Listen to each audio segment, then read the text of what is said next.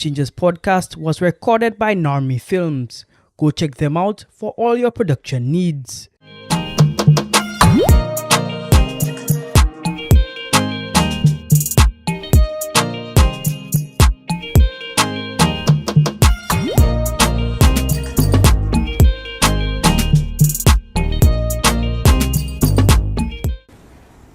Hello everybody and welcome to a special episode of the Game Changers podcast. My name is Quinn Sergis and it's a privilege and pleasure to be here with you as usual. Like I said, this is a special episode of the Game Changers podcast with a special guest. But I won't introduce him to you, I'll let him do the introduction. Alright, special guest, introduce yourself to my audience. Alright, so my name is Kadrian Ernest. I am a unit manager, Surgical Life. I've been here for the last 6 years, but I've been a unit manager for the last 3.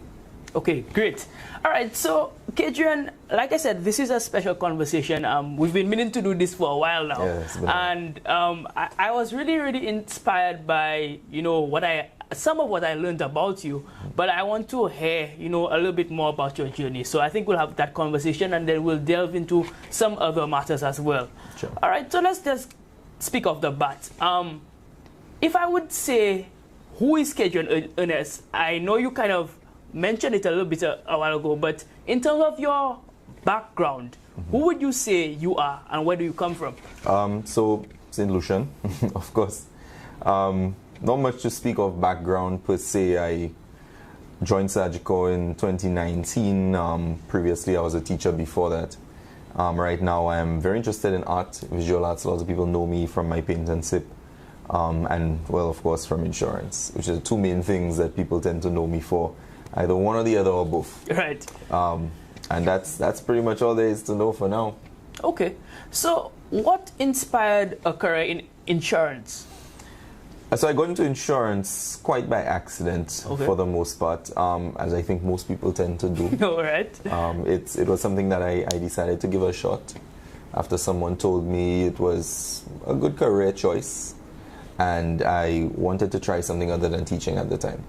And it just happened to fall in my path, and I took it on, somewhat reluctantly at first, but more so towards the middle part and very, of course, extensively now. Okay, great. So there was no connection in your childhood, or it doesn't go that far back? I don't think anybody grows up and say, well, boy, I can't wait to work in insurance. Right. I don't think I've seen anybody who would tell their child, I can't wait for you to go to school and be an You never know. You never know. Understand? Insurance could be the family business. Well, I think that's the only way people tend to get into insurance is someone has to discover what insurance is about and then kind of influence everyone else thereafter. Right off the bat, though, most people don't see the insurance industry as a noble career. But hopefully we can change that perspective. Why do you think that is, though? I think it has a lot to do with what people perceive insurance to be. Okay. It has a lot to do with our culture. Insurance, we're not an insurance culture.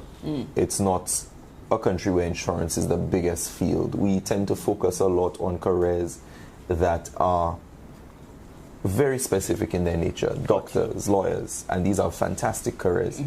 But they tend to overshadow a lot of the others, insurance being one of those. So it's just an unsung kind of career. Got you.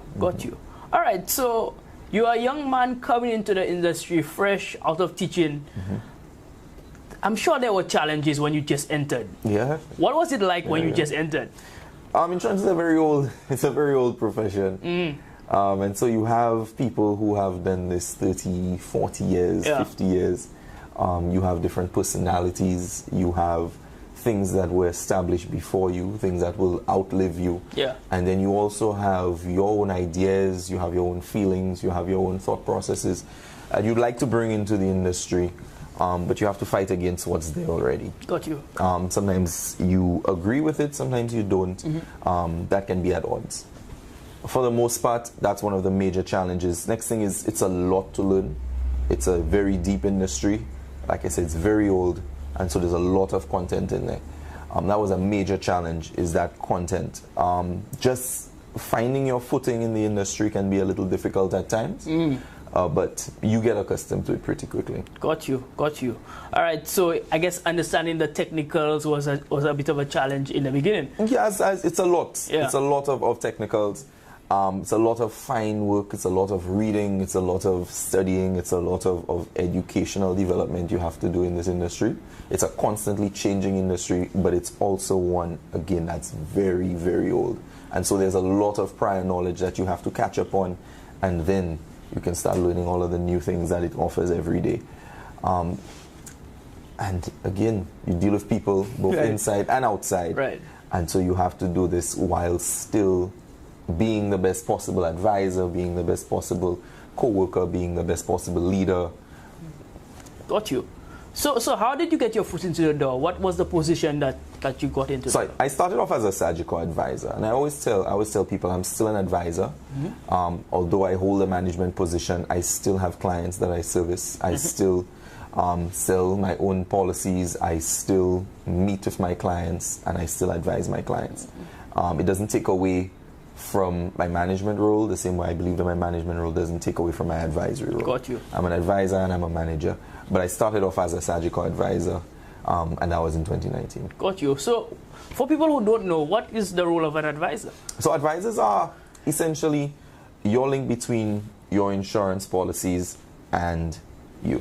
Got you. They are supposed to ensure that you're selecting the right plans, you're focused on your career goals, you're focused on your financial goals, and that whatever you decide to take with the company is in line with achieving those goals.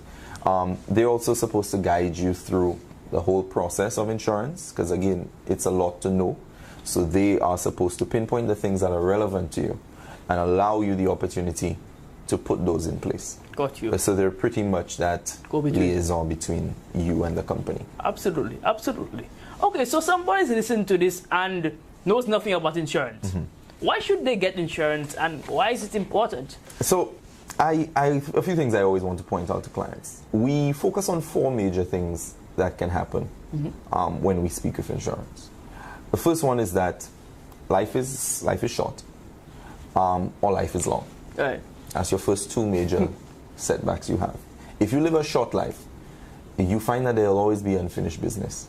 You will have things that you were not able to get to do. There are things that you were not able to accomplish. There are things that you were not able to provide, and maybe you should have been providing, or you would have been around to provide. And so, if you have a short life, you will deprive your family of these things. You are deprived of these things yourself. And in that unfinished business, because there's a financial cost for everything, a lot of the time we find that unfinished business people have tends to fall back on the people that they leave behind. Got you. And that doesn't necessarily mean that it has to do with death, but it could be sickness, disability. Right. All of these things cut your life short, in the sense that although you're alive, it's not the life that you thought you would have had. That financial burden, our job is to assist with it. Our job is to help you put things in place to allow you to, even though you have those setbacks, even though you have those bad times, you are still able to somewhat live the life that you're expected to live. Even if you have a full, long life, which is the other end of it, you will need resources to manage yourself when you get to that end of life period. Yeah. You get to that, what we call retirement. You get to that retirement stage, and you still need to take care of yourself. You still have bills that need to be paid. You still need to provide for yourself, and you still want to do things. Where does the money come from? Because we spend our whole life, now more than ever, we spend our whole life trying to manage what little money we have. Correct. And we don't have so much to put aside for the most part. So retirement becomes difficult. Insurance is also designed in some ways to help alleviate those problems. Got you. And then, of course, the in-betweens of life, like I mentioned earlier, the sickness, the disability, the loss of employment. It is really a structure that we put in place to help mitigate loss. Right. We are supposed to put you back to a financial position that you were previously if you experience one of those losses. So, if anybody feels like they are prone or susceptible to any of these things, they need an insurance policy, or 2 or 3. It has to be put in place. Got you. So, but then some people might argue, okay, well, I'm fine. Nothing happens to me. I'm very safe. You know, I don't need insurance. Maybe only vehicle insurance because they say I have to have that, right? But other than that, I don't need insurance. You know, I'm safe. What would your counter argument be to that? Well, my question is, I guess they have a better conversation with God than I do at times, because I want to know if maybe He told them that they'll be fine. But because that's the only way you'd know. Yeah. There's never that certainty. And as long as there is uncertainty, there's a need for insurance. Got you. We live in that realm of uncertainty. We deal with risk all the time. Even if nothing happens to you and you live a full life, like I said, you're still going to get to that point where you are now going to need additional resources. And so perhaps sickness, disability, death, it leaves you alone until you get to your 60s, 70s. At that point, you're now dependent on yourself for your income or whatever work you would have done prior. It's very difficult to create that on your own. So we're here to just help create that safety net. Got you. Got you. So you provide a service that safeguards people, basically. Yeah, essentially. Yeah. It's a security service. It's a financial security service. Yeah. What we like to call it is, we call it defensive financial planning. You don't find a lot of people focused, and especially now, people are focused on how can I make more money? How can I make what I have give me more? What side job can I do? What second job can I do? What business can I start? Where can I invest my money? And so all of these plans are catered to how do I make more money? But the bigger question that we tend to neglect is, all right, so I make this money. How do I stop myself from losing that money? Got you. All right? And so that's where we, as advisors, come in. This is where we come in to try and ensure that you have that defensive plan. So you make the money, how do you stop yourself from losing it now? Got you, yeah. So you're protecting your assets practically, right? In all ways. So not just if you lose it, but protecting it through a plan, right? So that you can safeguard it into your future. I like that, and I now personally have a broader understanding of what insurance is. Even if I do have a policy, very good, I still have a broader understanding of it.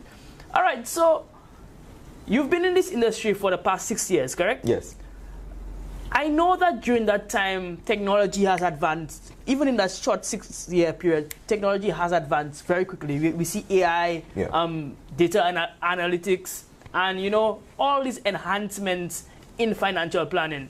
How has it changed during that 6-year period? I can say that there is good and bad to that. Okay, got you. Let's talk about the good. The good part about it is that people are more informed than ever. People are able to find information. They don't need to ask anyone in particular for something. They can go online and get it. So you find that clients come in very informed about things. But the same source of information can be the same source of misinformation. Yeah, I got you. Which is the downside to it. So people see things and they get that knowledge, but they're unable to really put that knowledge into context. And so we hear a lot of misconceptions about certain things. I'd love to give an example, but there's so many examples of it. And without me going in depth and explaining something, it wouldn't make much sense. But we have to be careful what we read and how we interpret what we read. Got you. As much as knowledge is important, the application of that knowledge is what makes us human. It's what makes us unique to any service, anything you can get online. Is that application of it. It's taking that knowledge and actually putting it in your situation and deciding, okay, is this really the right fit for me? Because we see things, they look nice, we hear information, it sounds good, but does it really fit where you are? Does it fit what you want to do? Got you. And I think that requires that human touch. So the good part of it, knowledge is there and it should be used, it should be accessed, but we have to be careful how we apply it to ourselves, because we may be doing it to our own detriment. Got you.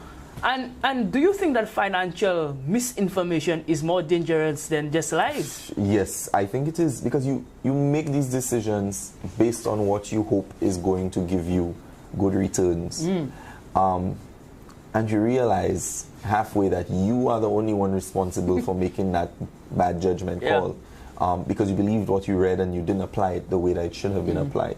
So even if we get information online, it's always good to double check it, especially if you have an advisor already and you have policies, always check in, always find out what's going on with it.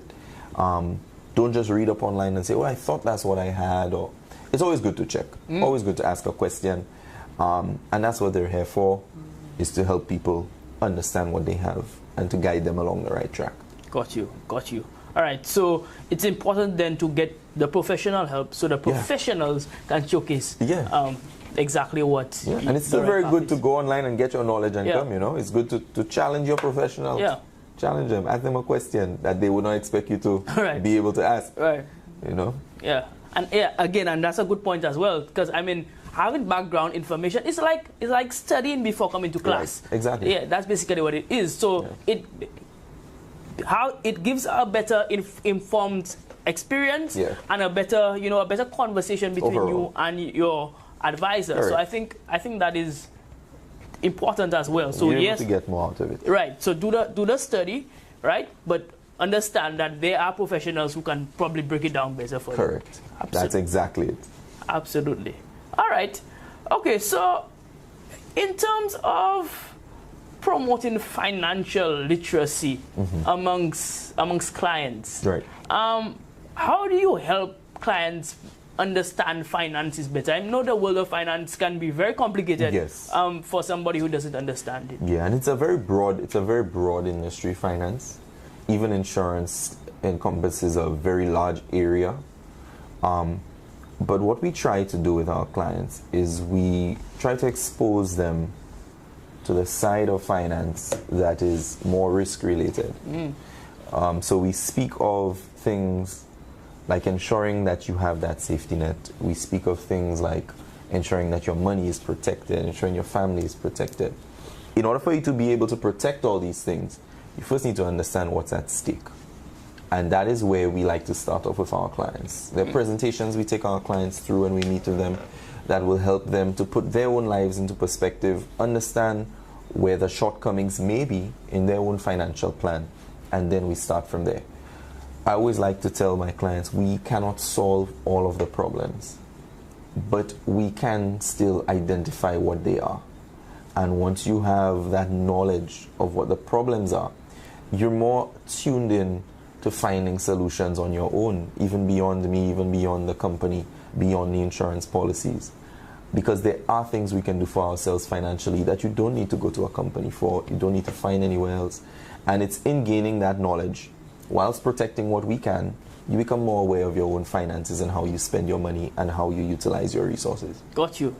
So again, it's about education, because you don't want, I mean, yes, you want to hold their hand somewhat through the process, but it's their life and they will have to live it for themselves, you know. It's very true. So then, okay, we're talking about clients here, but we know that generally children are not the ones who come here to apply for policies. Yes. So then why is financial literacy so important in the broad scale, particularly in the school system as well? Let's go to the school.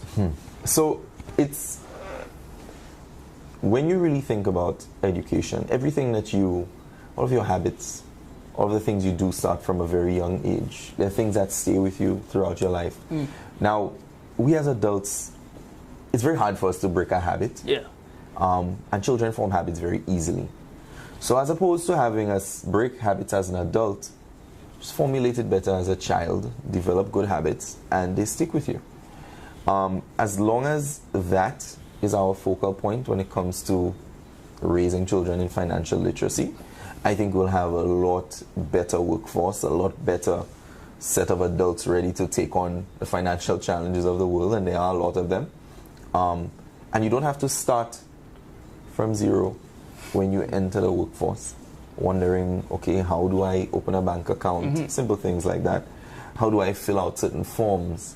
How do I utilize my debit card properly? How do I open a savings account? What's the difference between a checking and a savings account? Right. How do I earn interest? Where do I save? Where's the best place to put my money? I've earned this income. How do I spend it? What is a budget? All these things are things that we should learn very early. Most people only learn that, and if so early, they learn that 2-3 years into their career as a full-blown adult, with money becoming in, responsibilities, and it's too late to start teaching people as they get into it. All right. It's better to start a little earlier. So then, do you believe that financial literacy courses at school should be mandatory then? I believe as long as it's something, I think life skills at school is mandatory. Okay. I think that should be mandatory. And whether we like it or not, finances are a huge part of our life skills. We cannot exist in this world without money. And it's something that is a pivotal part of how our life is going to go. So teaching that should be it should be a no-brainer that we teach these things in school. Absolutely. So I strongly believe that it's something that should be considered as part of a regular curriculum of life skills. Absolutely. And I would agree with that. I would agree with that. General life skills. And sometimes, school doesn't, unfortunately, prepare us for life. It might prepare us for like certain elements in work, but it might not prepare us for life in general. And that is actually sad, to be honest. Some may say that nothing can really prepare you for life. Well, that's fair. That's fair. I will actually agree with that. Some may say that nothing can prepare you for life, but we can at least try in the aspects that we know are coming. Finances being one of them, because we know it's going to come. Absolutely. All right, so we're moving on to a segment that I really like. It's rapid fire questions. All right. So it's called the quick hitters on this podcast. I try to tell my guests to answer as quickly as possible. If you have to explain some of your questions, that's fine. I'm not going to run you down and allow you to stop. But the idea is to have it as rapid as possible. No problem. All right? All right. So first quick hitter question, and it's right down your alley. Give me 3 quick financial tips. Okay. Number 1, if you're saving, save with a purpose. Got you. Don't just save because you think it's the right thing to do, but have an objective in mind as to why you're saving, and also have a saving goal in mind. Number 2, I would say budget before you spend. Just a little extra one under that is don't spend on the day you get paid. That's important. You're in a whole different mood at that point. Number 3, you want to learn what your bad habits are with your money and recognize them. So when you see it coming, you know to stop. Because a lot of the time we ignore our bad money habits. So that's what I say would be my 3 tips. Beautiful, beautiful. That was much easier than I thought it would be. I mean, I know it's right down your alley, but it was still much easier than I thought it would be. All right. Next question is more of a personal question. Who is your hero? I look up to many people. I've never really considered anyone a hero. An important thing that I think for life is that whoever you look up to, you look for one positive trait that person has, and you take from it. And I've had many positive influences in my life. My current manager is one of them, and there are many others along the way. But you just look for one positive trait from these people and you take it and you adopt it. So I would say that because life is constantly changing and you're growing, I think heroes exist all around us. They don't have to be anyone grand or big, but it could be as simple as someone you meet today who said something kind to you and you wish that you could emulate that in yourself, and you do that. So I think my hero is everyone who I interact with who makes me better. Got you. I love that answer, actually. And that's the same for me as well. Good. Whoever you meet that can elevate you and change you into a better person would be your hero. That's a very good answer. I agree with that. Final quick hitter question. Who would you like to see on this podcast? I know you know a lot of people. A lot of people. A lot of people. I can think of quite a few, actually. I can give you a list. Okay. After. All right. Sure. But I have a few people I'd like you to speak with. I guess in my line of work, I deal with a lot of clients who I think are all doing great things in the industry. From my personal gym instructor all the way down to small business owners that I deal with on a daily basis. I think all of them deserve to be on here. I think you can pick any 10 of them. Okay, like. No problem. So I'll give you the list after. The broader my network, the better for me. I'm not complaining. You can give me the list. That's fine. I'll actually take that answer. Usually I ask people to give me a specific guess, but if I'm getting like 10 of them, I'm not going to complain. You get them. No, I'm not complain. The only thing is you have to help me get them. No, so. That's fine. That's fine. All right, no problem. That's not a problem at all. All right. So we actually quickly moving on to the back end of the interview. Okay. somebody wants to get into your industry, somebody's interested in finance and maybe interested in insurance in particular, what would your word of advice be to them? Do it. Just do it. Just do it. Actually, if they want to start off in insurance, you can shoot me an email and I'll even help them get in. It's a rewarding career. I mentioned it a little earlier, that it's a career that we do not speak of very often. It's not something that crosses your mind when you think of prominent careers or prominent people. It is a very underrated career. It is one that is both rewarding and challenging. It is rewarding in every aspect of the word. It is financially rewarding, and it is also ensuring that people are protected, which gives you that sense of comfort. I genuinely believe that I help my clients. I genuinely believe that they are in better positions as a result of what we offer them and what we put in place for them. I would never discourage anyone who wants to join the industry, as long as they understand that they need to do it, knowing that they have to care about the people that they're doing the service for. It's a profession of caring, and you have to care about your clients. Yeah, because the first thing people might think of, okay, how much money can I make, and how lucrative is it? But I'm hearing that you should focus on the impact you should have instead of the income first. Everyone who I've interacted with when I first started in the career, one common thread they'll tell you is focus on the people and the money will come. Okay. And it does. You focus on the people, you treat your clients fairly, and you operate in their best interest, and you will be fine. Got you. It will work out for you. Got you. Right? Don't see people as some people see people as a dollar bill. Correct. Or never. No. Don't do that. They're human first. They are always human, never second. So they are people, and you do form a huge part of their life, whether they realize it or not, but you operate very heavily in the backgrounds of their life. Right. It's unfortunate that sometimes the time you come to light is the time when, of course, their family is in the most need of you. But your function is still very important, and it's a crucial function, especially when things go wrong. So it's a huge responsibility, but it's also a very rewarding responsibility. Got you. Now you kind of touched on they could contact you. Do you mind giving your contact? Yeah. I think if you want to get my attention, I think I respect a properly written email. I just respect the email. Okay. A good email can work. You will get my attention. I check my emails every morning between 9 and 10 a.m. Okay. So you will not be forgotten if you email me. So it's my first name _ last name. That's Kadrian _ Ernest at sagicor.com. Okay, no problem. You just send me an email. You can attach your resume. Let me know what your interest is, and we can take it from there.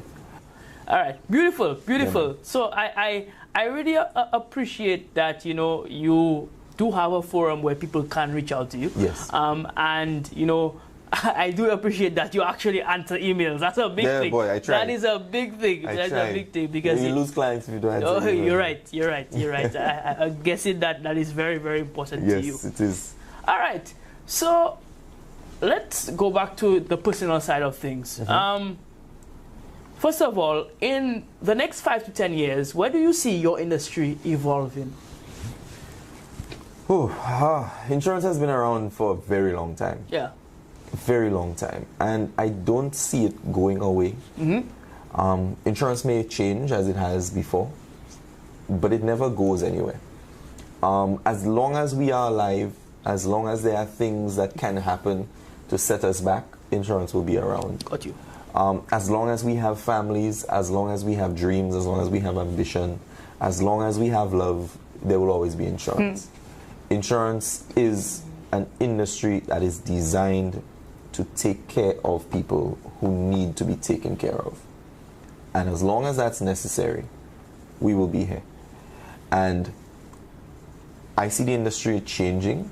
It's becoming a lot more technical. It's becoming a lot more integrated with the technology. Things are becoming a lot more streamlined, and it's becoming a lot easier for people to understand and access that information.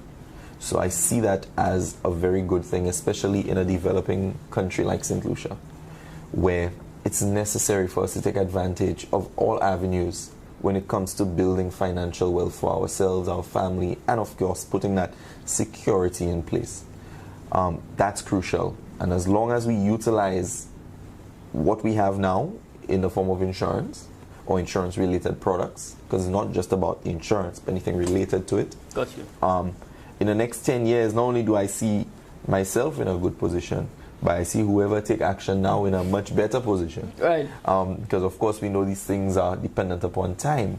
Start now. 10 years not only going to look good for me, going to look good for all of us. Right. If you take advantage of it now. Absolutely, absolutely. And now I spoke about the industry, but what is next for KG and Ernest? Boy, that's a. Right now, I'm just working on expanding my insurance team, my sales team, my advisor team. I'm working on getting a few more people in. I would love, ideally, to see the careers of my advisors take off, and I want to introduce a few more people to the industry. It really is an industry that is not given enough attention by young people. It is a very good career. It is one that allows you to have flexibility. It allows you to have the autonomy. It allows you to build on something for yourself and just create something that could be generational. Like you mentioned in the beginning, there are people who take this career and pass it down to their children. That's very common in the industry because it is something that allows you to pass on your success. And for myself, I see that as the case. Besides insurance, of course, I have my art studio that I'm focused on as well. So we do invite everyone to come check that out. Where are you all located? So we're at the SNS Plaza. Okay. Upstairs, Cream and Bean, that's Belcoulé. We do the paint and sip. We also have, coming on stream, is adult art classes. So if you're interested in learning actually how to paint, not just doing it for fun, but actually learning the professional steps required to become an artist and to paint and create your own pieces. We'll be offering that very soon. So we have a lot of exciting things going on there. So we look forward to that.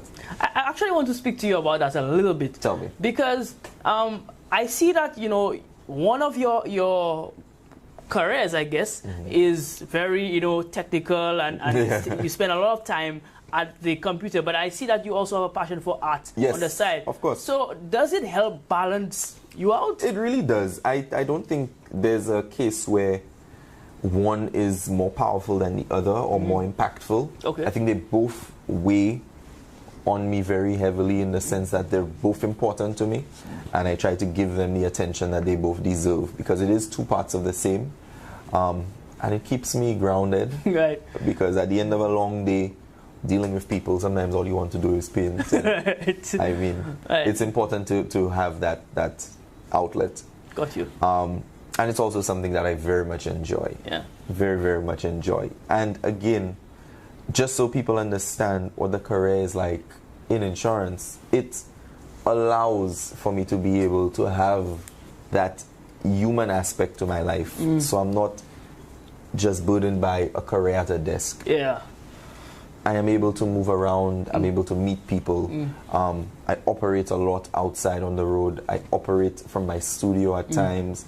If I travel, I can operate from overseas. It allows for the flexibility. It allows for me to be able to be myself and live the life that I want to live and still be able to do something that I love and do things that I love. Because I still find time to paint. I still find time to operate my second business. And that's just how the career is set up. It allows for you to be a person and enjoy your life. Beautiful, beautiful. I love that for you, first of all. Man, thanks. And I think that is an important lesson to everybody. You know, find something that allows you to live. Because I don't believe in the concept of work-life balance, you know. I believe that work is part of life. Work is part of life. Work is part of life, and you must find ways to, whatever you do, find fulfillment in your job. Correct. Beautiful. And I'm hearing that you have found fulfillment and you will continue to find it. Yeah. So that's wonderfully said. Because that's very important what you just said. Absolutely. Very important. Absolutely. Okay, bro, this is the end of the interview, and to thank you for sitting down to have a conversation with me. Thank you for having me, man. You know, I appreciate your insights. I've not only learned more about insurance, but I've learned so much more. Learned a lot more about finances, learned a lot more about your job, your career, and I have a greater appreciation for my agent now. So, You should. so I just thank you so much Yeah. for this conversation. Yeah, man, I appreciate it. It was a pleasure. Absolutely. All right. All right, guys. So this has been yet another episode. Remember to like and subscribe.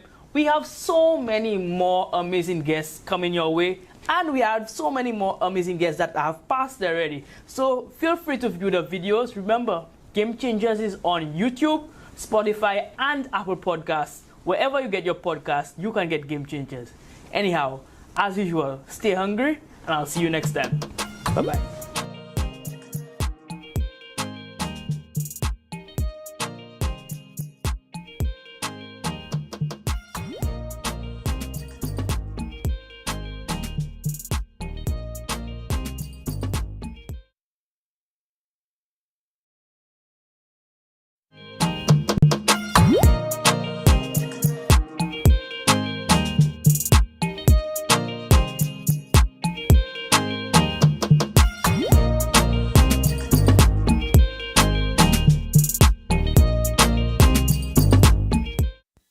Laughter. They say that it is therapy for the soul. If that should be the case, then my next guest has been a therapist all his life. Hello, everybody. Welcome to yet another episode of the Game Changers podcast. My name is Quinn Segis, and it's a privilege to be here with you, as always. My next guest is no stranger to Caribbean people. In fact, many of you might know him through his comedic skits. However, many of you do not know Kidel Sonny's story. Well, here's an opportunity. Listen as I have a striking conversation with the man behind the laughs. Hello, Kidel. What's happening? What's happening? I'm great, man. I'm so happy to have you on. Yeah, man. You know, I've been meaning to have you on for a long time now, but I was waiting for alignment, I know you're a very busy True. man, so I wanted it to be Yeah. perfect for both of us. And this is a perfect time. Firstly, I want to wish you a happy new year. Thank you. Happy New Year to you as well and your family. Thank you very much, man.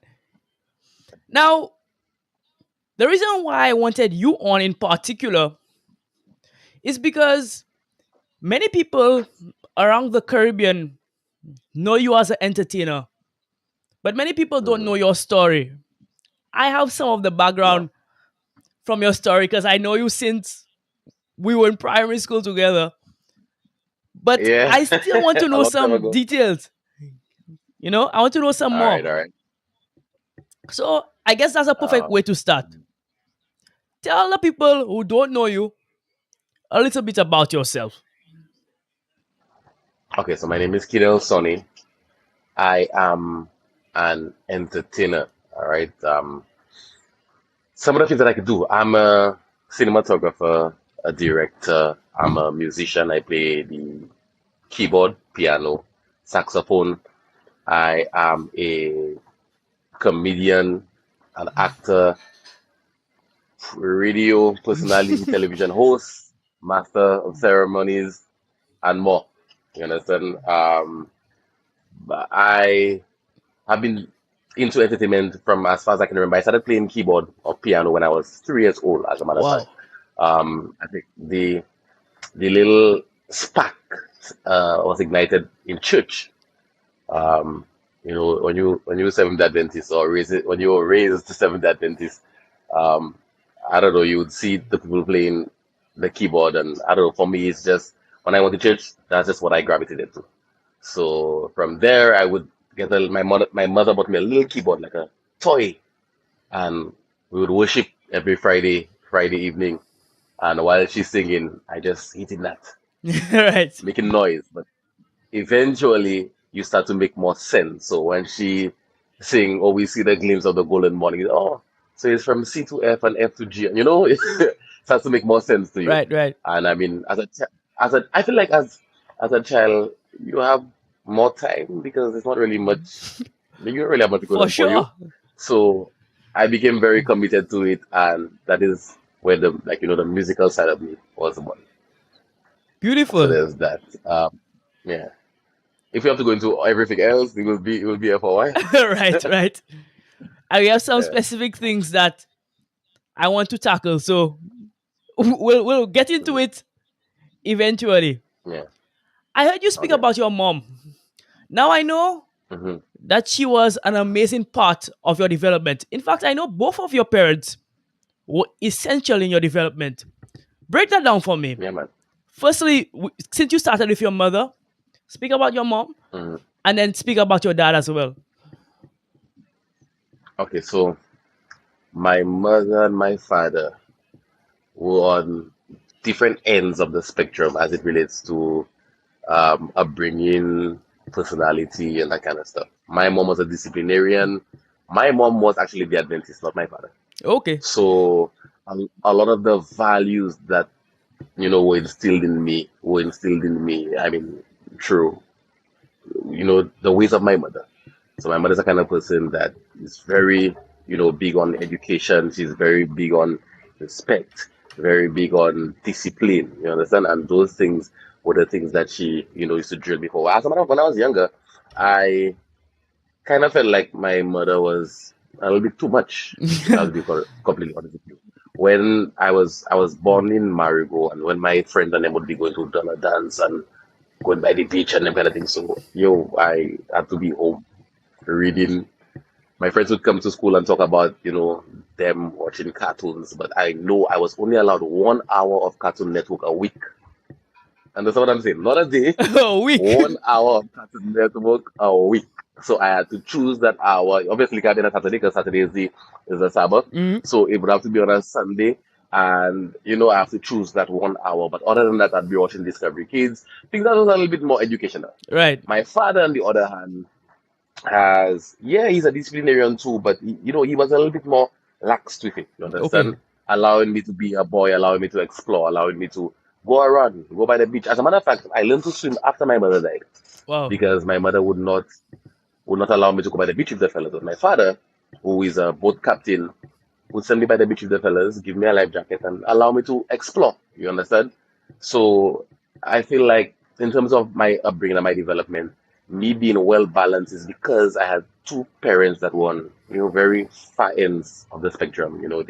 They focus on different things. They're bringing us different, but it helps you as the individual become, like, well balanced. So I can tell people I feel like I'm an intelligent fellow, but I'm also very street smart. You understand? Facts. And if I were to be just intelligent, or just book smart, sorry, I would not be able to navigate my way through, I guess, what I'm doing right now, my career, my entertainment career, and everything else.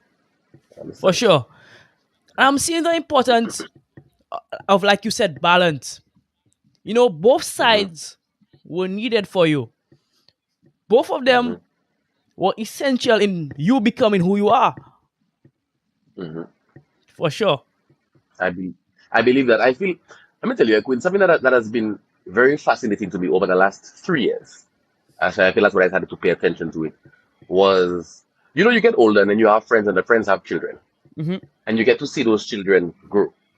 And I've always been very fascinated with, the idea of children coming from two parents but developing their own personality.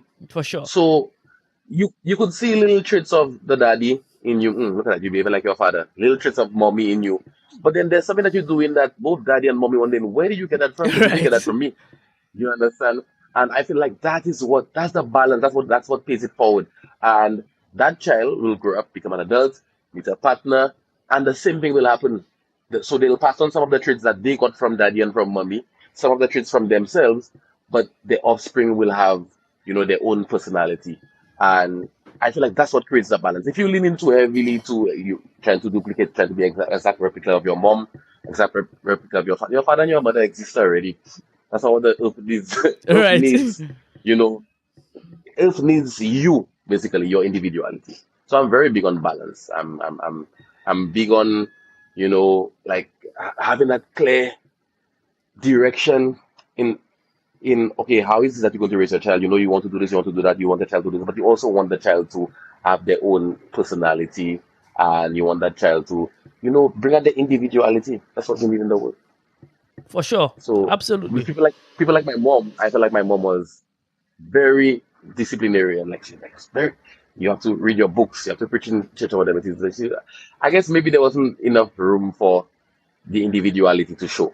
You Hmm. understand? But I guess like with life, I guess when she passed away, then my father had to impart some of his knowledge, and then after that, it's really up to me. That's the balance. See? Yeah, balance That's the again. balance. Yeah, man. Beautiful. Yeah, I really now understand a lot more, why you are who you are. And it makes a lot of sense. Okay, so moving on, where many people got to know of Kidel Sony is through something that was branded Radio Out and Bad. Where Oh did that yeah, come from? comedy. How did you get that concept? Um, so when I was younger, I wanted to be a musician, well, an artist, and I felt like back then, like it was like you have to go for traditional media, so like television and radio. Mm, Um, so I mean, you'd find me like going to different radio stations with a little CD, tell them I have my song, they could play it for me or whatever it is. And I realized that some of them would take it, you'd probably hear it once, but it just wasn't really doing what it was supposed to do. right. And a day I went to a hotel performance. It was around Christmas time, I think about 2008. Hmm. So I might have been informed free. And then coming from the Christmas performance, I ended up falling asleep on the bus. It was a group of us, it was a choir. Falling asleep on the bus, and then I had to spend the night in an internet cafe. So, in spending the night in the internet cafe, I decided to join something that was new, that not many people were on, but I heard about it. It was called Facebook. Um, and at the time, I was like, I'll just make an account. But from making the account, I was already doing little videos on like, a little cell phone I had and a little laptop. But the videos were me pretending to be a radio announcer. So it's more like a audio recording. Let's just say Okay. it was audio recording, me pretending to be a radio announcer. And in creating that little Facebook account, I decided to just post those audio recordings or those audio clips on Facebook.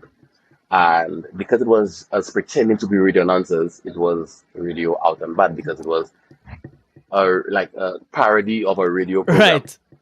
And then as Radio Art and Bad evolved, we started to do actual videos where it was more than audio recording. It was skits, but I mean, we had the name already, so I was like, I mean, it's Radio Art and Bad, it's Radio Art and Bad. Yeah, Brandon, Brandon. Yeah, we had the name already. It was something that we had been doing for a little while, so I just kept the name. So that's where it came from. Beautiful. Now, Uh-huh. I heard you say we now. And in the early Hmm. days of Kidel Sony, one name was always tied to you. That name is Dexter Felix. Now we know that Dexter Hmm. tragically passed away recently. Samuel. But what comes to Mm. mind when you hear that name, particularly in your development? I feel like Dexter would be, in strict terminology, Dexter is part of the foundation. You understand? Because I was heavily involved in the arts already when I met Dexter, doing plays and stuff with a group called Students Performing Arts Company. But that was like the formal training. There was also the informal side of artistic exploration, and that informal side included Dexter because there was no script, there was nobody to direct and guide, there was no, teachers or lecturers. It was just Dexter and I with a camera, and it was comedic improv. Right. And um, at the time, there was no fear. We were going out and doing our videos and stuff. But obviously, what I would have learned from those experiments would be I got better at video editing because we were doing videos. I Hmm. had to shoot the videos and edit the videos myself. So there was that. I also learned how to do improv better because that's what we were doing. We were linking up with each other and just improvising. So if you do something enough, you get better at it. Those things are things that have carried on into my career today. I am a professional cinematographer and videographer. Obviously, I had a lot of practice doing comedy videos with Dexter, and I'm a radio announcer. Well, was a radio announcer, television host, MC. The improv part of it is what I use to get that job done, and I was doing improv with Dexter a lot. So I would say it was very important, but it wasn't something that I did deliberately. It was something that just happened on its own. I mean, I guess God, divine intervention. I don't know what you want to call it, but we ended up it happened naturally. That's all I can say. So in terms of Dexter Felix Foundation, all right, what was needed to be able to do what I'm doing today is what I got from linking up with Dexter. Beautiful. Yeah, rest in peace to a great one, man. But his legacy lives on. Yeah, man, a legend. Lives on, man. And funny enough, not to boast or brag, we would have been pioneers because we were the first set of people doing that in St. Lucia online comedy. So, yeah, All right. yeah, man. So we know that part of your work is you develop characters. So many people would know of Augustus. Many people would know of Yeah. William Shakespeare. Where do you get the inspiration behind those characters? Boy, if I tell you, Queen. So I like to consider myself very strategic. All right, everything that I do, there's a reason for me to do it. Augustus was developed. I developed Augustus because I didn't want to tie the name Kid Sonny to what Augustus did. Because I wanted to save the name for later on when I want to do my music, when I became a proper brand. So I want when people see Augustus, anytime I want to retire the character, I can.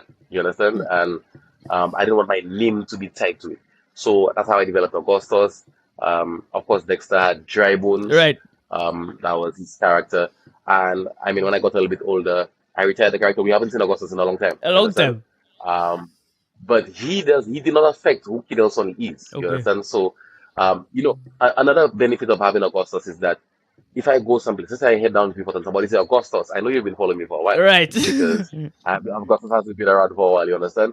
So there's that. William Shakespeare would have been, I developed as I got a little bit older. I was doing videos on Facebook for quite some time, and then Instagram started to become popular.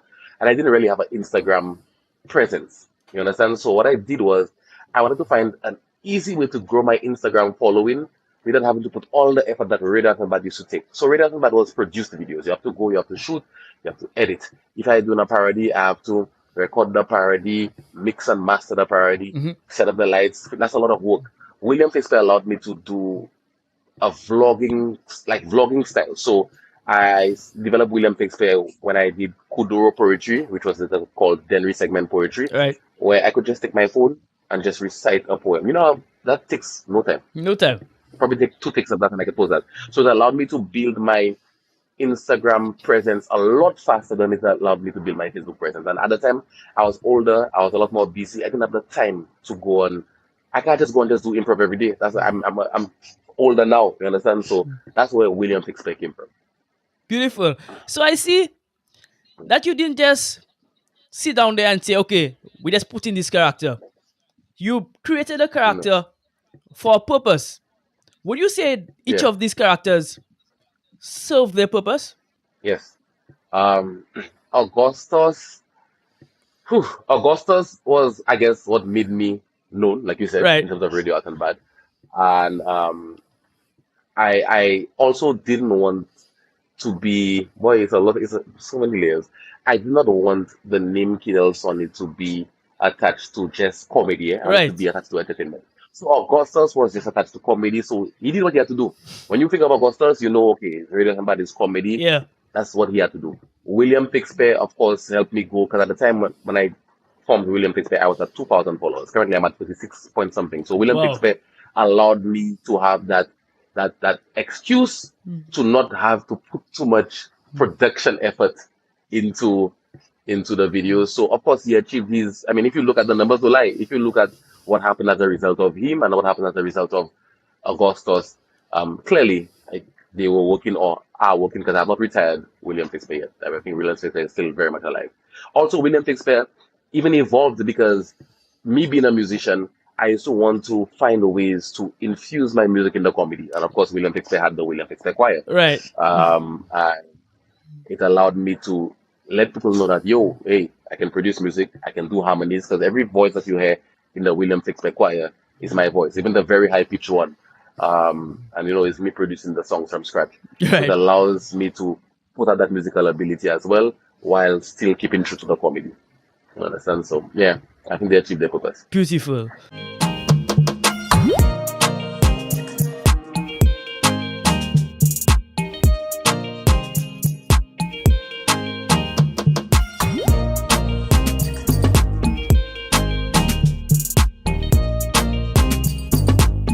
This ad slot could be yours. In a world filled with stories, make yours resonate. Introducing Prime ad slots on our podcast, the gateway to a captive audience eager to hear your message. Secure your exclusive ad slot now. Contact via our Instagram page to find out more.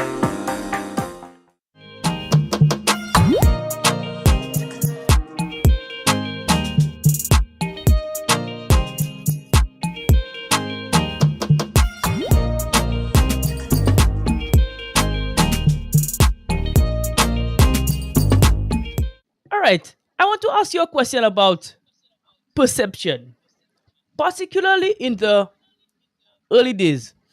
Because I know, and like you said, you were a pioneer in this space. What was the general perception early on when you started doing your work? So how, like, comedy is cool now, like it's cool to be a comedian. It wasn't cool to be a comedian back then. People seeing you like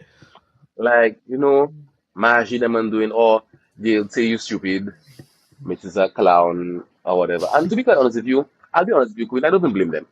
Um, they hadn't seen it being done successfully yet. They had not seen what could have happened from it. So automatically, human nature, they were skeptical, you understand? And people try to see if they can, deter you. And boy, I'll tell you, in the beginning, people would call you stupid. I remember once there was a friend of mine, his dad told me I had to be careful with me doing comedy because people will see me as a clown and they'll never take me serious or whatever it is.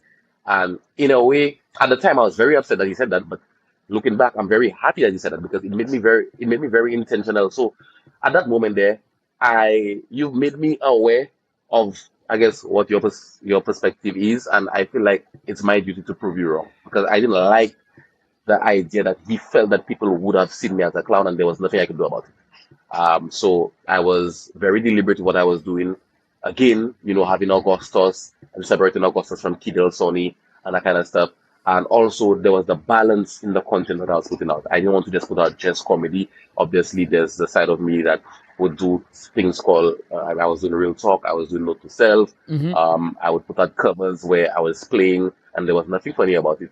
You understand? And it allowed me to be a little bit more deliberate in that because I wanted it to be clear that me being able to, give jokes is just a talent. It's just a talent. And eventually, in the beginning, there was rough. People would see you and not to, but eventually they don't have a choice. When things start to unfold in front of people and people see what's happening, that dislike or boy, that turns into admiration and then respect. For sure. And for me, to be honest with you, respect is the end goal. Above everything else, respect is the end goal. For sure. Yeah, I like that. And I understand what you're saying.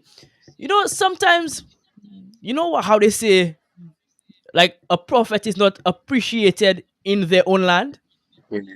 I think that That's true. Yeah. fits perfectly with your story. And like you said, you cannot blame them.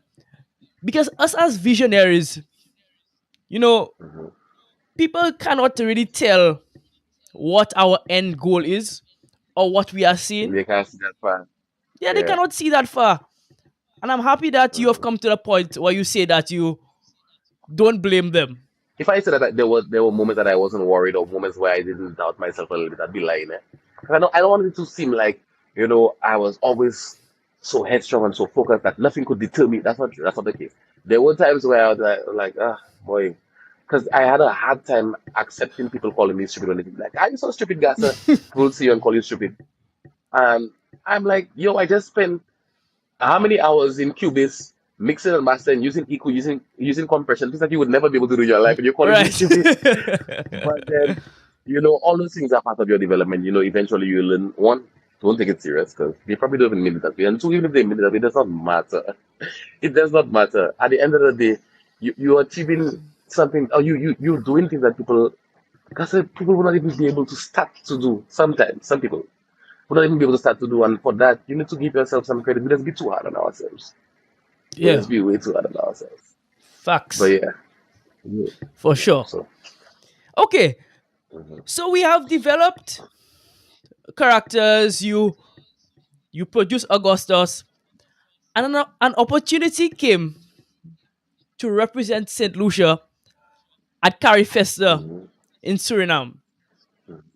Tell me about Yeah. that. So, like I said, I was a part of a group called the Students Performing Arts Company from since Form 1. So I had been doing like a lot of plays and stuff, acting in plays ever since I was in Form 1. Got my formal training from people like Kentilia Louis, Junior Frederick, Karen Louisian, so many more directors on island. So I was not new to the theater scene, you understand? Hmm. For Carrie Fester, I had actually gotten two opportunities. So I had an opportunity to perform in Trinidad, well, in Trinidad and Tobago, and the opportunity to perform in Carrie Fester at the same time. All right, but it was with two different. So I went to Trinidad with the Students Performing Arts Company, and with Carrie Fester it was with Travis Weeks and also a group from Ancillary called Youth on Fire Ministry, Hmm. which I was also a part of. And what happened was because I had two of them, I got like a not a small enough role that allows me to be able to learn lines for two plays at the same time. Okay, I don't know if got that you. makes sense. Yeah, so there was that. Um, that I think that was in 2013. I had just left South Louis Community College, um, went to Trinidad, did the play, came back to St. Lucia, and in 3 days traveled to Suriname to do Carrie Fest. It was my first Wow. time doing Carrie Fest, and I mean, when you raise when you grow up in the theater scene, people talk about Carrie Fest a lot, and it's something that you should experience at least once in your life. So heading to Suriname to do Carrie Fest was something that was, I guess again instrumental in shaping the career because that experience, you go there, you travel overseas. Another thing too, it was one of the first times I went to do a play, and nobody knew who I was. It wasn't like it was about there was no performance bias. Hmm. You come there and it's either you do a good job or you do a good job. Facts. So there's nobody coming there and saying, I know Kidel, so whether you do a good job or a bad job, I'm going to, give him a round of applause. It was, you having to really prove yourself. And I felt like it was a great experience. Travis Wicks was the director of that play. We went up there just, seeing people from different Caribbean islands, showcasing their talents. And then, you have that opportunity to showcase your talent in front of, people from different Caribbean islands. Was for me, an eye-opening experience. And I don't know, it's something that I will forever cherish. For sure. Yeah, it was great. For sure. Very much. I can understand how that would have been an amazing experience for you. And I'm sure Mhm. that you received a lot of value from it. Yeah, man. For Yeah, sure. man. We also ended up doing some improv up there as well, and that's again back to why I tell you the first part of foundation because I remember there was a night called was it Caribbean night or culture night or something so where you have to put on a random piece. Your country has to put on a random piece, not Okay. the play that you actually came up there to do, but and then we were able to do something on the spot in the spur of the moment. And I remember, taking the mic. I don't remember what was good for my head at the time, but I remember taking the mic and freestyling and the people were feeling the vibe. And it was me thinking fast whilst we were up there.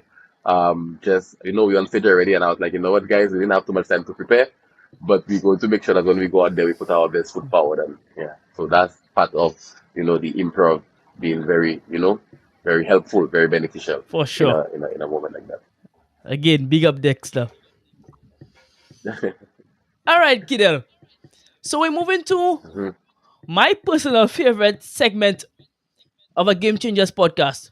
It's called the Quick Hitters. mhm. These are rapid fire Okay. questions. Answer them as Mhm, quickly as possible. We typically say okay. 30 seconds or less, right? Okay. The first thing that comes Mhm. to your mind, just fire away. All right? All right. Okay. All right. First rapid fire question.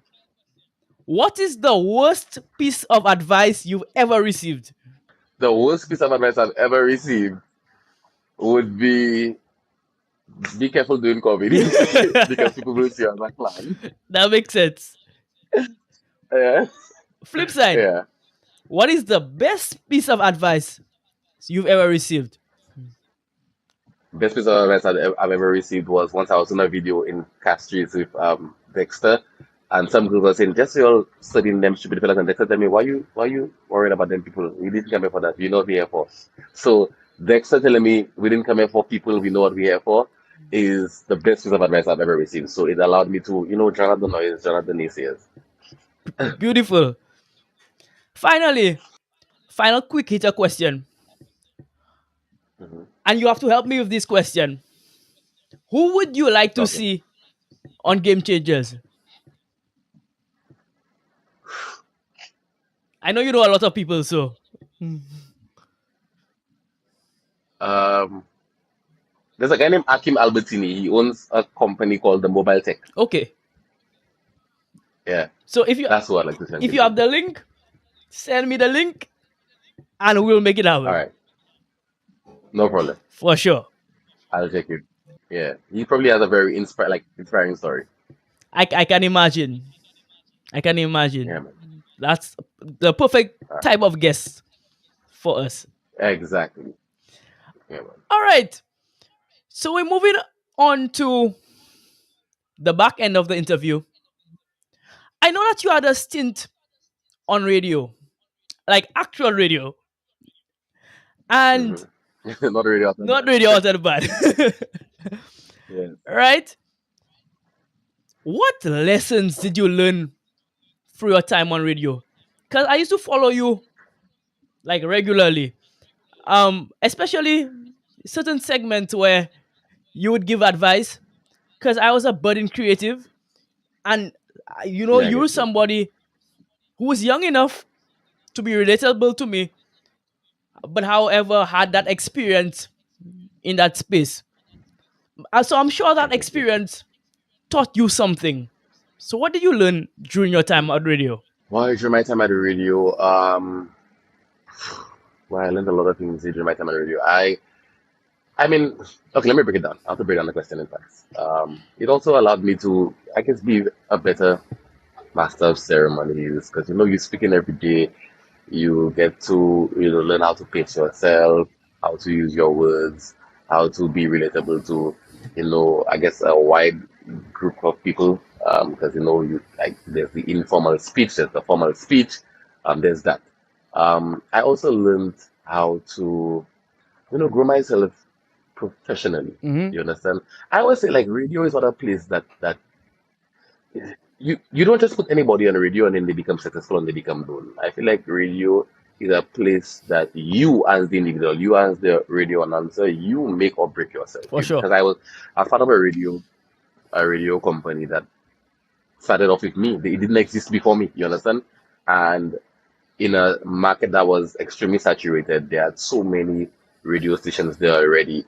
How do you make yourself, and so many established radio announcers, how do you make yourself a respected radio announcer? How do you prove it, especially when you're young? Because most radio announcers have age and stuff. So like I had to like try to think and navigate, and try to see how I could make this work for me. And in the beginning, I used to try to like draw like inspiration from different people. Mhm.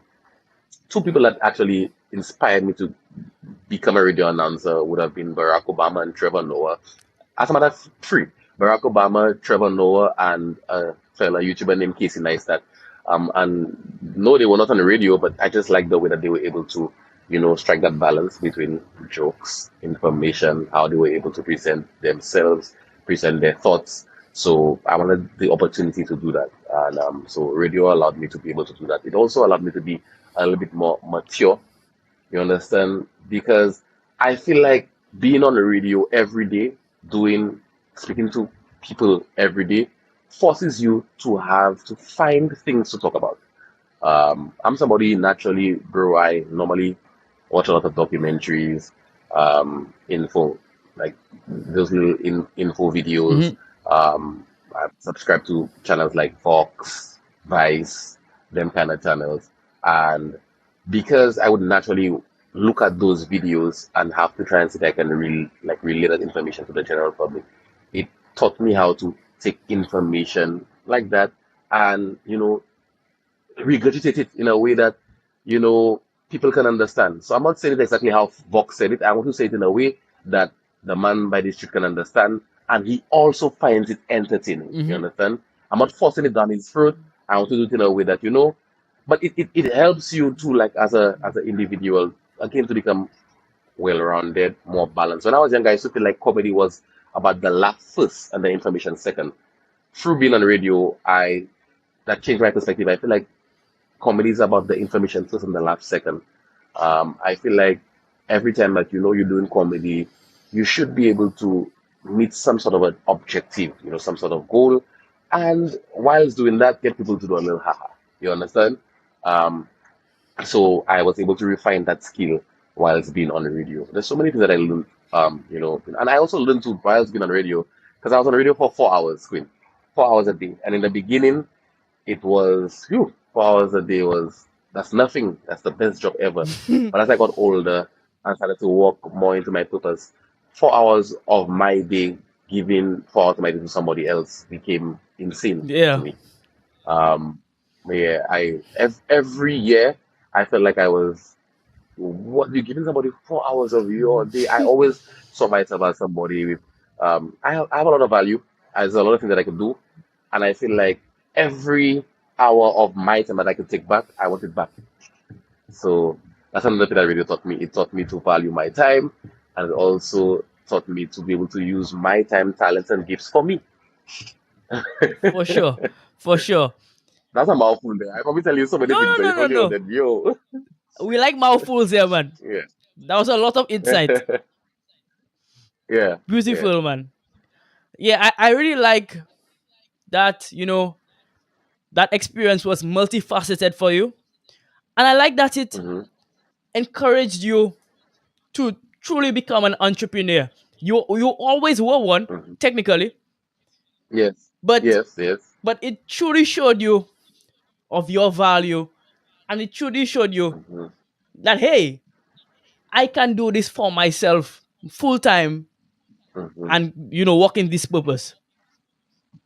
Yeah, man. For sure. Yeah, man. So, and I'll be honest with you, if I left the radio before the time I did, it would have been too early.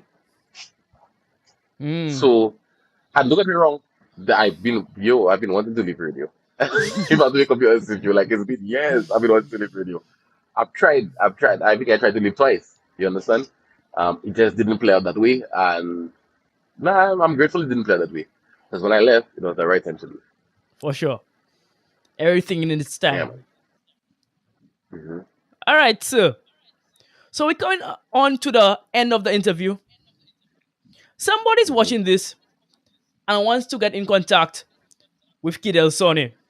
How can they do that? Why I had to reach? I'll tell you. You can reach me on Instagram, Kidel_Sonny. That's KIEDL_SONNY. On Facebook at Kidel Sonny. Okay. I want to let you know that I'm very hard to reach. So when you can become good, all right? Yes, we can imagine. Pride in being hard to reach. People talk about, like, you're a businessman and you should be easy to reach. No, I actually like being hard to reach. I like the fact that I'm very scarce, because the people who get to me, I know they really wanted to get to me, and they're serious. For sure. So no, I don't have a business number. When people ask me, do you have a business number? No, I don't. I don't have a business number.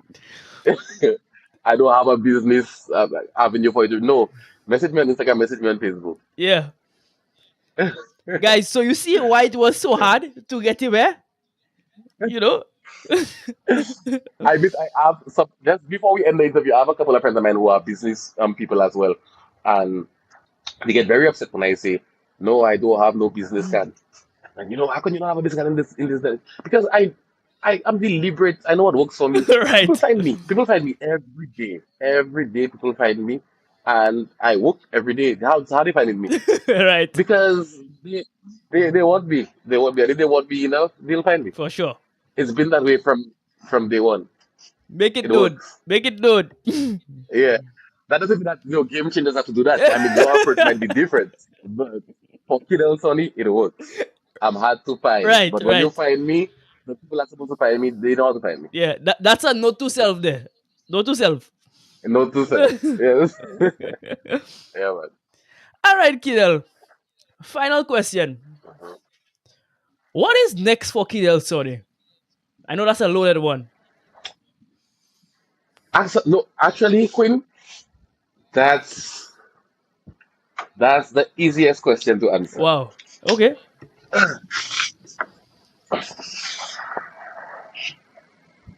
That is what is next for Kiddo Sony. That Okay. instrument in my hand right there. That there.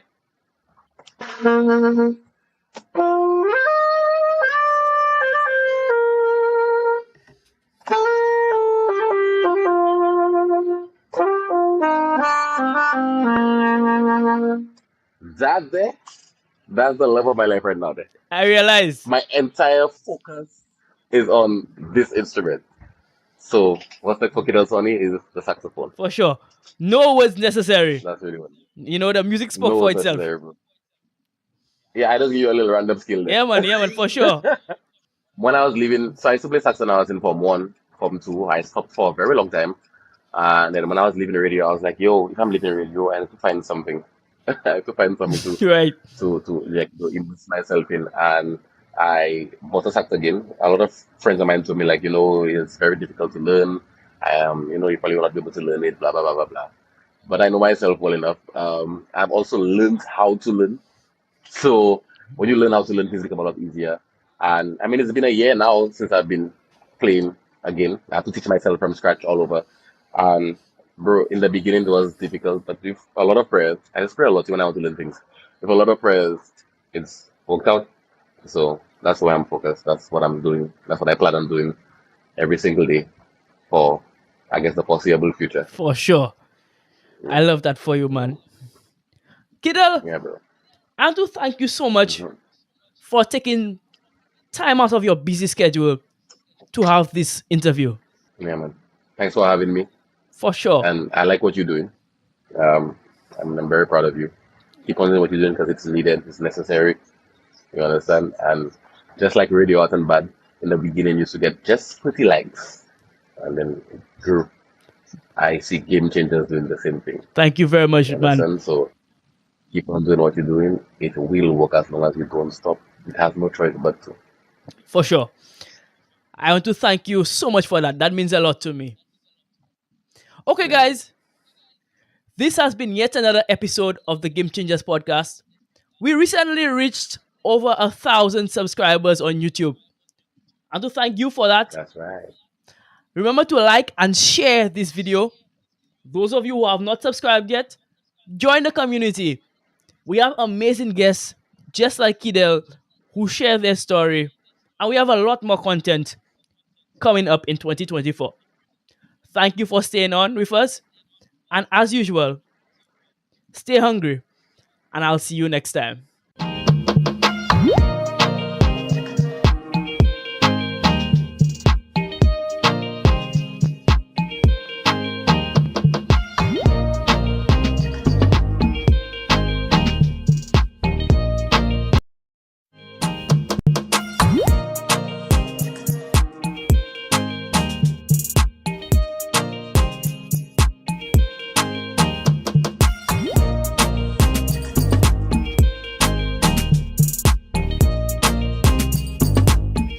Hello, everybody, and welcome to a special edition of the Game Changers podcast. My name is Quincy Sergius, and it's a privilege and pleasure to be here with you, as usual. This is a special edition of the podcast, so much so because it is coming from the University of the Southern Caribbean. Yeah. In fact, it's from the Social Sciences Auditorium in particular. Now, this is an institution that has really shaped me into the game changer I am today. All right. And I believe that it's not just me, it's also true for my three guests, my three special guests, my three friends. But I will not introduce them. I'll give them the privilege of doing that for themselves. So, guys, you're given your name, you're giving your profession, and you're also giving where you're from, because Game Changers is an international podcast, right? Nice, I want to man. start with the precious lady in our midst. There we go. The butterfly queen. Hi everyone, my name is Shakila John. Hi, Shakira. I am an occupational therapist by profession, and I'm from the beautiful island, Twin Island, state of Trinidad and Tobago. Sweet TNT. All right, all right. Mr. Next door on the left. Mr. Next Door. My name is Dominic Merritt, and I am the Dean of Men for the Timothy Graves Dorm here at USC. All right. I am not from the Twin Island Republic, as you can tell. I don't have the same accent. I'm from Barbados. And it is a privilege to be here with you guys today. For sure. Some of you might know this voice, and you might now be seeing his face for the first time, but Dominic is actually a repeat guest on the podcast. All right? So, yes, you know the voice. You're not going crazy if you think you've heard it before. Next gentleman. Right. My name is Anton Charles. I am a lot of things. Yeah. I was waiting for to hear what you would say. But currently by profession, I am a CEO, co-founder of my own business, A to Z Art Space, which has 3 legs: A to Z production, A to Z music, A to Z design. And I run that together with my loving brother, Steve Child. And I'm from the beautiful island of St. Lucia. Yes, sir. Yes, sir. More Lucians in the house. More Lucians in the house. And, you know, a Bajan, a Trini, and a St. Lucian walks into a podcast. It sounds like the start of a bad joke. It's a terrible joke, but I will not go down that path. Definitely not go down that path. All right, guys. So you've told us your line of work, but tell us why. I like to ask that question. Right? One of my favorite books is Start With Why, and I always see that as a great start to any interview. Yeah. Why the profession that you guys picked? Whoever wants to go first. Kila, you want to go first again? All right, cool, no scene. All right, so why OT? Most people don't even know what occupational therapy most people is. what is that? Yeah. As far as how do you even start a career in something that you don't know about? Well, I was talking to Quinn earlier, and I was just kind of going down, how did I even end up on this path? Yeah. So the truth is, after I finished USC in 2018, I really didn't know what I wanted to do with my life. Right. So I took a gap year, and all of a sudden somebody proposed that I be a student aide. Right, so I was assigned to a student with a disability. Her disability was cerebral palsy, and it wasn't until I started working with her, and we would accomplish like these little tasks, and I would feel a sense of like pride and accomplishment in seeing her progress like so well throughout her term at school. And I was like, I kind of like this feeling. Right. Can I continue in this? For sure. Continue in this path? And I had heard about OT probably like 2 or 3 years before that, and well, because I thought I knew what OT was, I began exploring a bit more. At the time, there was a young lady, Kimara, right, guys? She was in the school doing OT here at USC, and so I spoke with her, and then I started like shadowing other OT, just getting a feel for like the profession, and I fell deeper and deeper in love with it, and well, here we are. Wow. So her passion found her, right? Yeah. So she didn't find it, her passion found her. Correct. Was it the same for you, Dominic? I can say it was a mixture of both. Okay, tell us how. When the opportunity came for this job, and that was back around October 2022, I remember distinctly, I was praying and asking God for some guidance regarding a career, because there I was finishing up the coursework for the master's program that I was enrolled in 2020, and now looking to finish the thesis for it. And I remember, I was asking God for a job, and for something too that would bring fulfillment and would be in line with my purpose. Right.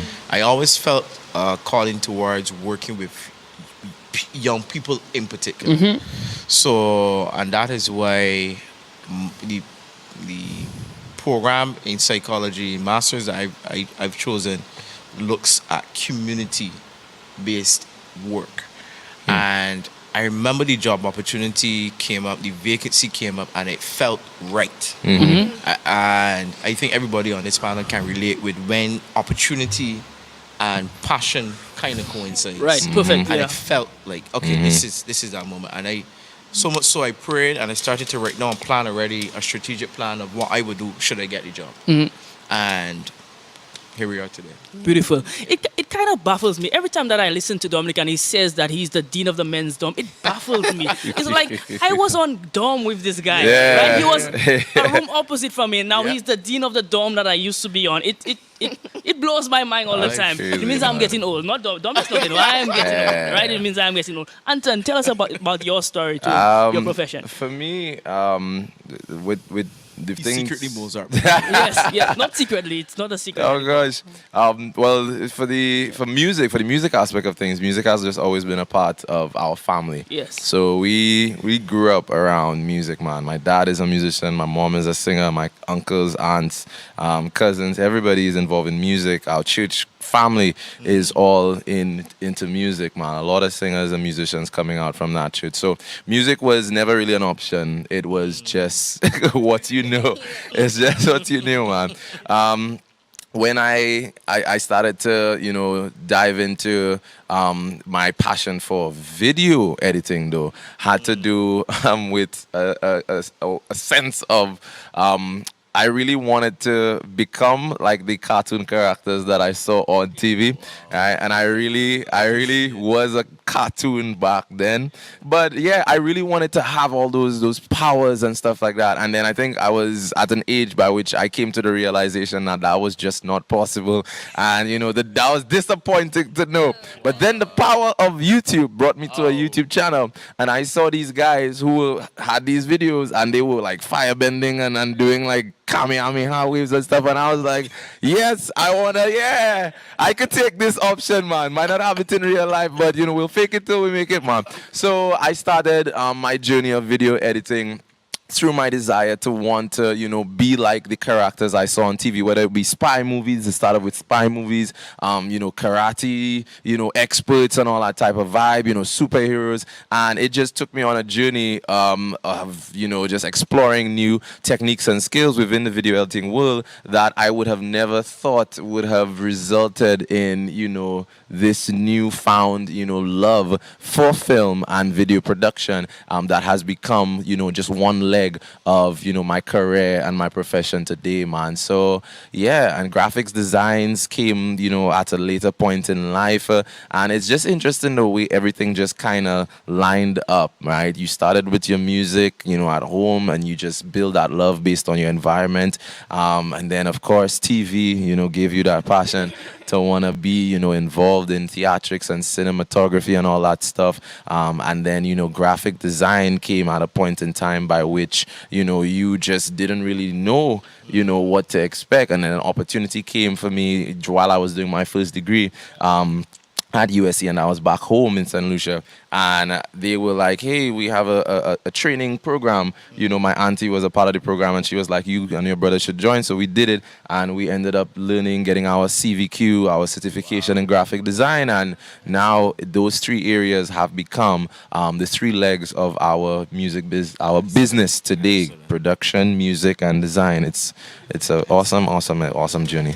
We see and the two of you outside of Anton with the briefing. Anton is one of the most creative individuals. Oh yeah, man. That title most definitely goes to Rocket. For sure. I find one has more creativity than Rocket. He brings things to life in some very interesting, hilarious, poignant, and emotional ways. Thank you, man. I appreciate that, man. Now, I know that also a major part of your professional life started with your journey here. Yeah. So, right? But let's do some background. How did you even get here? Okay, I remember when I came here, that was in 2015. Before I came, I was actually working in government for about 5 years. And I started working very early. I started working almost as soon as I left school. So I remember around 2014, I was really trying to settle down as to what I wanted to study.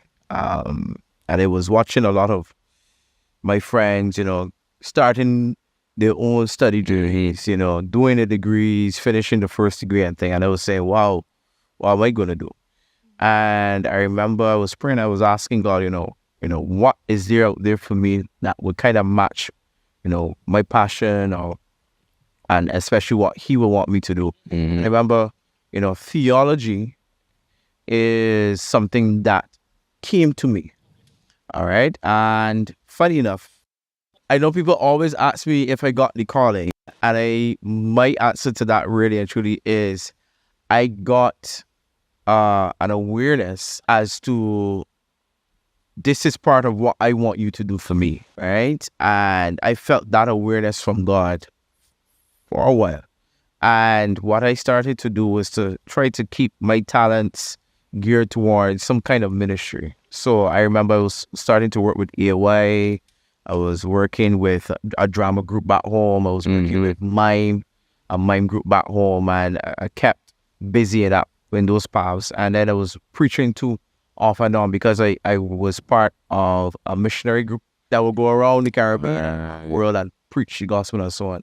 So I remember all of that, coming to USC, coming to do theology, and that kind of kept me going. That is where it started. But I think for me, my eureka moment was coming on to pandemic time, 2020, where things kind of became full circle for me. And I realized, you know what? Definitely going to be working in empowering others. In this case, young people on New York. Well, my journey wasn't as romantic. Actually, I resisted coming to USC. Everything, right? And that was just me being rebellious, to be very honest. Adventist education, no. So I grew up in the Adventist system, right? So I went to Adventist primary school, Adventist secondary school, and I got to a point where it was like, I am done with these Adventist church schools. I need to go somewhere else. So I was on track to UE, to be very honest, right? So that was bad at the time. But I didn't want to do A-levels. I didn't want to do A-levels. Form 6, nothing. Yeah, I was like, I don't want to do Form 6. I don't want to go back in that school uniform. So one of my friends at the time, she was actually here at USC and she was on track to do med as well. And she's like, you could come and you could do bio. And then that will help you with, launching your medical degree and all that. So I was like, okay, but at USC, like, really? So after I wrote CXC, I think it was when I finished CXC, my aunt was like, Keela, come, let's go sign up for USC. And I was like, but I don't want to go to USC. I don't want to go to USC. But I was like, okay, fine. We just fill out these documents and whatever. Submitted it. Then I got a letter. They told me I was accepted and then come to orientation. So I was like, well, okay. So I come to orientation and I'm just sitting there. And one thing that was really strange from the time you came onto USC's campus, for some reason, everybody was just like real happy. Yeah. And I'm like, It's like you when you go into like Ba Sing Se and like everybody just kind of it's like welcome to Ba Sing Se. There's no crime in Ba Sing Se. Correct. And I was just like, okay, this seems a little bit strange, but it was like a nice strange. It was like it wasn't like an uncomfortable strange at the time. It's like, okay, I sat down in orientation. I was like, yo, this school don't seem as bad as I made it out to be in my head. And well, yeah, that's how I started my journey here at USC. I didn't regret it at all, actually. Yeah, I just remembered I wanted to go to actually NCU. I remember I wanted to go to NCU. A little before that, I had gotten a part scholarship to go to Oakwood. But funding was the issue. Answer, you. Nah, boy, that's a piece of tea. Personally speaking, I actually didn't know about the university until like probably like midway through like high school.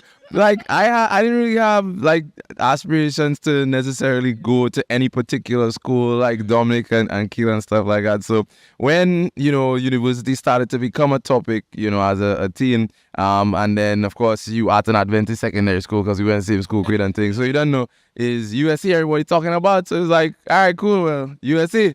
It's just, I mean, this is what we know now. I would admit, though, that I did, for the aspect of film, though, I did research Full Sail University, as a potential, school to develop myself as a film director or just video editor and video production. But much like in Dominic's case, American school expensive. So yeah, that was just like out the window. So USC became it, and my family started school together. It was myself, my dad, and my mom actually started when I was in fifth form.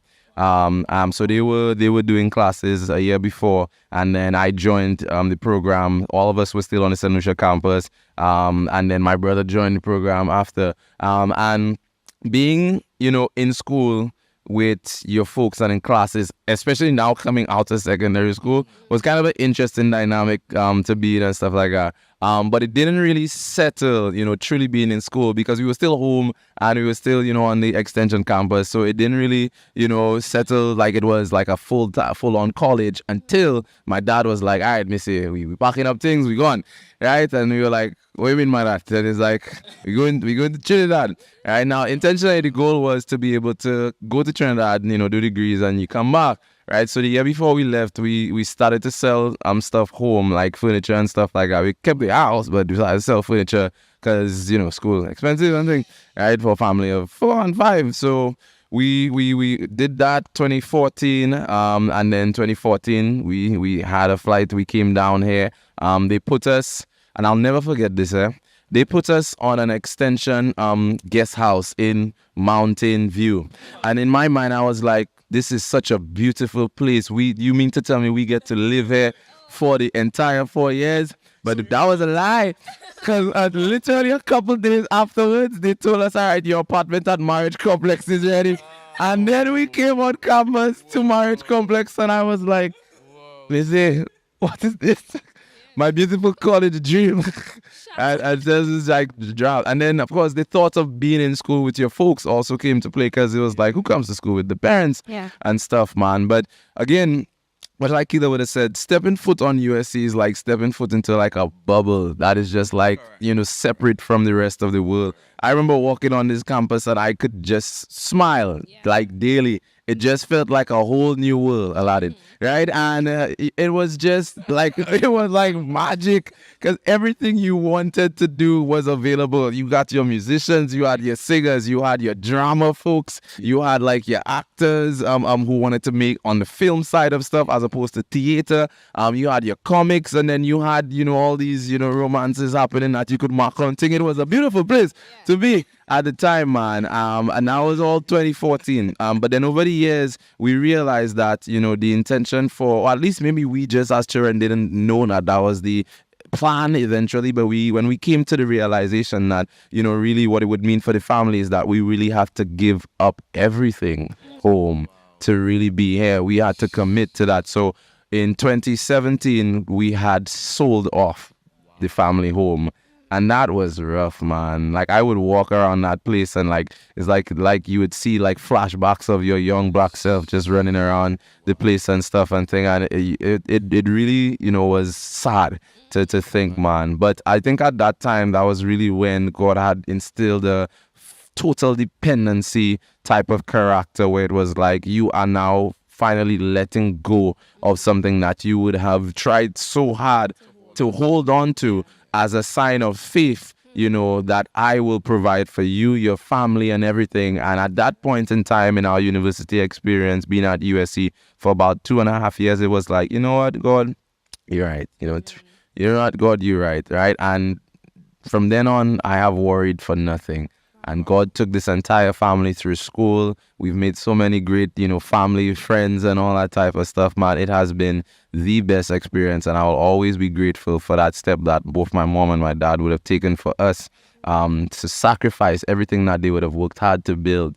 Right, I'm speaking like I was the one who paid for the house and stuff like that. I was just a child, I was a benefactor, and coming to USC and finding, a lot of work, and God just put us in the right purview, allowed persons to see us for who we were, and then, sponsorships would have come, based on the hard work that, you just naturally feel to do, being an international student in a country where you know nobody, right? And, it really was a divinely scripted plan, and it's one that has changed our lives forever, man. Forever.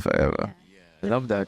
I just wanted to add too that so I could kind of relate to what Anton is saying in terms of his entire family, coming to school, right? Because at the time it was myself, my sister, and my mother. Three of us came in here. I mean, thankfully we had gates at the time. Big up gate. It was very open for us, right? But still, we were coming from South, so we couldn't do that travel. So we had to stay on dorms. So we kind of could have related to some of the dorm students or international students in terms of like having to wonder how do you pay for dorm and all that. And we really did have to depend a lot on God. And I think that this USC experience, I might be jumping a question, I don't know, but this USC experience really did build my faith. Yeah. And I don't think I would have been given that platform to launch my spirituality, my faith in God, had I gone anywhere else. And I really do appreciate that, yeah. And given the partners you guys, well, both you and Anton actually spoke about that faith aspect. What about you, Dominic? How has USC built your faith or tested your faith in that? Hey. Testify, brother. Why? USC has really tested my faith. Huh? I remember one instance, graduation time 2020 for me, and pandemic. Oh, yeah. Pandemic. Oh, yeah. And we were planning a grand graduation for 2020.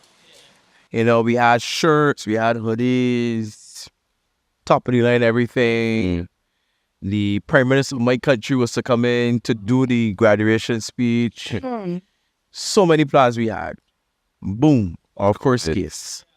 And I remember how everything it was in a blur. One of the distinct memories I have though is seeing a picture of Anton at work, face mask, surgical gloves, hoodie. That was how every student felt, especially international students. And I remember that last semester was really rough because I was completely low with the money. We didn't have any other loans that we could look for. There was no money coming in. Yeah. And I remember that my plan was to immediately start the master's in September of that year. And I was telling God, come on. I mean, you brought me this for, I needed money for this because I am owing the school right now almost $20,000. I don't know where the money's going to come from. And I remember I was praying, I was asking God, and God provided a way, I kid you not, during August. During that time of uncertainty, He provided that money, and I was able to continue my studies here at UNC. And that's just one of the many instances that God has pulled through and has reminded me that I would never give up on you, I guess that's almost unintentional holistic development. I mean, this is one of the major core values of this sport. Yeah. But I think it's almost unintentional. It teaches you these lessons even when, it didn't intend to in the force of studying. Right. That's really good. All right. We spoke about the spiritual development, but let's think about the professional development. Is there anything specific that you learned during your time at USC? And this is not limited to classes. Anything specific that you learned during your time at USC that you are now using in your career that is really transforming your career? Okay. And for me, I would say there are several things. But one thing in particular that I have learned professionally from USC has actually been through the line of ASB. Right? Right. Where that, for those who don't know, is the representative body for the students on campus, the associate student body executive. And I remember being part of the ASB for 3 years, and I would have started on the school magazine known as The Channel. Big up, Quinn. Yes, sir. And would have started with that. grew along a team, I would have gotten to interact with the likes of Anton, phenomenal videographer, script editor, everything. I would have been able to be in projects where I got to see the importance of dedication. And in leadership, that is something that is very important. Knowing that you cannot do everything on your own and you have to trust people with tasks.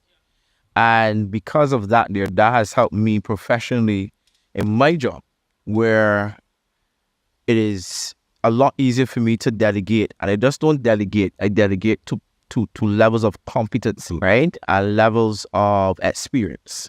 So it has taught me to trust people and to trust even when people fail, because it is a building block type of experience for them and for myself, right? And that is something that is really, important for me in my capacity.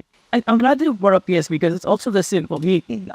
During my time, so I was the editor of the channel After Dark. When I go into interviews and I tell them when I was the editor of my school magazine, people their eyes open wide. Their eyes open even wider than somebody who actually studied journalism. Yeah. They don't typically have that type of experience. And that's why I also want to implore people who are watching us, if you don't do anything other than your degree, you are Kind of waste of time, huh? Yeah, true. let's say from Kilo. Yeah. In terms of your professionalism.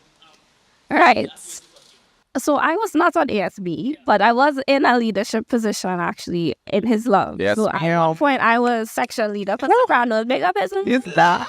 Yeah. And I think, so I am very shy in nature, and I think that sort of forced me to step out more, where I had to manage like all these females, right? Manage all these people, ensure that people were learning their parts, coming out to practice on time, and just sort of managing personalities and all of that. So I think professionally I could lean back on that experience because I deal with children and parents, right? And sometimes you have to be able to navigate different personalities. Not everybody's going to come across as sweet and butterfly. Some people are a little more hardcore, and you have to be able to like switch it up and be assertive when you have to, and still be friendly at the same time, So I think that was what I sort of gleaned from my time here at USC. Excellent. Man, USC has been a platform for a lot of things, where professional development has to do what it has to do with professional development. With just being in leadership positions, across, campus life, I have seen so many different platforms for leadership here on this campus, man. The opportunities to be involved in, student development as a student yourself is pretty much almost endless, right? And if it doesn't exist, the opportunity to create the niche exists, right? So you have no excuse as to why you cannot develop yourself as a leader. And I've been blessed to be in leadership positions for many different groups. I was a head of the drama club at a point in time, head of the band, drama mal, big up point, that was vibes. Head of the band for the praise team, right? Then I ended up becoming the director of His Love Choir that we were all a member. Queen, you was there. Queen have a voice on him, one of these days he go sing for you on the show. Anton was one of the best social cultural directors. All right, I was on ASB, it's true. Yeah, ASB, for real. Yeah, and ASB, like Dominic said, really did open your eyes, as to how certain things within the organizational, world works, man. Something as simple as sending requisitions, right? Doing up invoices and all that type of stuff. As a student, especially as a student who, comes out of secondary school and doesn't really have that experience, it's very, great to be a part, of an organization that, furthers your development. And USC is big on student development. It really did shock me just how much responsibility, right, and trust some of these administration heads would have given to students, right, when it comes to having money, budgeting, for events and that type of stuff. And I'm like, you want me to take such and such amount of money and plan this whole year on this bet? No, we good, right? Yeah, no, for sure, right? And they're all about student development. Pastor Nacy, Dr. Brown, just to name a few, man. They're all about student development. Leadership roles is one of the biggest things that I enjoyed about being on campus. And of course, it would have definitely, helped me out in my own business. Being able to delegate responsibilities to people, which was a big thing for me, a big challenge at a point, because I like to do things by myself. I'm like Batman, right? I work alone, right? Right. I don't generally like to, rely on people. At least I didn't used to, because I felt like anything I need, I can do for myself. And that was just my whole thing, right? I could just do everything for myself. I don't really like to rely on people, because relying on people, human error and all that type of stuff. But it reached a point where God had to kind of force me to, rely on people, because, whether it means you were just taking on too much and you fell sick, which happened a lot, and you realize, man, you're part of a group, you're a leader of a group. Even though you have all these ideas, man, you cannot limit the group, to just your ideas. You can't limit also yourself, to just yourself, right? So you need to be able to trust and rely on people. And it was through those experiences and through having good examples of leadership, CJ, Darrell, the past His Love directors and so forth, it really did create a character that was just, that mold for what is now, this new Anton, this new version of Anton, who is championing this business world like a child in a video game, just bossing himself through the adults, phase and stuff. And sometimes you look at yourself from the outside perspective, and it's like you are a child. You're just playing the adult game, but you're really good at it, right? Because of the experience that you would have had, man. So platform, Keela used that word, the platform USC provides for you to just be whoever you want to be, man. Some of your social development, I guess, or your social enhancement, how was USC doing that? I just started the social cultural director. I would like to tell you, man, USC has actually made me learn that I am part introverted. Yeah. Right. Happened during COVID, to the point where I realized that as much as I love being around people, I really like to be by myself. I really like to be by myself. But, not discrediting, of course, all the social opportunities you had here, man. I mean, from the time you touch campus, everybody just becomes like a family friend, right? It's so easy to make friends on this campus. Like, what? Almost too easy. Yeah, it's almost too easy to make friends on this campus, man. You will find people who share all your interests, and, freshman social is where it begins, right? Freshman social orientation. I never had orientation. I came like after orientation, so I never experienced my own orientation at USC. So I'm sure for most people, orientation was where it begins, socializing with everybody. But for me, outside of the Lucian people that I already knew and stuff like that, it was freshman social, right? Freshman social for sure was that pinnacle social event that just was the catalyst to, everything. Right, where social engagements and building friends and networking, was, man. Any social that has a bull to ride and a water slide to go down and people jumping around and eating crackers and choking on it is a great time, right? Yeah. Freshman social was it for me, man, and it made me realize that everybody is a clown on this campus. Everybody, right? Nobody takes themselves seriously on this campus, and that is really where you just feel the ways to express it, and then everything just kind of, skyrockets from there, man. Was a freshman social, and there's a particular picture. In fact, when I was in charge of the channel, we took that picture, and the picture looks like, to the untrained eye, it looks like chaos.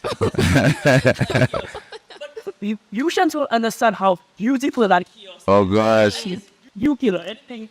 Well, what immediately comes to mind is Table Squad. But alright, so Calf, I think for me that was like pinnacle of my socialization. Again, being an introvert, my only friends for like my first semester were my roommates. Right? Thankfully I had my big sister to sort of chaperone me around, right? Because she's the extrovert, I'm the introvert, and we know all extroverts adopt an introvert. So my sister adopted me, right? And it was true calf, like just sitting, enjoying food or enjoying. In ankles. Wow. Right? Calf is amazing. Every student that's gone to USC can relate. No, just like sitting down, in between classes, just or after church on a Sabbath, with fine dining, like, so I mean, like, all sorts of crazy. Get him. This generation doesn't know about fine dining. Yeah, they don't. They don't. Putting a plug to bring back fine dining. I don't know when. It was. But thing around food was definitely probably one of my highlights there. Yeah. For me, it has to be when I entered dorm. That was the first night because coming from home, my parents at home, I was working, as I said, contributing to paying the bills every month, and just kind of helping to manage the house. And now coming into the environment where, one, I'm jobless. I'm completely dependent on my parents for any source of income. And I have to live with somebody I've never lived with before. Mercy. And I have to share that space of 12 by 12. 12 in life, 12 in with this person. Is a box. And on that side and that person, then on that side. Yeah. And I'm going through that process because too, I'm coming to Trinidad, a completely different culture. It was a little challenging for me in my first month. But I remember that dorm life, that experience of the late night conversations with the guys, whether we're talking about girls, or whether we're talking about school, whether we're talking about life, those things started then to kind of pull me out of my shell, so to speak. And it made me, into a person that wanted to socialize more. Then with choir. Oh, Yes, bro. really. Hey, is love, man. Started to look forward to seeing certain people, certain females. Yeah. It's like, I wonder who there, and the rest is history. Yeah, so definitely dorm life and the choir. And they're into the dorm experience as well, because boy, you become these are become the family. Yeah. Your brotherhood. The ramen moments late at night when you're studying and you need something to hold you down. And even the struggle too taught me a lot. Tom struggles. You don't struggle. Your videos, you don't struggle. Ever. Of boy. That's tough. We had something called USC Blue.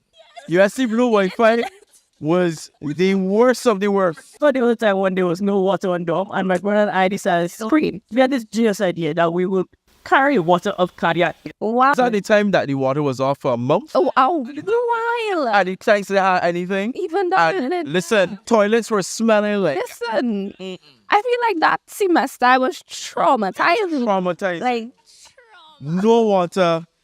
I'm Every day, waking- man, just put on at spray. And you're waking up to the sun and water dropping in a bucket. Like, nah. Cringe. Right, but there we go. It was really Hunger Games. It was really Hunger Games. I tell my dad to this day, because of the time that I spent on Linda, I've camped enough for the rest of my life. I've not been to a camp. Yeah, Linda also had it really rough. Oh. Your water was off like every Forged weekend. friendships. That's what it was. Beautiful.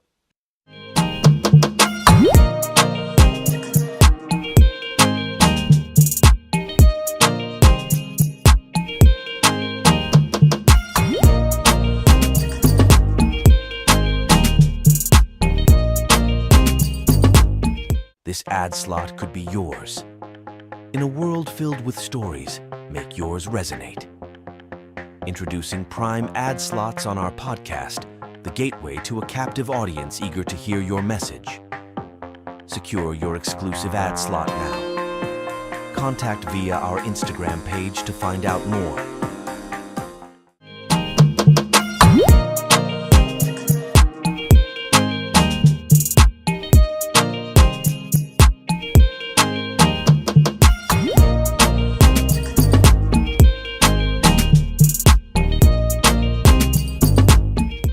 Alright guys, so we're moving on to my favorite segment of the Game Changers podcast. It's called the Quick Hitters segment. Yeah. Now, this segment is a rapid fire question. Alright. I'll ask each of you one question. Okay. And the question is, what part of your development are you currently working on? My area of development right now is on personal leadership. And that is being able to master discipline. Right? That is one thing that I realized that I need to work on. So I've been actively trying to make progress in that area. And because if I'm expecting the guys on the dorm to be more disciplined and to be more effective, I myself have to take the plunge, right? And that is for me the area that I'm working on most right now.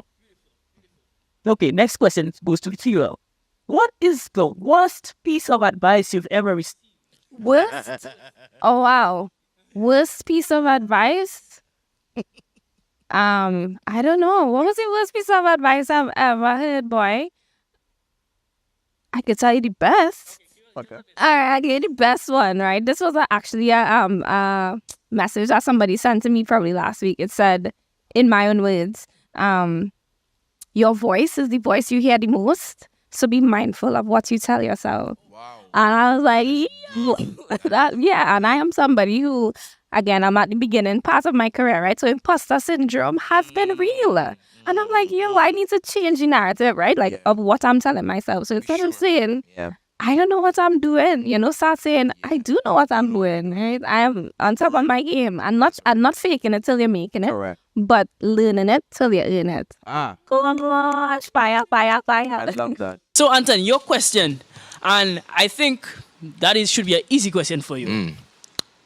Who do you like to see on Game Changers? Rocket! I knew that was coming. Why did I know that was coming? Well, we'll see what we can do. Mission is Rocket. We'll let Ivan this. Rocket. The legend. walking in the rain. Bruh, I'm telling you, man, your life is going to be changed forever. Correct. Right? Once you hear this man's life story, We man. will be walking in the rain on that. There we And go. you know the thing too about him is what I genuinely like about Rocket.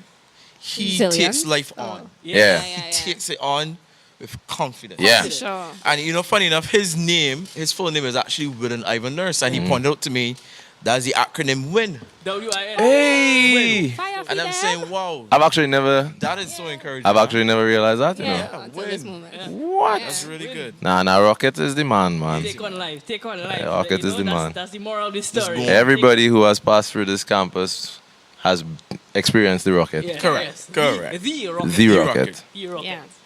All right, so we'll see if we can get the Rocket on. All right, guys. My next question. We're coming to the end, close to the end of the interview. Aw. What is next for you guys? I know that's a loaded question, right? The one a while ago you had to answer quickly. I know this one might take a little time to think.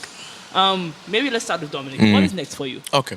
I would have highlighted that I'm finishing my thesis in this master's program. I am contemplating doing another program afterwards. Nice, Like man. schoolboy. School is nice, I you think know. I like being effective. Okay. And I'm thinking the area that I'm looking at next will help me to be more effective. Okay. And that is my aim. Right? So I'm looking right now at business psychology because my program that I'm finishing now is counseling psychology. So it deals with people and dealing with one-on-one Okay. situations and group situations. But why I say business? Because I've noticed that there is a lack of development when it comes to how businesses, how organizations interact with employees, how they interact with persons on a whole.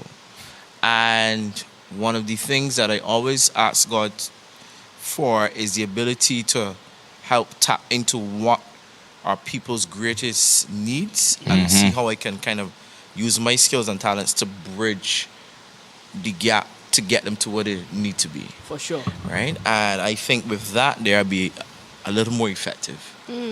Absolutely. I like that a lot. Kilo? What's next for me? Well, I'm actually in the process of finding my niche in Okay. OT.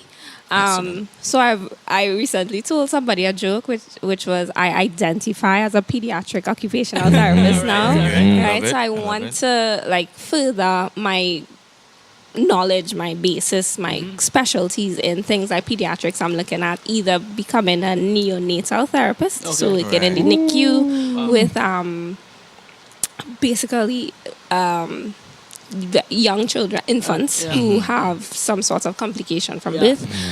So that's one aspect of it. On the personal side, I don't know if I'm being corny for putting this in here, but I'm getting married.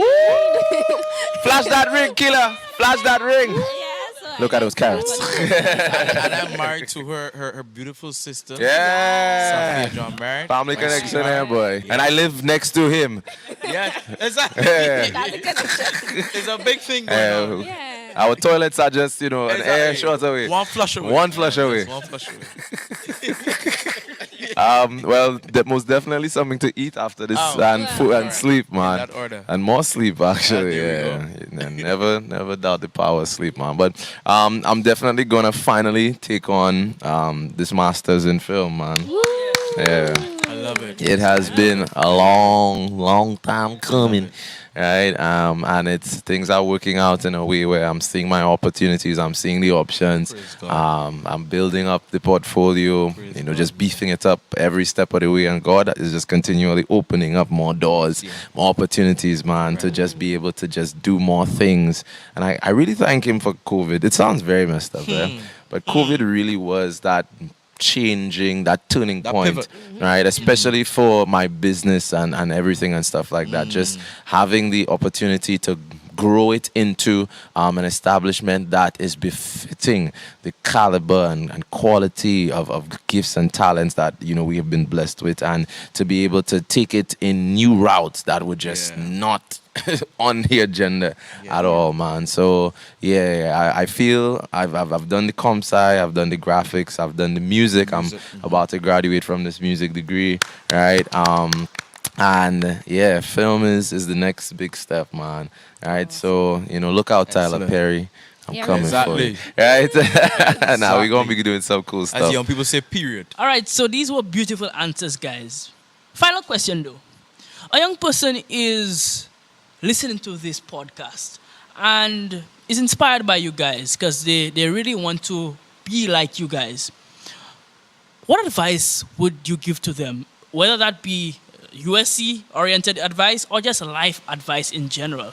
I want to go to Killer first. So, to the young person listening out there, I would say take the time to pursue opportunity. Don't run away from it. Sometimes you don't know what path that opportunity will take you on. So don't be afraid to take it by its horns once it's God ordained and run with it, because you never know where you'd end Well, up. for me, 3 things. First of all, keep God as the front and as the center, right? Pray and ask Him, for guidance as to what you should become and what you should bring to this world at this time. Secondly, I would say feel forward, as I've once heard by Denzel Washington.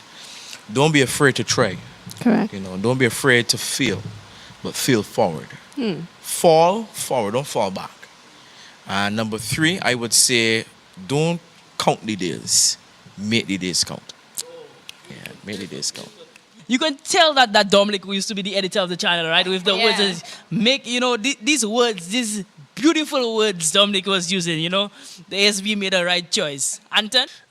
For me, man, my advice would be seize the moment. Seize the moment, man. Really and truly, there's so much that we try to plan, for and plan ahead and stuff. But the reality of it is, opportunities are just going to be knocking on your door at random moments, right? Just random opportunities coming at you at random moments. And, if you don't take advantage of these opportunities, then you really will regret it, right? If it's one thing that really I beat myself up for the most is missed opportunities, right? Whether it be a missed opportunity to say something funny and make somebody laugh, right? Or missed opportunity for a job, offer, or missed opportunity, to enhance myself or to develop myself better. These things, you don't plan for certain opportunities, man. They just present themselves. So seize the moment, live every day like it's possibly your last. You still have your plans. No one is saying don't go through with it. But be very open to the idea and the very real fact that everything is not going to go as planned. Correct. Right? Everything is not going to go as planned, but there is still something that you can do by a day-to-day basis that is going to go towards your intended goal while still allowing yourself to be able to take on new opportunities that will present themselves. And in all things, always believe that everything happens for your benefit so long as you are trusting in God in all things, man. There's nothing that He can't take you through. If He brought you here at USC, He's gonna take you through it. If He gave you that job, right, and it starts off, rough, He's gonna take you through it, man. Right? Nothing too hard for the Lord, man. Beautiful. Thank you so much for that, bro. Wow, we've quickly come to the end of an interview. The time went by so Yeah, it was quickly. fast. We enjoyed this conversation a lot. And to say, first of all, thank you to my panelists for coming on. I really appreciate that you decided to take this time to come on this podcast. Thank you so much for coming on. I want to also say thank you to Alex. Ooh, Big up the Alex. man named Big up Alex, boy. McNichol, behind the scenes, who really, is facilitating.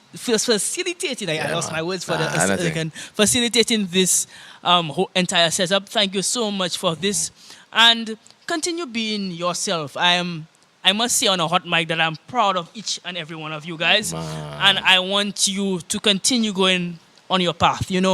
It's amazing to see people that you were at school with doing amazing things.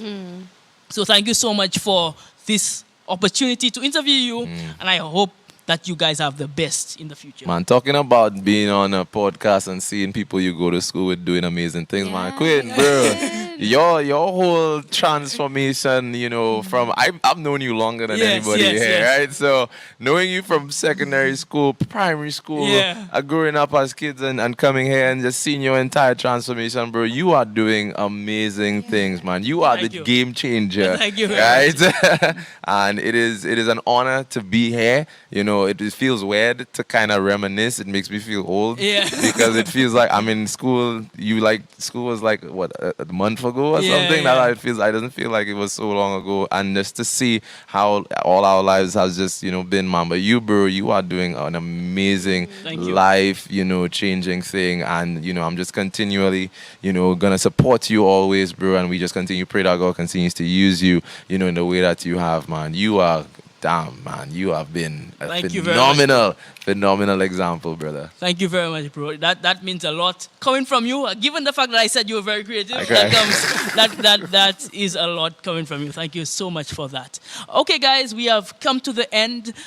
Before we end, I need to do a plug for the Game Changers merch. We have the merchandise on. I have it on. Anton has it on as well.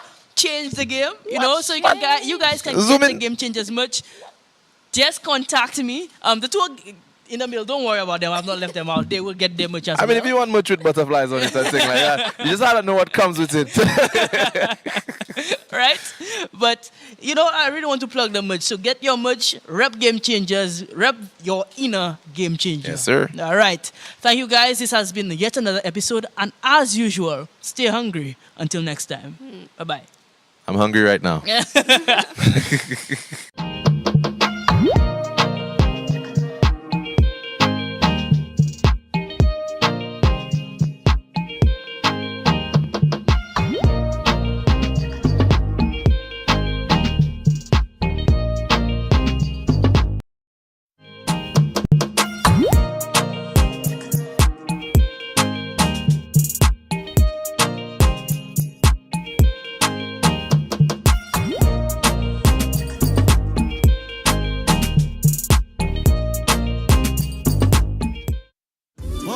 Gonna do.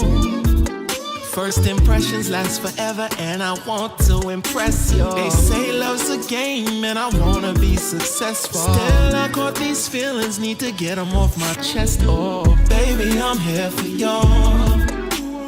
Anything you wanna do, just say the words, and I got you. I give you everything that you deserve. Hello, everybody. Welcome to a special episode of the Game Changers podcast. My name is Quinn Segis, and it's a pleasure and privilege to be here with you as usual. The music you just heard is a special exit from an upcoming EP called Convergence. This name is so appropriate as the artists, Dupes and Descendants, come from two diverse worlds but come together to create an amazing piece of art. Here is their story. I really appreciate the two of you coming on, man. Absolutely. Let's have a quick discussion. All right, guys. Well, many people might know you guys from, maybe they're your fans, they follow your music, but I want to give both of you the opportunity to tell the audience who you are from your own words. So let's start with Man, Dupes. you're starting with me? Okay, I was really hoping we were gonna flip. I thought we were gonna Yes, flip a I'm starting coin or with you. something. Yo, I'm Dupes. I am Dupes, affectionately known as Sherwin Dupes Bryce, or maybe it's the other way around. They affectionately know me as Dupes. I think so. Singer, songwriter, producer from the island of St. Lucia, currently located in Brockton, Massachusetts, and just a lover of the arts, a leader in the creative community, and doing anything. One of my missions is to wave the flag of my island, St. Lucia, everywhere I go, and that's about it for now. Great intro. Descendant, your turn. Yes, yes, it is Descendant. I am a human being who is passionate about music, writing, script writer, actor, filmmaker, marathoner, all of those things. And my passion is just to be a service. I think that's what music is all about, being a service to the people. So that's what I'm all about and what I try to represent every day in my life.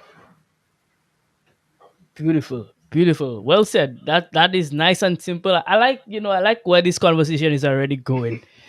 Right? So that's beautiful, man. All right, so let's just talk about music in general. Both of you guys are into music. Both of you guys are, I guess, music crazy individuals, for lack of a better term. How did you guys get into music? Each of you. I'm going to start with Descendant this time. Man. All right, good. I'm happy. Let me hear what you As far say. as how I got into music, it was through education, learning through rhythm. I was the type of student as a child, I couldn't just sit in a desk all day and learn. I was more hands-on. So anything with rhythm, anything with song helped me learn things, in my youth, whether, your address, telephone number, just simple things, the ABCs, we learn our ABCs, right? We learned that through rhythm. Mm-hmm. So that was my beginnings of teachings, just through education of learning the passion of rhythm and writing and how it made me feel. So that was my early beginnings of music. Okay. Interesting. Interesting. So I guess you got into music through school then. Not even through school. I would say at home. My mom. Oh, okay. Mostly my Oh, mom got teaching you. me those things, being at home and learning through rhythms and things of that nature. Being in a house that's always playing music. And being that I took a liking to that, my mom saw that as an opportunity. All right, well, I'm going to teach you in rhythm, teach you through song and see how that works. I'm going to be more hands-on rather than just saying, hey, sit at your table and do your homework.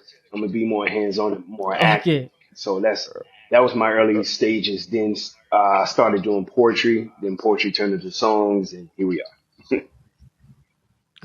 Got you. So I'm guessing you're kind of from a creative background. I'm understanding that. Absolutely. So your family's into creative. Okay, Absolutely. beautiful. At least that's musical lovely, people. Man. That makes sense. At least musical people, because my parents were not, unfortunately, they weren't really creatives. My mom was more of a businesswoman. She was a hairstylist. But music is, it's a part of hair. It's a part of hair shows and things of that nature. So yes, just being engulfed in that and around that, I guess the musical bug bit me. For sure. That makes perfect sense, actually. All right, Dupes, your turn, man. What's your story? Man, music has always been a part of my life. Music has always been. For as far back as I can go, I can remember, my mom always playing tunes, my dad, it just helps. Music was just something that would just help the time go by. If you're working on a difficult task, cleaning the house, cooking, just every aspect of my life was tied into music. I'm a TV freak, a film freak, right. And then but I love musicals, and then my grandmother on my dad's side, she would come visit us every summer, and it was you literally watch The Sound of Music every day. Wow. So it's it's kind of Descendant is education sticks with him through music. I literally would communicate through music, and then I think I became addicted to what music would do to people. Mm-hmm. And I was some part of me was yeah, I want to do that.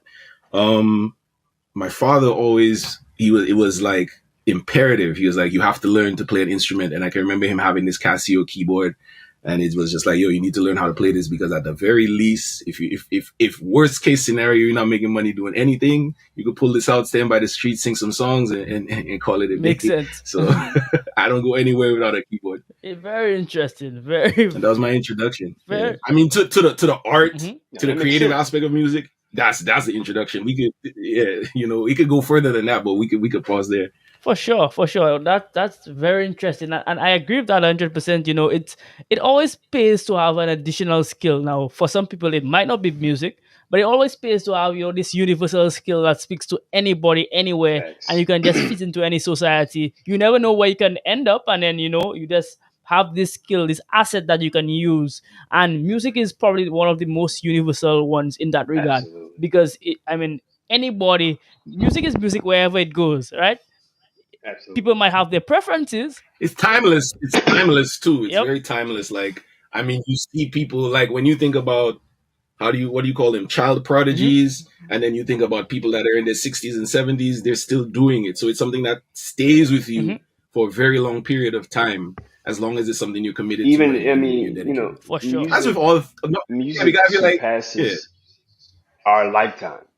When we're long gone, the music that we create or that other artists create is still here, affecting people in a positive way, having that impact. It's not about being an influencer now, with today's content creation, right? But it's, we love certain artists that were way before our time. But what happens, music transcends generations, and 100, 200, 50, 30 years later, we're still listening to some of our favorite songs because how it made us feel, the impact. It's all about the impact for me, at least for music, on how it makes people feel. The reaction that you get. If you go to a party and a DJ plays a certain song and you can see the frequency change in people's bodies because it hits them in a certain level in their heart, in their chest, because it reminds them of something, but how it makes them feel, and that's what, I always say the music business is the people business, because without the people, music doesn't exist. Yep. That's absolutely true. That is absolutely true. So, okay, so that's very interesting. But I'm very interested because you guys both make music, right? Yes. But who is the music that you make for? Any and everybody who's Because you spoke about the impact. Okay. Yeah, So you don't make it with a specific target audience in mind? Neither of you?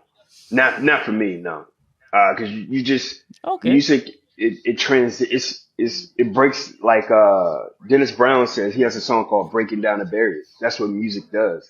Right. Even if you don't speak English, if I can perform in China, but I'm speaking English, they don't know, but they feel it. That's something that just can't be that's hard to explain. That's a spiritual thing. So I'm like, if you feel the music, then it's for you. I don't really say, well, this is for such and such genre. If you like this genre, you'll like it, but you just never know who may come across it and they may fall in love with it. So I always say music is for the people. I like that. I like that sentiment. I mean, Do you agree? I don't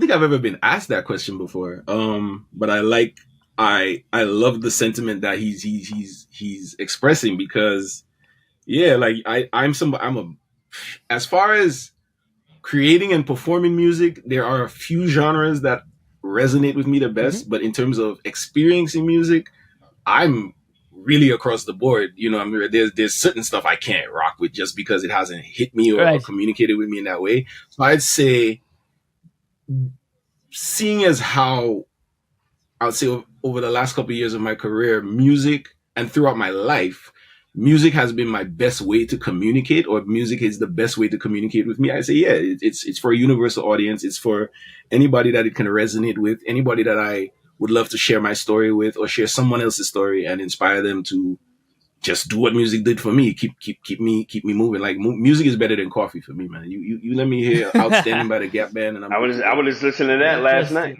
there you go. I was just listening to that song last night. But at the same time, we're not trying to appease to everyone, if that makes sense. Yep. Force my music, or I don't, nor do I want everybody to like my music. Because there's certain people I'm also trying to piss off, or also trying to provoke to use their mind and think Right. about, depending on the time we're living in, man. Nina Mo said it the best: music reflects the times. And when you reflect the times, not everybody will Yeah. agree with you, but that's also okay. That's the beauty of music. You know what I mean? So Hmm. Absolutely. Yeah, but even music that you don't like, or doesn't resonate with you or offends you, still impacts you in some way. So it's again, it's about communication, because there's certain things that I hear and it my ears pick up and it's like, okay, well, I don't relate to that, but you're good over there because that's what you're trying to say. So I know this is where I stand. It's with all communication. Really, this interview is making me understand that it's just our form of communication.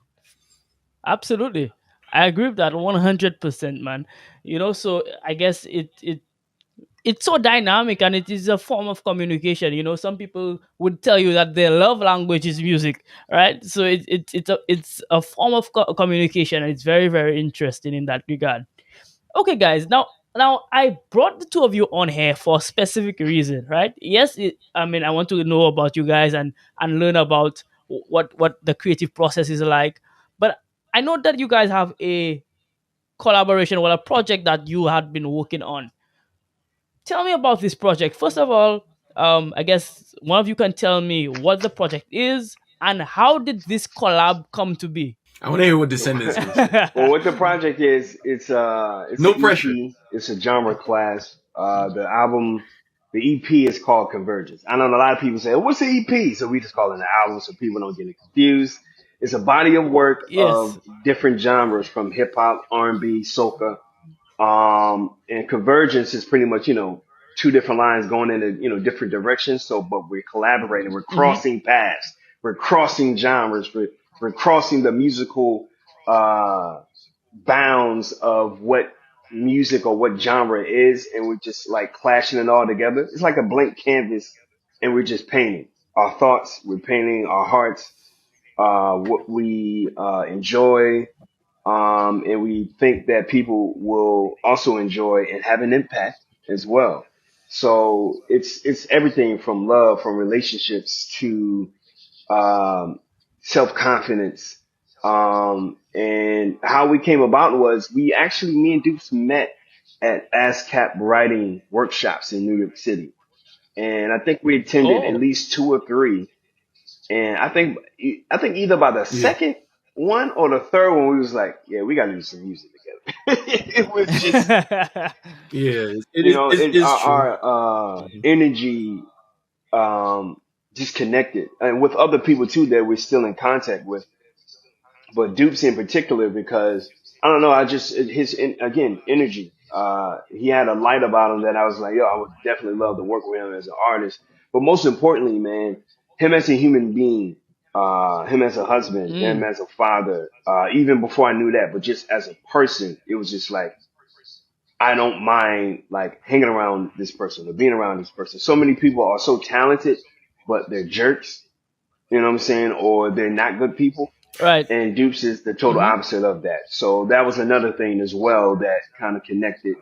And yeah, man, we just started to write, see what we came up with, and started record, and here we are. Yeah, man, I'll say the same thing. Energy, man. Like when you have, like, that's the key to collaboration for me. Like if anybody ever wants to like work on something and they hit you up, they're like, yo, let's work on something. I'm like, all right, well, let's hop on a call. Let's have something to eat. And that wasn't necessary with Descendant, because since we had those experiences where we crossed paths or whatever, and we kept seeing what the other person was doing and supporting that, it was like, oh, the linkage is already there. And then for me as a music producer, there are times when I'm creating things and I'm like, yeah, this is the dude that needs to be on this record, or he's the person that I hear. And I think since his energy, his output, his consistency, his dedication to the craft was something, and it's always it's something. The best way I could put it is when you either find your tribe or your tribe finds you, and him and some of the other people that he works with, they're just like my tribe, bro, because like the energy is just a flow, you know. Right. And I'd send him beats. I sent him a beat in particular, and I was like, yeah, I need you on this. And he was like, I need to be on this. And we made a great record there. And then when he was working on one of his projects, he was like, I'm looking for some stuff. And I was like, what am I sending this man? I sent him some beats. He picked one, and we did that. And with Convergence, this project that we're working on now, I had like over 300 beats, and I was like, somebody need to jump on one of these. 5 folders of fire.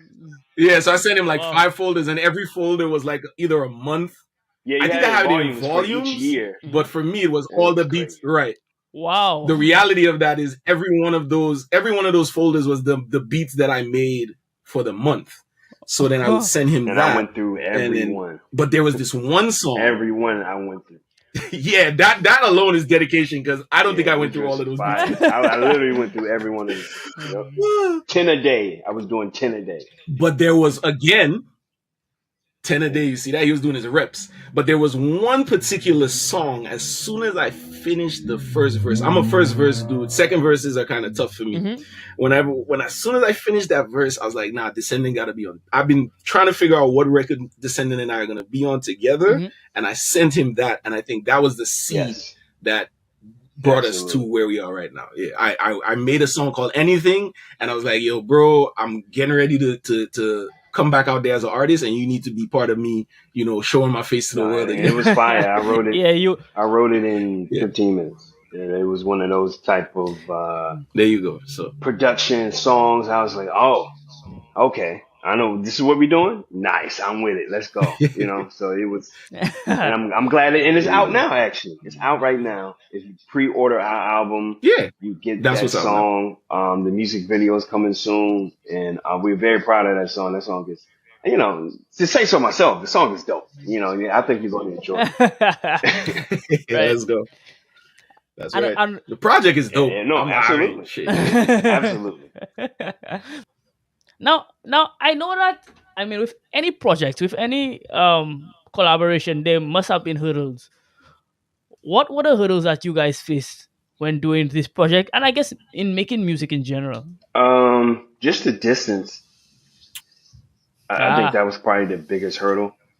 Especially trying to record now we have this project. All right, how are we going to, we got to do content, right? We got to do music videos. We got to do photo shoots. And like we had to travel back and forth to come. I think that was and scheduling.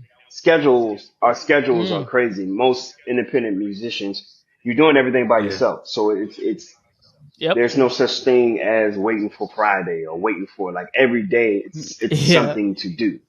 So I think those were the biggest hurdles, but it wasn't big to the point where it was frustrating. It was just like, we just got to figure it out. Yeah, definitely. As someone coming from St. Lucia, and now, you know, because the first time I met Descendant, I made a trip to New York to attend that weekend. You know what I'm saying? So the distance, people always use, I use it sometimes and I say, well, the technology makes it easier, but the technology can also act as a distraction. The technology makes you feel like, oh, I'll get this done when I get it done. I love what he said about, you can't, when you're in this craft or anything that you're dedicated to, it can't be waiting for the weekend or, you know, well, as soon as I'm done doing this, because creativity is something that it just hits you, bro.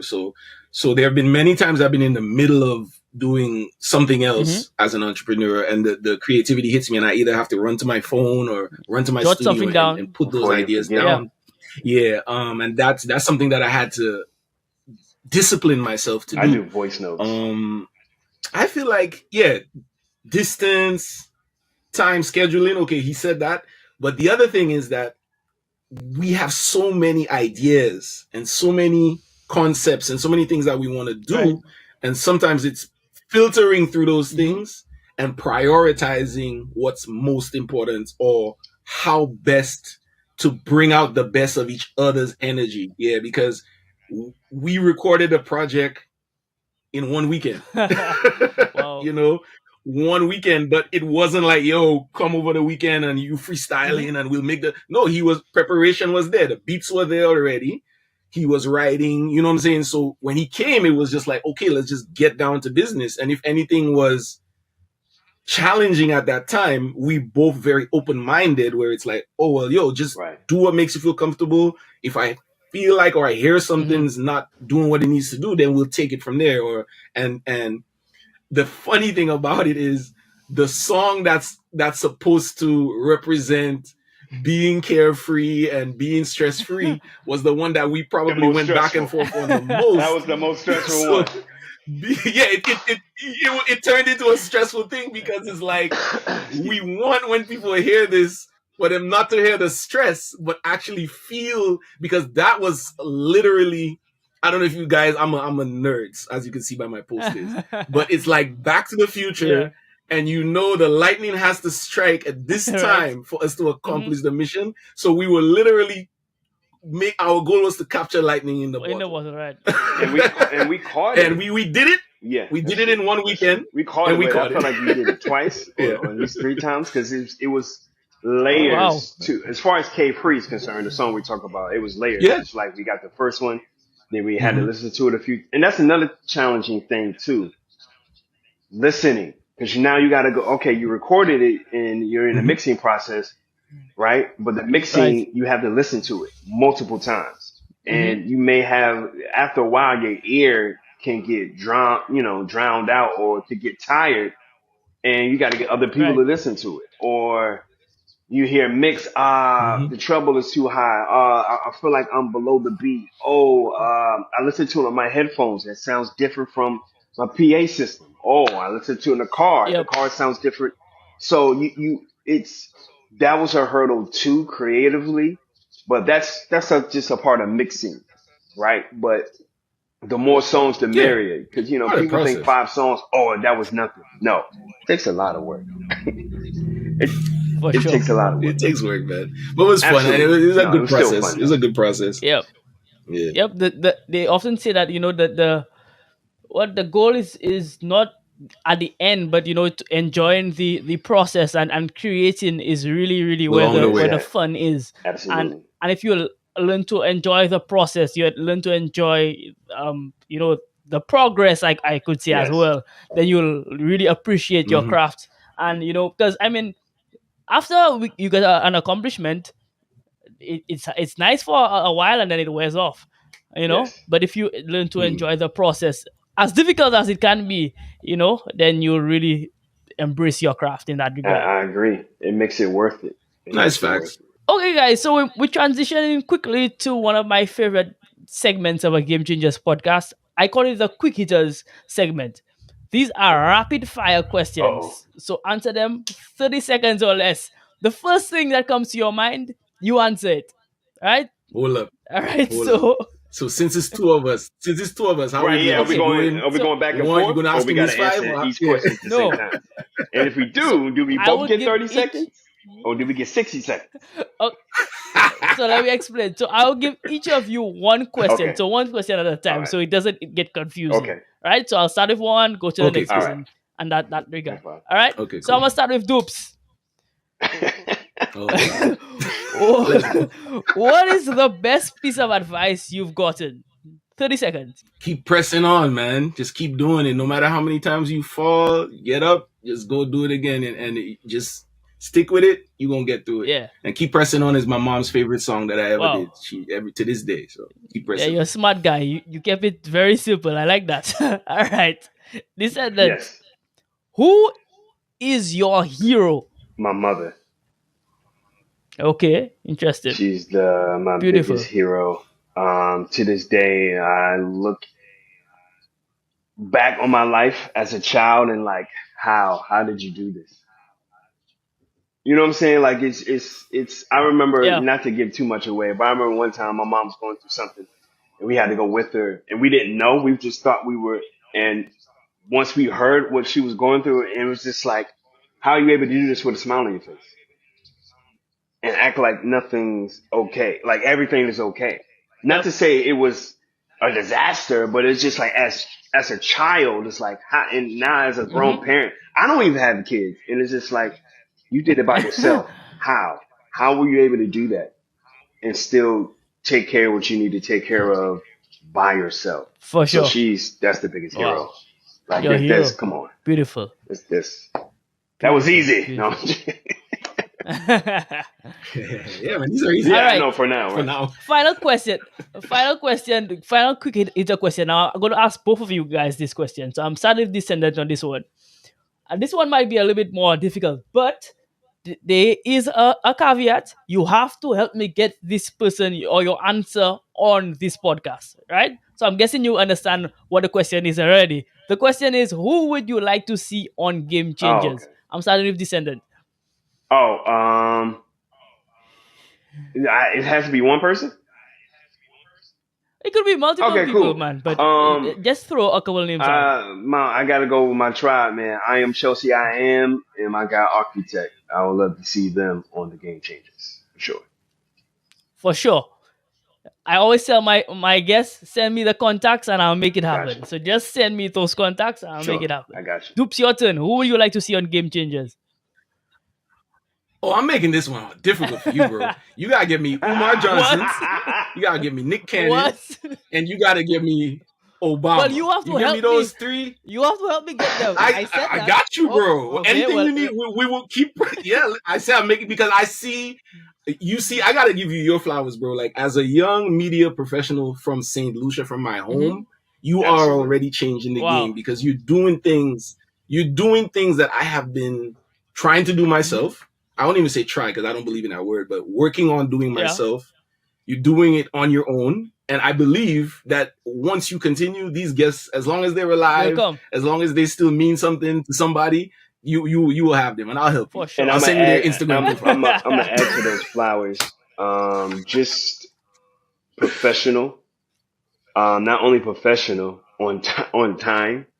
Not only on Yep. time, but I could tell that you have a passion for this by the questions that you have, by For sure. the creativity of the segment that you have on your show.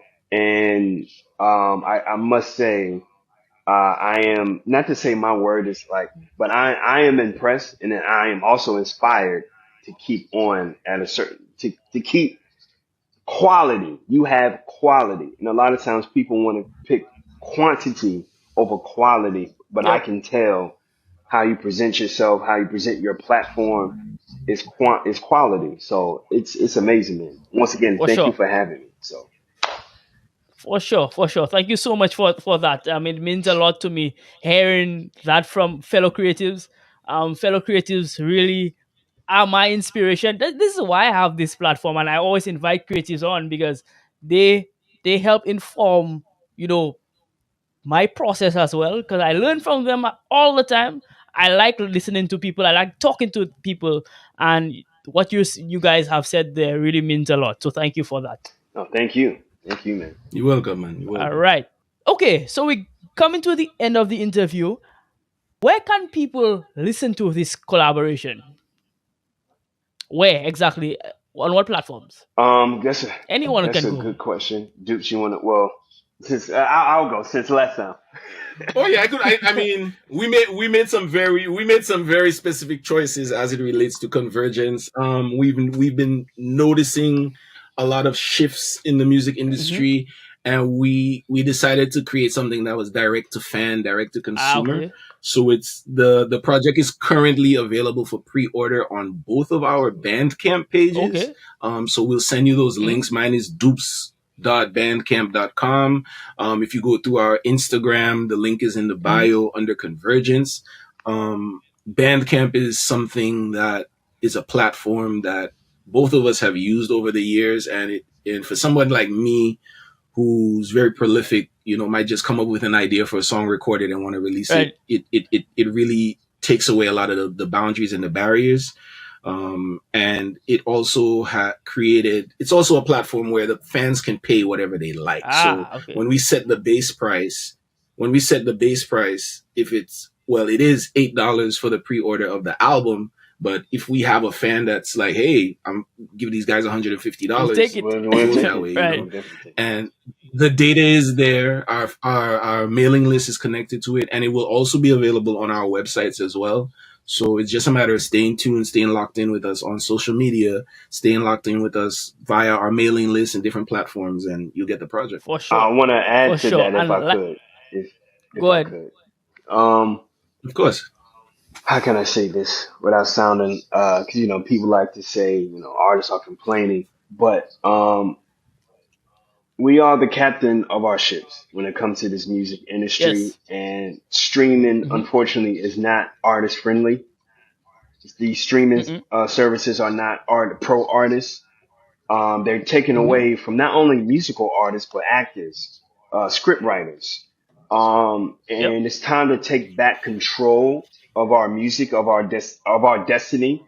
So that's why we think direct to consumer is a lot important. And also want to clarify, me and Dukes has been doing direct to consumer before streaming even was a thing. Existed. So Yeah. I think it's just important that people take heed to that and realize how important that is for independent artists, truly independent artists that's doing everything for themselves. And I just wanted to say that because that's very important to us. And once again, if you pre-ordered our album, it comes with our new single, Anything. We're dropping the music video very soon, so make sure you check us out on YouTube. And yeah, thank you. Beautiful. Yeah, and I concur. As they say, like it takes time, energy, money, resources, sacrifice to create art, and that sacrifice may come in different ways. Time away from your family, your health. Sometimes you have a health challenge that you have to deal with. Sometimes you have just different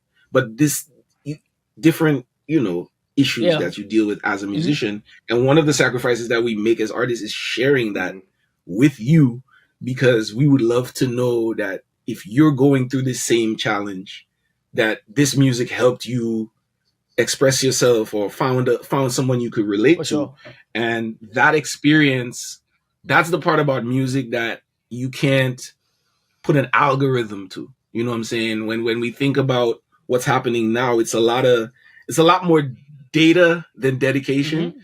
You know what I'm saying? And we wanted to do this project out of our dedication to the art. You know what I'm saying? And not necessarily about how, if we do, and that's a challenge that we had too. Like we have these meetings and we're like, oh, what is the right day? And how do we do this and do that? And of course it's important to plan. But it's important. Right. Yeah. It's important to do that. But if there was a day that I was supposed to mix a record and I wasn't feeling 100%, it was more important for me to feel better to get into this project rather than stress myself through it because the label says we have to have it this day. And oh my God, and it's really about picking up the phone and say, hey, Descendant Man, I knew I was going to get this to you Monday, but this is happening. And I feel like, and he was understanding, and we made that happen. And that's part of real communication. And I think that's important in understanding.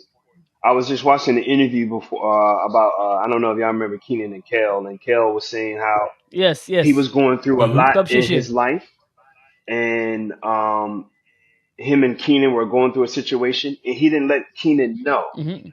So he kind of they kind of went their separate ways because he didn't share and he didn't open up. And I think that's the problem with the music industry. There's just imaginary level that we have to get to. Oh, I have to be the top rapper. Oh, I have to be the top R&B artist. Oh, I have to be the top musician in order to get this, when it's all opinionated. All of this stuff is opinionated. We may come out with some people may feel like this may be the greatest EP that I ever heard. And some people may not like it. Some people only will rock with half the songs or whatever. But that doesn't take away from the quality and the passion that we have as musicians because of someone else's opinion. For sure.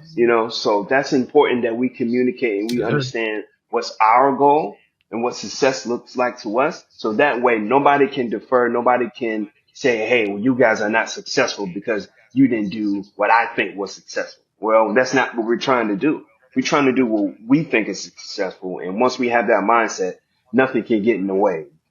You know what I'm saying? So I think that's important too, because, people are willing to stress their bodies to the limit for opinions, and I think that's unhealthy. And I'm glad that Deuce was I'm glad that I was human enough to hear Deuce if he wasn't feeling well or when something else came up. He's a family man as well, whatever, or vice versa, that we can say, okay, cool. And now, oh, come on, man, we trying to be number one. Like, that's so opinionated. Right. Like, you know what I mean?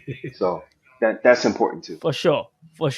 And I really like the fact that you guys took each other's mental health and well-being into consideration, and that's one thing that we really champion at Game Changers. Yes, part of innovation, because our slogan is celebrating innovators, and part of innovation is learning that the way that things were done in the past many times need to be changed and transformed so that we can have better futures, and mental health is a important part of that, especially as creatives, because if you're not in the right mental space, then you cannot create at the best of your ability. And I love that you guys have respected each other's mental well-being to the point that even though it might have delayed your project a little bit, you guys have decided that, hey, we're gonna do this well when everybody's in the right mental space and they're feeling the best to do it. So I commend you guys for that as Thank well. you, bro. That was well. Man, it's so much. We appreciate you, man. Thank you. And sorry to say that, but it's so important for us to be here to show you guys the music. Yeah. That's the best part. Like being here to witness and see what impact is making. That's what I love it. For sure. Yeah.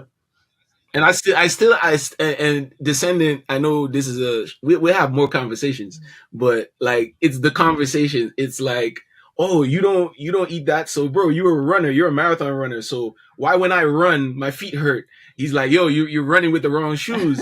and then I'm like showing him my city and introducing him to other people from my city. And up until a day like today, they're calling me and they're like, yo, you guys finally dropped. I remember when he was here, when is he coming back? And that's what this is about. When you talk about the journey, that's what this is about for me, bro. Like I got my running shoes. I got the, you know what I'm saying? Because when the music is done, that's the music. And we have that time capsule to represent.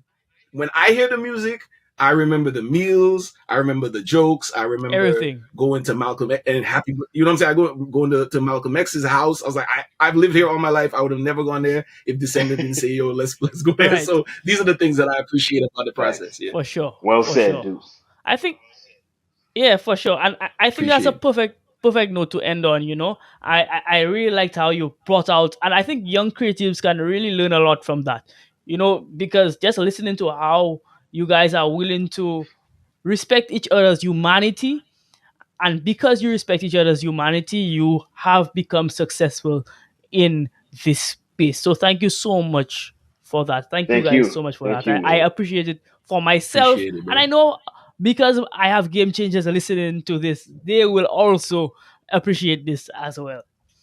All right, guys. So we've quickly come to the end of our podcast. If there's anything that you guys want to leave our listeners with, now is your time to shine.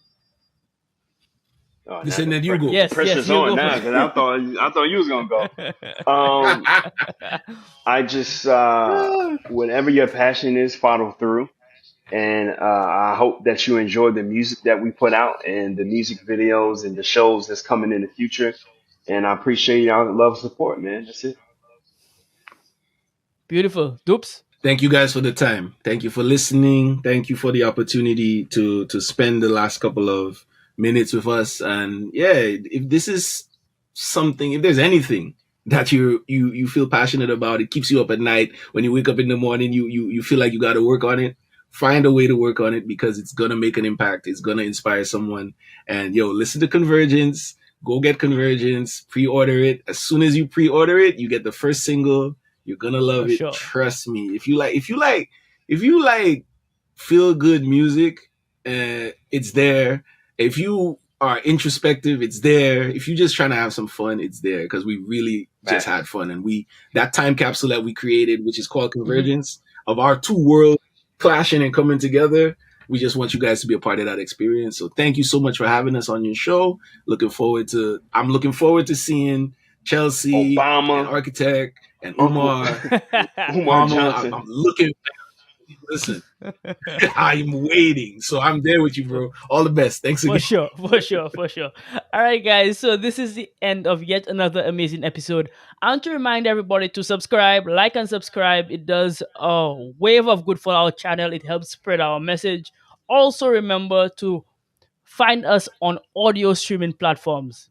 For podcasters, these are the major platforms that we can really spread our message. So we're on Apple Podcasts, we're on Spotify, we're wherever you get your podcasts. Follow Game Changers podcast with Queen Sessions on there, and I'll see you next time. Also, remember to get Game Changers merch. I always have to plug the Game Changers merch as well.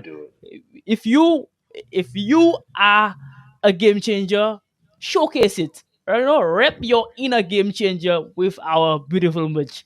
Anyhow, this has been yet another amazing episode. As usual, stay hungry, and I'll see you next time. Bye-bye.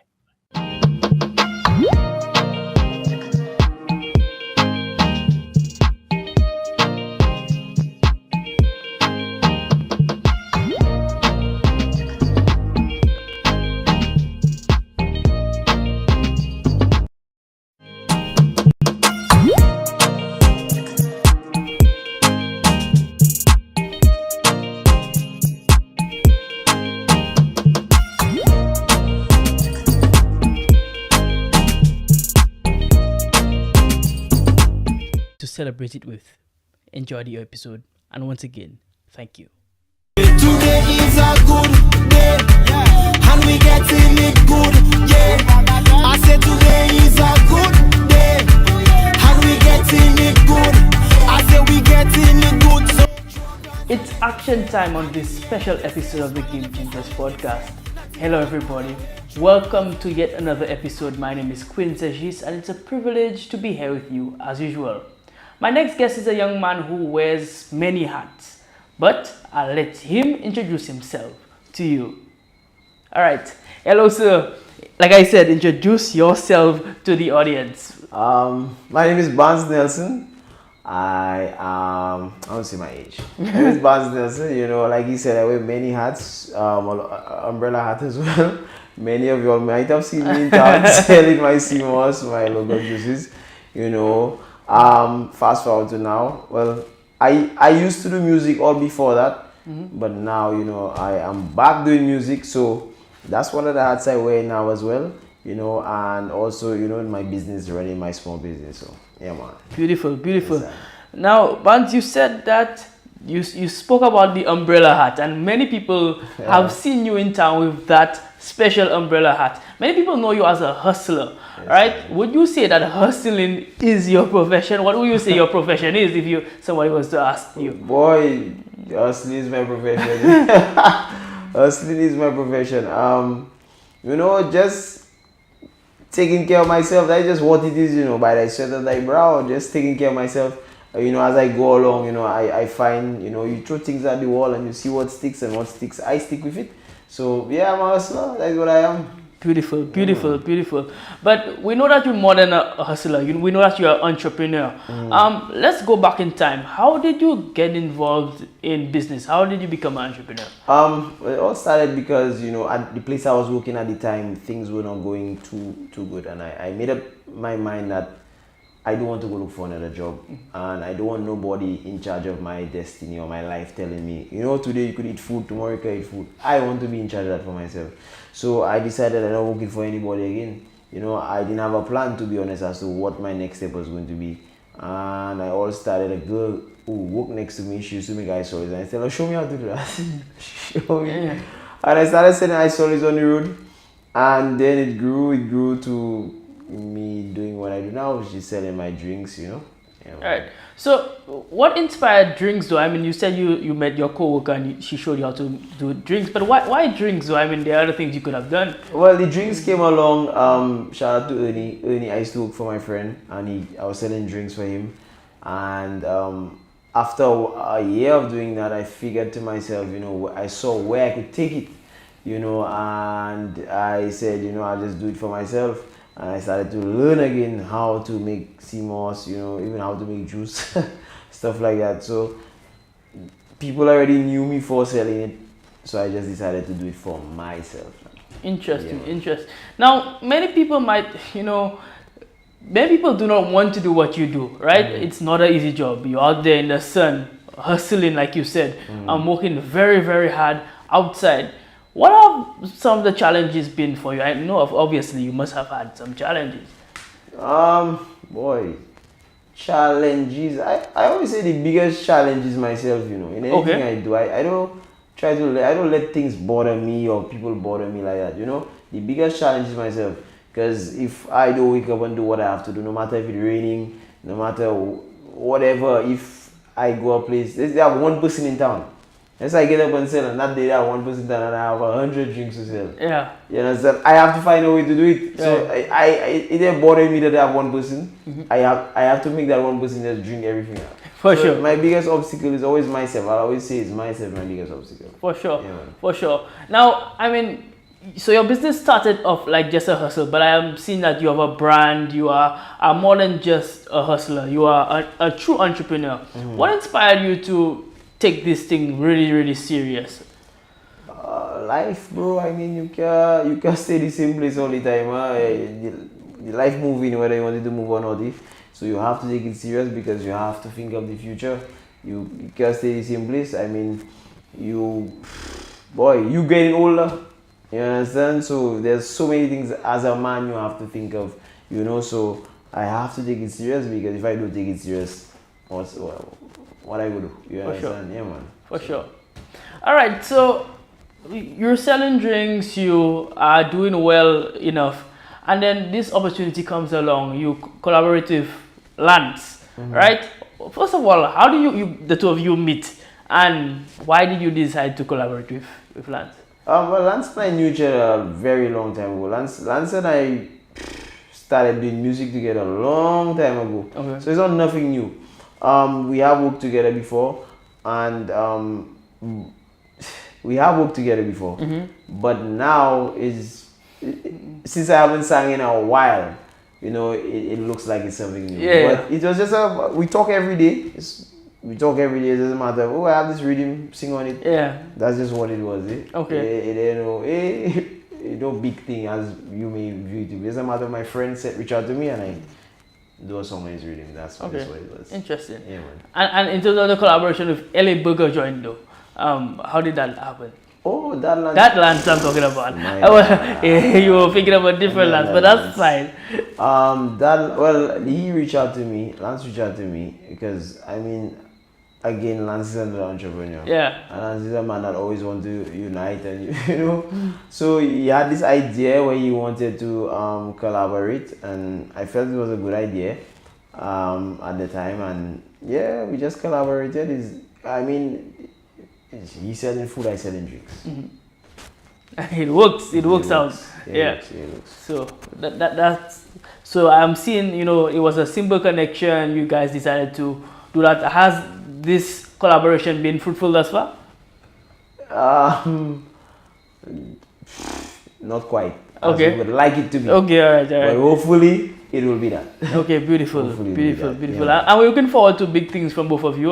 Both of you are very good entrepreneurs. Both of you are well-known entrepreneurs. So we're looking forward to big things from the two of you all, man. Appreciate it, man. Appreciate it. All right, so we're moving along. I like where this interview is going thus far.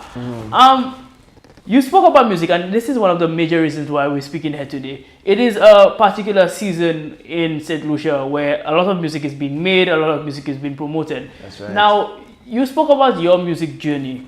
How did your music journey start from the very, very beginning? Not restart, from the very beginning, the first time you started doing music. What year was it, and how did that start?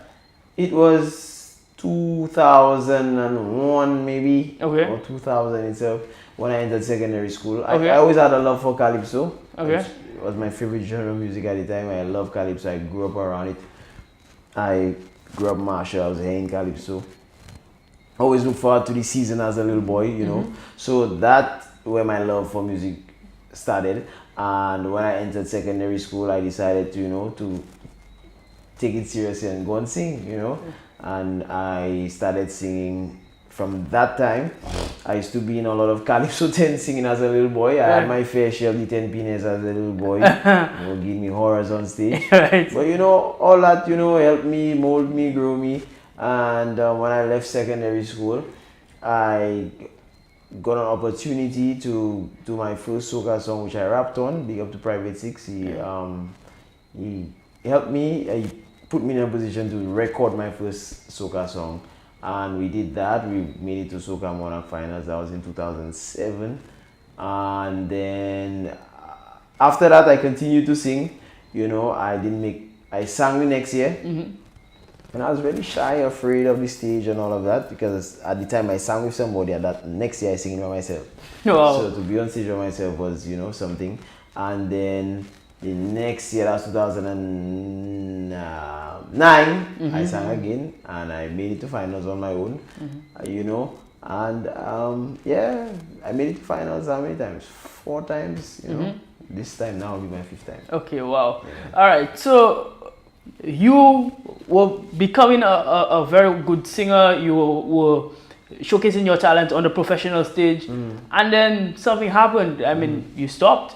You disappeared from the scene. Well, not disappeared totally, because people would still see you selling drinks and that type of thing. But you were no longer into music. Why did that happen? What is the story behind it? Well, in 2012, I last sang to party my last Soca Monarch, and crazy story that my co-worker at the time, he was like, everything I would ask him would just tell me, you know, the Bible say this, the Bible say that. So like, the Bible have everything in it, man. And he gave me a Bible for myself. I read it from Genesis to Revelation. Wow. I read the entire Bible. Entire thing. And when I read that, I said to myself, boy, I headed in the wrong path, because I felt at that time that what the music was turning me into, I just didn't like it. You know? I just felt like I was headed in the wrong path. And reading that really confirmed, not even for music, but for my entire life, that I was headed in the wrong path. So I made a decision that I was done. You know, I got baptized the following year, and my whole life has been in church, you know, and from this time until now, you know, and it's not a decision I will ever regret, you know, and it has changed me, you know, it has changed me as a person. Like I said, the direction I headed wasn't the right thing. So that's what my break from music was. That's the 12 years. Wow. Yeah, wow. Just transforming into the person that you are today. Yeah. So would you say that then faith has become an important part of your life now? It has, bro. Everything is by faith, bro. I never thought I'd be back on stage again in my life. That's the last thing on my mind. So when I think of it, like, I mean, it's a tricky thing, you know. Carnival, Christian, you know, you know, but I do. For me personally, I just feel like I'm the place I'm supposed to be right now, you know, as of right now. Interesting. Yeah, Interesting. So, yeah. Now you just spoke about, you know, the dynamic between being a Christian and Carnival, and it can be a bit tricky, and I understand that. But this year you came up with a particular song called Good Day, and it's becoming a very, very popular song. Why did you decide this song? Well, it wasn't even thought at the time. Like, when I heard the rhythm, I just started to sing Good Day. Right. Just started to sing because, you know, I want to keep all my music clean. You know, I don't even know, like, I'm singing me, what's in my heart. Right. You understand where I'm getting from? So that just came out. And I just expanded on it, you know. I grew the song.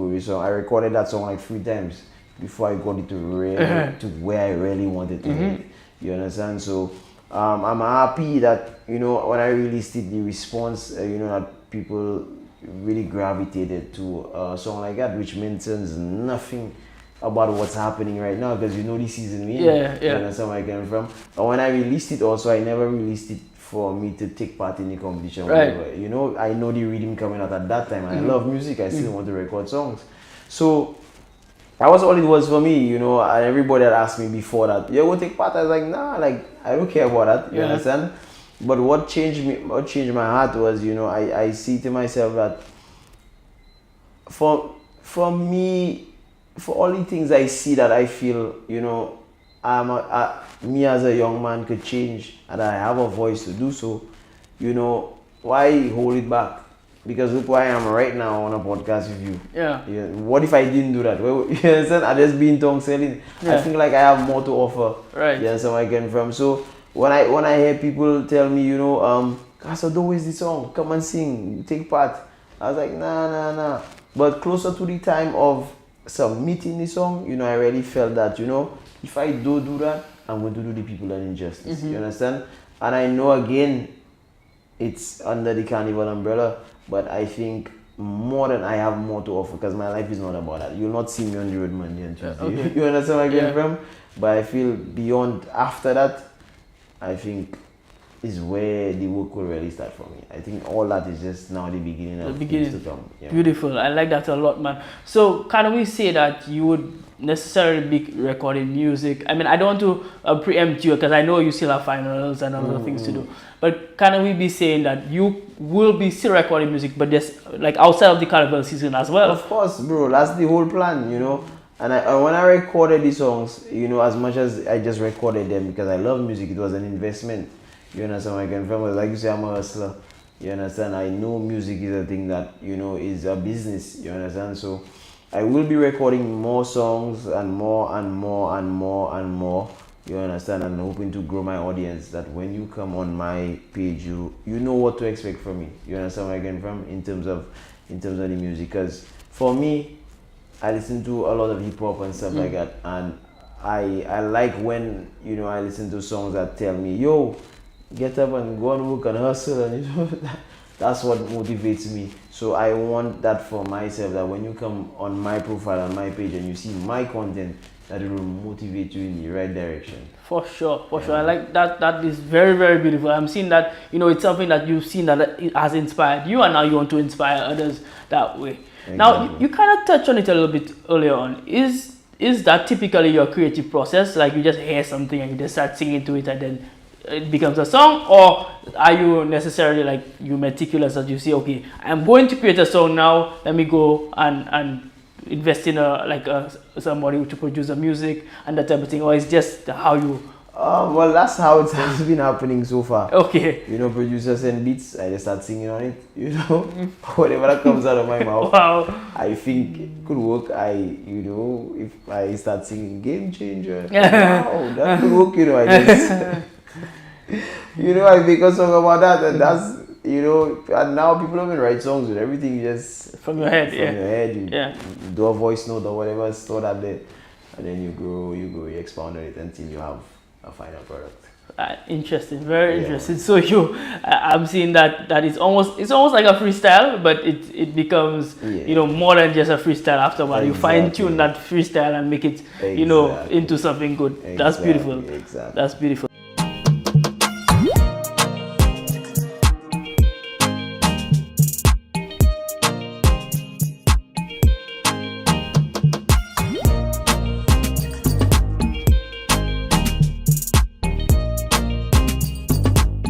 This ad slot could be yours. In a world filled with stories, make yours resonate. Introducing Prime ad slots on our podcast, the gateway to a captive audience eager to hear your message. Secure your exclusive ad slot now. Contact via our Instagram page to find out more.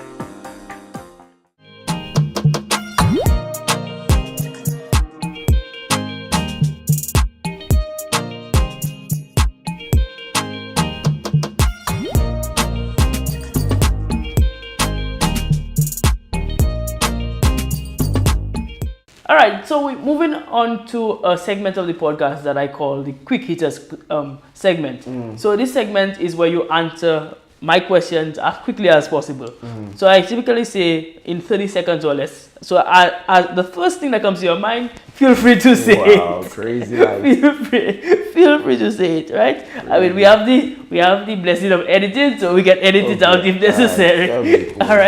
All right. So first quick hitter question: what is the worst piece of advice you've ever gotten? My goodness, worst piece of advice? Yes. I have no clue, bro. Worst piece of advice? I do not know. Okay, you don't know that. I don't know. Fine. So we'll skip that question. We'll forget about that one. Best piece of advice you've ever gotten, though. Best piece of advice I've gotten? Read the Bible. Wow. That's the best piece of advice. Wow. And yes, you mentioned that earlier on. I've gotten that. Beautiful. I'm going to replace the worst piece of advice question with another question. Who would you say is your hero? My hero? Somebody I look up to. Boy, you know the cliche thing to say will be Jesus Christ. Yeah. But Aldwin Lake is a man I look up to. Okay. Yeah, man. Beautiful. And my final quick hitter question, not the final question of the interview, the final quick hitter question. Who would you like to see on Game Changers? Who would I like to see on Game Changers? I don't know, whoever your dream person is, that's what I would like to see. Oh, that's so good. That's a good answer. Yeah, that's a very good answer. I have a lot of dream people. Tell me one of them. I mean, people like Julian Alfred, obviously you want here. You Lance from LA Burger joined you want here. That's easy. Yeah, you see. So you can help me with that. That's easy, bro. That's easy. These people who Lance afraid of the camera. So I know, but we'll get him there. Don't worry. We will go get him there. We love that. He'll figure it out. For you. All right, beautiful, man. Thank you so much for that. I think you answered the questions very well. All right. So we're moving on to the back end of the interview. Our time went by very quickly. We've been having a very fruitful conversation, though. What would your advice be to an entrepreneur, whether that be a music entrepreneur or a food and beverage entrepreneur who wants to get into business but is afraid or doesn't know how to get into business? What would your advice be to them? Get up and do something, bro. If you want to start selling peanuts, get up and just start selling peanuts, bro. That's the thing. Just start. Get up and do something. Everything is gonna happen. You learn as you go along. So it's best you start now, so you make all your mistakes, and then Beautiful. You figure out, what works. Beautiful. So just get up and do it. Just do it like Nike. Like Nike. Just do it. Just do it. Beautiful. Stop wasting time. Do it. I like that. Man. So yes, just put your feet in front of each other and get something done. Go for it. If you just there doing nothing will happen. I like that. That is a quote there for sure. Yeah, man. All right. So somebody's watching this episode and wants to get in contact with you. Really enjoys you as a person. Is inspired by your story. Wants to know more about you or wants to do a collaboration, whether it be food and beverage wise, or just for music or any other collaboration, how can they get in contact with you? You could follow me on Instagram, Orion SLU. On Facebook, you can find me Barnes Nelson. On TikTok, Orion SLU Barnes Nelson, I think, yeah. And my number, I give my number 461-1637. I'm always free to people message me. You can message me on WhatsApp. I have no problem with that. And guys, we're adding that 1758 in front of it, because Game Changers is an international thing, and we never know who can see these episodes. So maybe somebody from overseas wants to collaborate with you, and we'll definitely make that happen. Not a problem. We'll leave all your links to your Instagram, TikTok, whatever, in the bio down below, so that people can get easy access to you. No problem. Game changer. For sure. Game changer. For sure. All right, so my final question, and this might be the most loaded question. What is next for Barnes Nelson? Wow. You can give as much as what is next for you. What is next for me? I have no clue, to be honest. What is next for me is me going there next week Friday. I don't know when that's going to air. I'm putting that crown on my head. That's Okay, that was in your immediate future. That's what's in my immediate future. Anything beyond that, I can't take. All right. My focus for now. You know, I feel more than anything. I mean, I don't want to win for popularity or for anything like that. I could care less about that.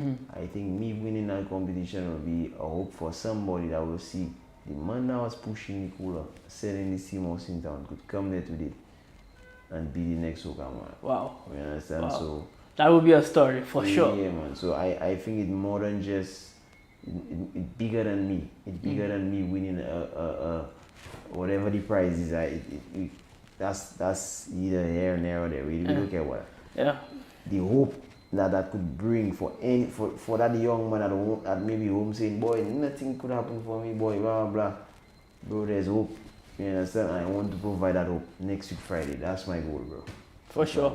Beautiful. And we wish that for you, first of all. And we believe that you can do it, man. I think we have a lot of confidence in you, not just because we want to say that we have confidence in you, but we've seen what you're about, and then we need more positive people, man, in society. We need more positive people who would be willing to talk about positivity, talk about working hard and not, doing anything illicit.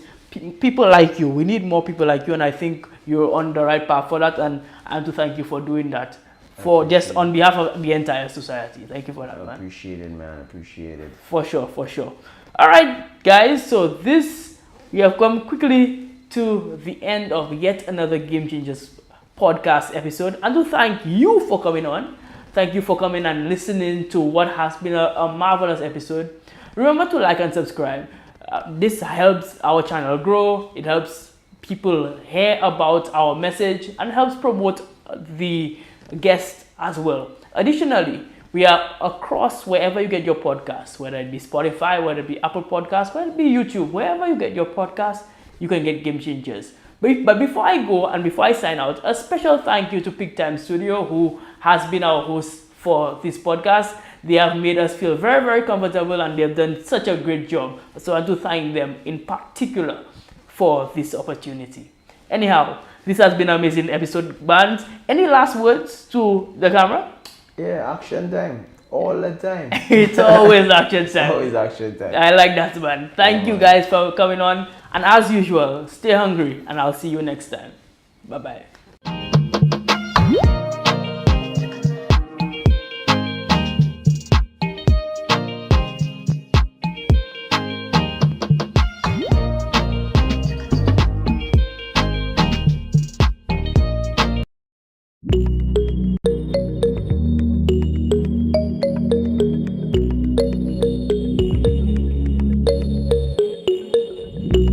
Film. It is storytelling on screen. Hello everybody. Welcome to the final episode of the Icon series of the Game Changers podcast. My name is Quinn Segis, and it's a privilege and pleasure to be here with you as usual. My next guest has acted in blockbuster films, but more importantly, he is a St. Lucian making a difference where he is. His name is Alistair Albert, and I can't wait for you to hear his amazing story. Yo, Alistair, how are you? I'm good, man. I'm good, Quinn. Thanks for having me on. Really looking forward to this. Yeah, I'm looking forward to it as well. First of all, like I said, off camera, thank you so much for coming on. I know that you are a very busy man, so that I know that this time that you've taken really means a lot to me. So thank you so much for coming on, man. No problem, man. It's a good conversation we're about to have, so I'm happy to be here. Absolutely. So let's get straight into it, though. Tell my audience who you are from your own perspective. Ooh, that's yeah. That should be simple, but there's so much to it. Well, Alistair Albert, I am a guy from Castries, St. Lucia, living up Sunbuilt. If anyone know where Sunbuilt is, not the hardware store. yes. Peter's side, right up the hill. That's why I played basketball, and I have the fellas used to say I have a lot of air because I used to climb a lot of them hills. every day after school, I walking up them hills, so my legs were really strong. But yes, young guy from Sunbelt Castries, went to RC, St. Aloysius RC Boys School, then went over to St. Mary's College. Always kind of seen as a really quiet guy, always to myself, do my own thing, really into sports. But I think that just kind of carried on into my adulthood, just kind of really quiet, do my own thing, and tried to be as ambitious as I could and try to get myself involved in quite a lot of different areas. So I'm still very much that little kid from up on the hill, just trying to make my way, really. So yeah. Yeah, very cool. Interestingly, I'm from Cedars. So, yes, I am. Cool. Yes, I am. Yeah. So, two neighbors kind of speaking it. Yeah, that's it. That's it. All right. So, you gave a general perception of yourself, but I do know that you are an actor. Yes. So, let's speak about that. Mm-hmm. Yes, a part of it. Mm-hmm. So, I'm very interested. How did you get into the theater or acting realm? Right, and it all started in St. Lucia for me, and it's something that I didn't really think about as much at the time. In St. Lucia, whilst I was at St. Mary's College, I was part of, in fact, no, actually, I'll start even before that. Whilst I was at St. Aloysius RC Boys Primary School, I was very involved in performance, but not acting in that sense. I was, you go to school and you learn how to play the recorder. So I was one of these guys playing the recorder at school. We did little concerts at RC, Christmas concerts and everything. And so, I got a little taste of, being able to perform in that sort of way. We had, I was part of the choir really early on. That didn't last. And don't ask me to sing. It's not going to be great. But, I kind of did performance from then. But when I got into St. Mary's College, I was part of a group that used to help the Mighty Pep. And we were part of the artistic crew. So we worked very closely with Luigi Santoma, who was Dunstan Santoma's son. And he did a lot of the arts presentation for the Mighty Pep. And we also were part of the crew that did his stage acting. So whenever, he sang his songs, whatever the songs might be, of course, it's really hard, heavy hitting social commentary with, the little comedy interspersed in there. We did a lot of the acting whilst he sang. So that was my introduction to being on stage as well, acting wise, as small as that was. So Rohan Lubor, Nigel Francis, Mr. Rohan Sion, all these guys, this was our crew. And I really enjoyed it, being on stage then, thousands of people on the Mindoo Phillip Park, watching us, do our thing, with the Calypso Monarch stuff. That was my introduction to stage acting. And then when I moved over to the UK, I was 21 years old. It was around 2005, thereabouts. I graduated from university, and then I ended up being a cast member for the London 2012 Olympics. I was one of the cast members for that opening ceremony. And that was one of the things that, I did. And after I was part of that experience, I was like, whoa, this is really cool. I'd love to actually do more of this. And that kind of set me on that path, looking for an agent, getting put forward for different shows, short films, independent films, that sort of stuff. And that's kind of how I got into it. Wow, interesting. That sounds like a serious journey. Yeah, big time. All right. So then coming up in the acting scene as somebody from an island, a small island in the Caribbean, what are some of the biggest challenges then you would have faced coming up as an actor from St. Lucia in particular? I think the challenges for me existed more so when I was younger and on island. Whilst I was at St. Mary's College and even in my primary school career, I was always very enamored by performance, like I said. So, I did the little stuff at RC Boys, and of course the little stuff that we did was at St. Mary's College. And I'd always liked and thought of doing acting as something, doing it a little more. But back home, back then at that time, it wasn't something you really took seriously. It's just something you just do on the side. You just enjoy it. You're just part of a crew and you do it when that time comes. I was never part of a drama club or anything, but I always liked the experience of being on stage and everything. And I think there was a mentality back home, and I think that's one of the main challenges. I think a societal mentality when it came to that sort of career or career path back then. I'm not sure what it is now. I'm not on Ireland as much, and I see the creatives are doing so much more on Ireland now. So it's probably a different perception of it right now. But back then, I think societally and what people thought about what a career should be. Of course, you want the lawyers, you want the doctors. We're big tourism country, so you probably want people in the tourism industry, agriculture, and all that sort of stuff. And saying that you wanted to be an actor back home is not something I think anyone was prepared to really hear or take you seriously about. My mom, not to make her feel bad in any sort of way, but my mom at the time being very practical and realistic in her mind. I remember really early on, I was telling her, I'd love to do acting. I think that's actually really cool. And I remember at the time, she just said, like, to me, just kind of, not this, well, I suppose dismissively, but not really thinking too hard about it. And I think she said to me something like, it's the rich white people who do that. You're from St. Lucia. Try to, I suppose, stay in your lane in that sort of way. This is not really what we do, or that road is going to be tough, sort of thing. I don't think she necessarily wanted to dampen my dreams where that's concerned, but she was just being a practical, realistic mother. That was just part of what you would expect societally in that regard. The second thing I think, which is a major challenge as well, again, at that time, I could only speak from my experience from back then.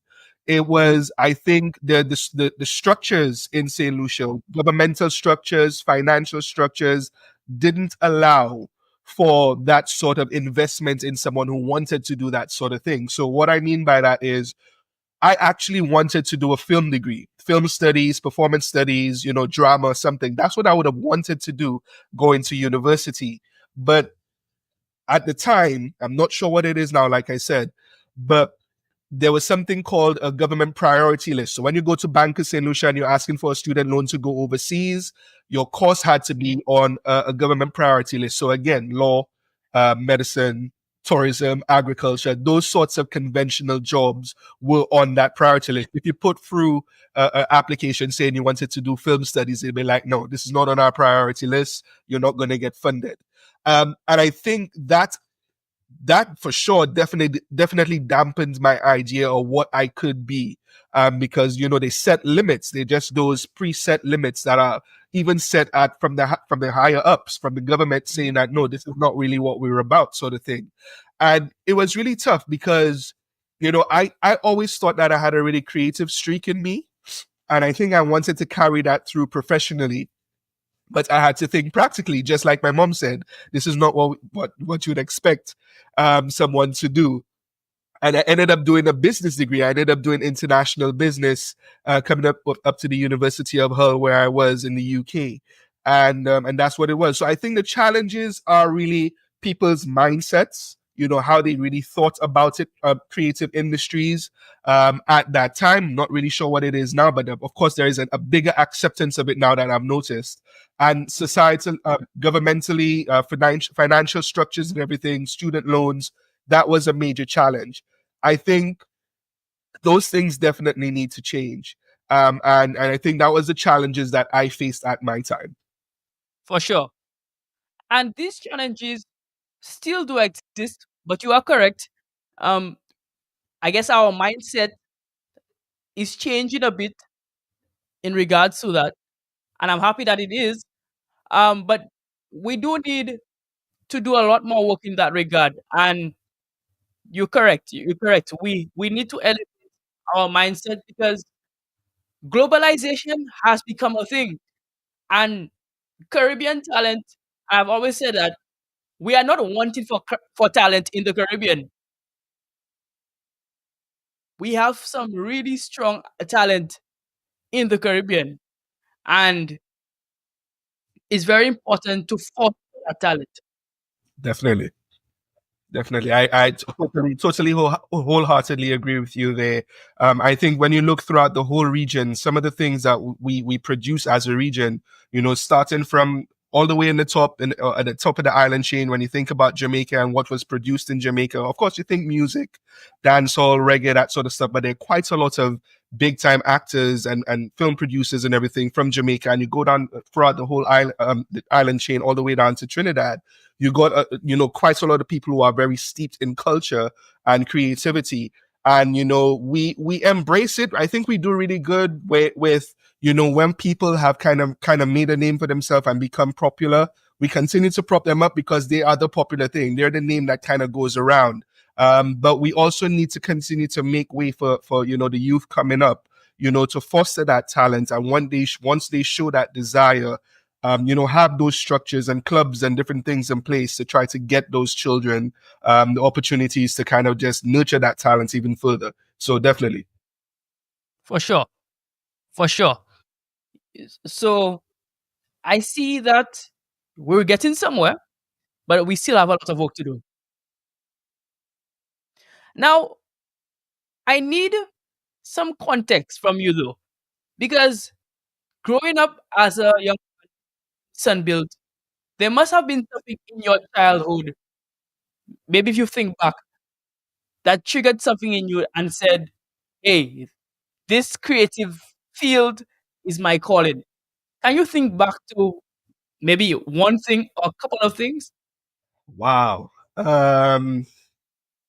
Couple of things. Two things really stand out for me, and I think I've kind of used those even to this day to try to create paths and opportunities for myself.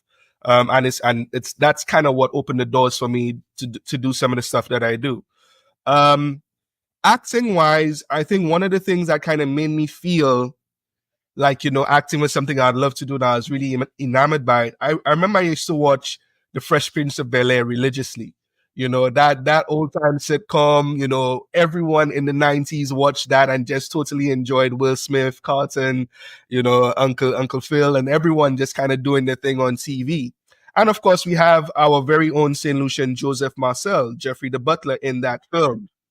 And when I found out he was St. Lucian, that was like, oh, wow. So you can actually come from St. Lucia and do this. So he was the first person that I saw that made me realize or think to myself that, this is something that actually can be done if you're given the opportunity, or you kind of align yourself the correct way. And hard work, of course. Hard work is a big thing in all of this. Putting yourself in the position to work hard to kind of get to that point. So he was definitely one of the main triggers for me that kind of made me think like, I'd love to be like him one day, sort of thing, and kind of got those creative juices flowing. The second thing for me, I was always kind of a gifted writer, kind of. I was always really good at writing. You go home, they tell you to write a composition, and I write, quite a big one, quite a long, lengthy one. I still to this day kind of get in trouble for writing too much, or writing a little bit too much in depth with different things. But it was something I think that was really good for me because it allowed me to be able to express myself and show my creativity with words, wordplay, and putting things together, constructing stories, and being able to tell a story, or tell, something just as it is, basically. So I think these two things, that dream of wanting to be like Jeffrey the Butler, to be like Joseph Marcel, kind of be on stage and do that sort of stuff. And my writing creative flair was something that I think I wanted to hone and kind of continue and do more for myself. So as I progressed through St. Mary's College, Sir Arthur Lewis, and at university, I kind of got opportunities to kind of show my writing capabilities, and I kind of took that further when I graduated. So these were the two things I think that stood out for me. But if to really answer this question and kind of get what you're really looking for, I think Joseph Marcel, seeing him on screen, realizing and getting to know he was actually St. Lucian, and getting to meet him actually in UK was something that I was like, wow, that's awesome. This is some guy that I watched on TV for years, and he's respected, revered for what he does on film and on stage, and I kind of wanted to follow in that path. Beautiful. Yes, and I've seen for many creatives like yourself that there's always somebody, right? There's somebody that's a muse that Yeah. they follow. Or even if they don't exactly follow that person inspires them to do something for their own selves. And for you, it was Joseph Marcel. And like I said, every creative that I speak to, there is this one person that propels them into that, for sure. Now, you spoke about writing. That was very interesting to me. And then I want to speak to you about preparation for scenes that you partake in. The fact that you are a writer, does that play any role in your preparation for scene? Not specifically. I wouldn't say it's the bedrock of what I do. It's preparation wise, but I think having that writing capability and being able to explain certain things or explore certain things in certain way with word allows you to probably interpret things in a certain way. Ah, And when I prepare for scenes, when I get, my agents used to send me, scripts for different things that they want me to go out and audition for. One of the things that they teach you in any acting school that you go to now, I've never been to a traditional acting school. I didn't follow the path. Like I said, I didn't get a scholarship or a funding to do a acting degree. But, I did some little classes here and there and did different things to kind of skill myself up where that's concerned. And they tell you really, all the time, it's not just the words that you see on a script. You're trying to understand the character, understand subtext, try to understand the things that are being said that are actually not on the paper, and trying to understand how that fits within that character's mindsets, what role they're playing in that plot, in that scene, and kind of being able to magnify and manifest that character live from the words you see. And I think being a writer and being able to understand, sentence structure, emphasis, with the use of punctuation and all that sort of stuff, you could kind of tell where things are, you're being really directed by the words and how it's structured and as to how you should, voice a character and do the scene. It really helps you with your emotion and everything as well. So actually, yeah, I suppose being a writer and being able to understand, that sentence structure and paragraph structure, script writing and that sort of stuff, it really does help.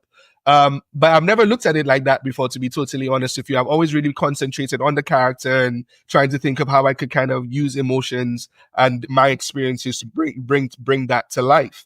But yeah, my writing, coming to think of it now, has had a really big part to play in how I've understood characters that I've had to deal with and go out and do it, put it on camera. beautiful. And I want to also ask another question about your creative process. I know that some actors employ what we call method acting.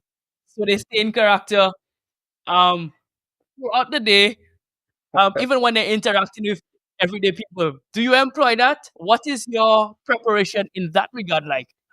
Yeah. Method acting it's huge, and it's one of the techniques that I was trained on really early that I use and I continue to use in anything that I do. I think it's some people could go really extreme. You hear examples of Benedict Cumberbatch, and who's that other guy? Daniel Day-Lewis, Yes. Marlon Brando, all these guys who were really great method actors who would stay in characters even when they went home. They continued to embody that character throughout the time they're doing their filming to make sure that it just, the repetition is there. So when they get on set, they could just turn it on, or they don't even need to turn it on. They just continue to just be. Yeah. I haven't gone that deep. Usually when I get off set, we wrap for the day. That's kind of it. But I have, one of the acting sessions that I went to, there's a guy called a trainer called Brian Timoney. And I went to one of his method acting boot camps, they call it.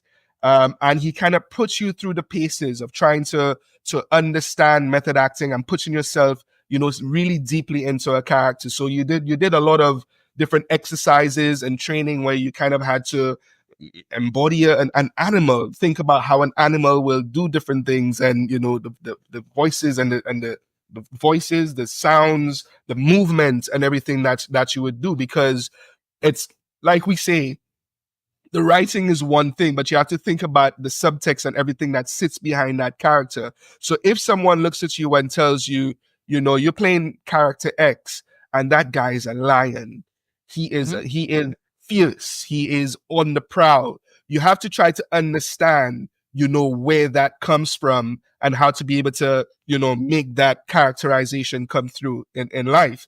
And that method acting boot camp that I went to, it was really important for me to be able to understand, how to be able to channel certain experiences and emotions into your character. One thing I would say as well is just life experience really helps. And I think that's why you find a lot of people who end up in acting really later on in life as well. After you kind of gone through a couple of years and you kind of gone through a few things, heartaches, losing your job, losing a house, accidents, people passing away, etc. There's a lot of personal experiences that you could draw on to kind of bring a character to life because you've actually experienced it, and that kind of creates authenticity. So method acting is something I've always used in something as much as I can. If I haven't experienced maybe something directly a character has gone through, I would still try my best to think about what it would feel like for that person, and try to use that as the fuel to kind of energize that character and manifest that. So yeah, definitely, method acting is something that I definitely I swear by. And anyone who's looking to go into acting, I'd say definitely look that up. See what those guys have done. Daniel Day-Lewis, Marlon Brando, Al Pacino, all these old actors, who have been, who are the names, the top names, Denzel Washington, those guys use method acting, and it's something that, it's definitely something to replicate, to be good at it. Interesting. So then I guess a natural follow-up will be, is it then hard sometimes to come out of a role emotionally? Like, you become the character so much so that it kind of changes who you are a little bit. It that happens, and it can be hard depending on what kind of scenes you're doing, what the character is, what the role is, and everything. You hear so many people, so many actors sometimes go into these sorts of roles, and when they come out, they need therapy, because they need to try to get professional help to separate themselves from that role and return to real life. I haven't dealt with that specifically, but there are times sometimes where you leave sets and you still carry that with you. But for me, a lot of the time when I leave set and I feel like, okay, I nailed it, I leave it there. I'm usually more excited about nailing it than thinking about, the emotion that comes with that role. So I've always been able to separate where that's concerned. But that is a really good question, because some people actually do deal with some of that the circumstances that come with embodying a role really intensely, and that kind of messing with the head, needing therapy, probably taking breaks for extended periods of time to kind of get past certain things.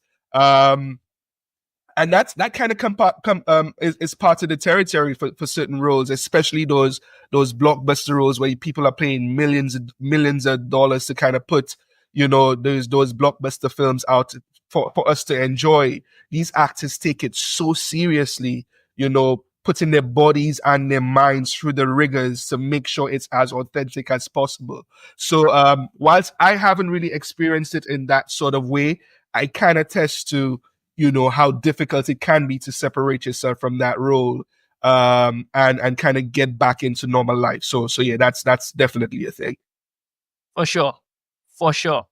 And I'm seeing, again, like you said, the importance of mental health and understanding, where your job ends and where your person begins. Definitely. That's the thing, and that's a separation of life. I think in all aspects, all walks of life, all jobs, some people, need to be that lion in a boardroom, in a business Right. sense. You need to be that guy who could close the deal and be as cutthroat or whatever it is to get certain things done, to keep your company's efficiencies and profits up. You need to probably command a certain level of respect and demeanor. And sometimes I'm sure a lot of business people could tell you, you go home and you kind of pass that energy on to family and different people, and it can become a problem. So acting is not really the only sphere where that sort of thing can affect you. We could see it in all different sorts of industries where people kind of are who they are or embody some sort of character or persona to kind of get through their jobs. And mental health definitely is a big thing, and people need to be very mindful of that and be able to understand, the different audiences that they're around to deal with that. Absolutely. All right. So I'm moving on to a segment of a Game Changers interview that is my favorite segment. It's called the Quick Hitters. So this element is rapid fire questions. You answer them as quickly as possible. It's a good thing that you drank some water. Wait, I'll take some more. Yeah. Right? So answer as quickly as possible. And these will be more oriented to Alistair Albert, the individual, rather than Alistair Albert, the actor. Okay, cool. Fair enough? Sounds good. Okay, good. My first question to you, and this one might be a little bit difficult, but I'll see how you do. Okay. The question is, who is your hero? Wow. I'll say my mom. Very quickly, my mom. I've seen her go through quite a lot of different things. She's done quite a lot to put the food on the table for us as a family, my two older sisters and myself, and I've always wanted to try to do as best as I can to please and make her proud. So my mom is definitely my hero, straight up. Beautiful. Second question. What type of music do you like to listen to? Dancehall all day, every day. I grew up in the Capleton, Beanie Man, Sizzler era. That Bounty Killer. That's my era. To this day, that don't ask me about any song that's on the radio now. I will tell you about Romy from Beanie Man in the 1990s.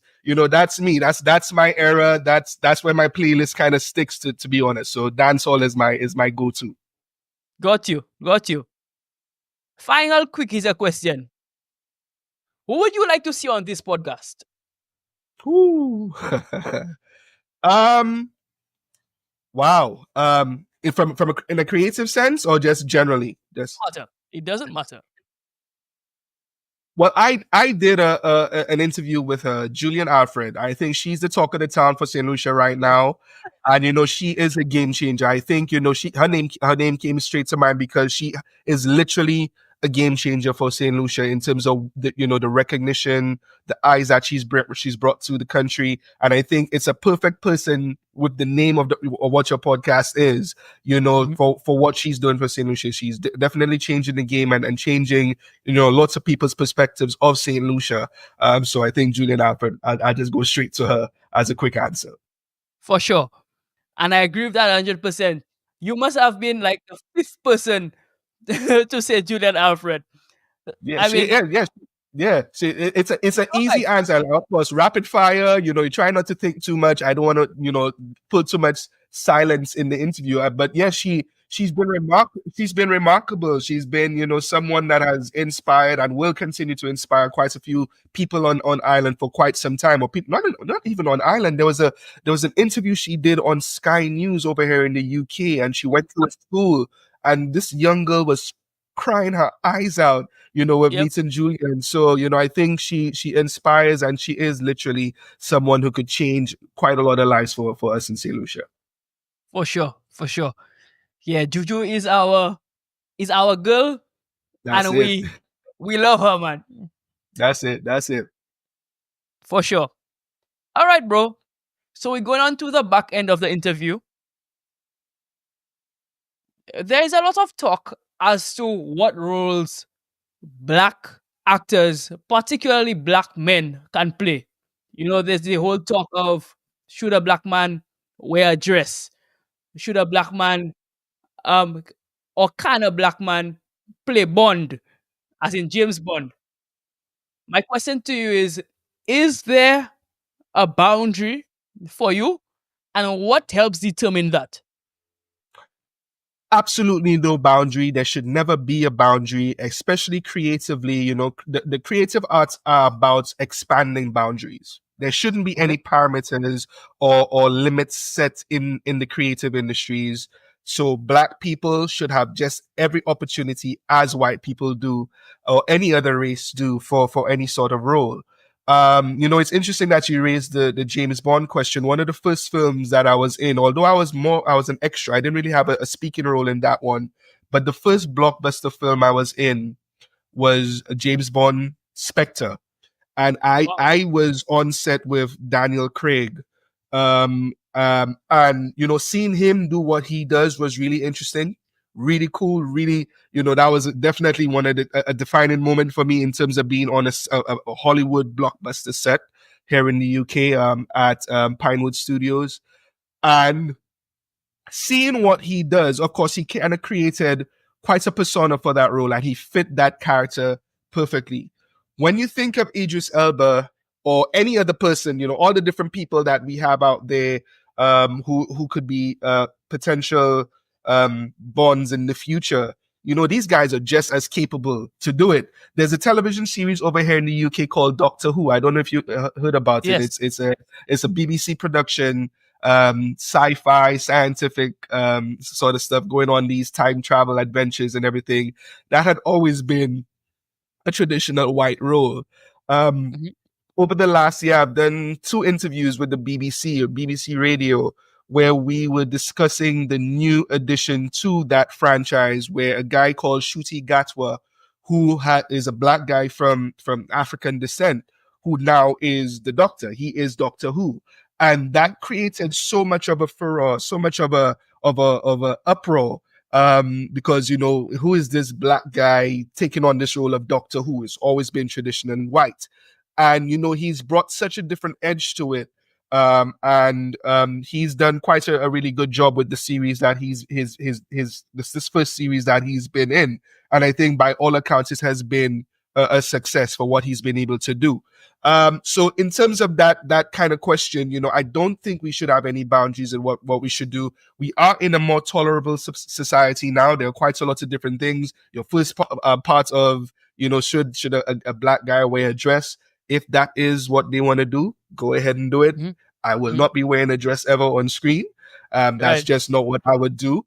But, you know, if that is something that they're able to do as part of a role, whether it be comedy or something that is just part of their character, you know, it's their prerogative. And once it kind of comes across perfectly for that role and for that film, hey, that's what it needs. So I have no problems with it whatsoever, and how black people should get the opportunities to kind of play, you know, huge roles.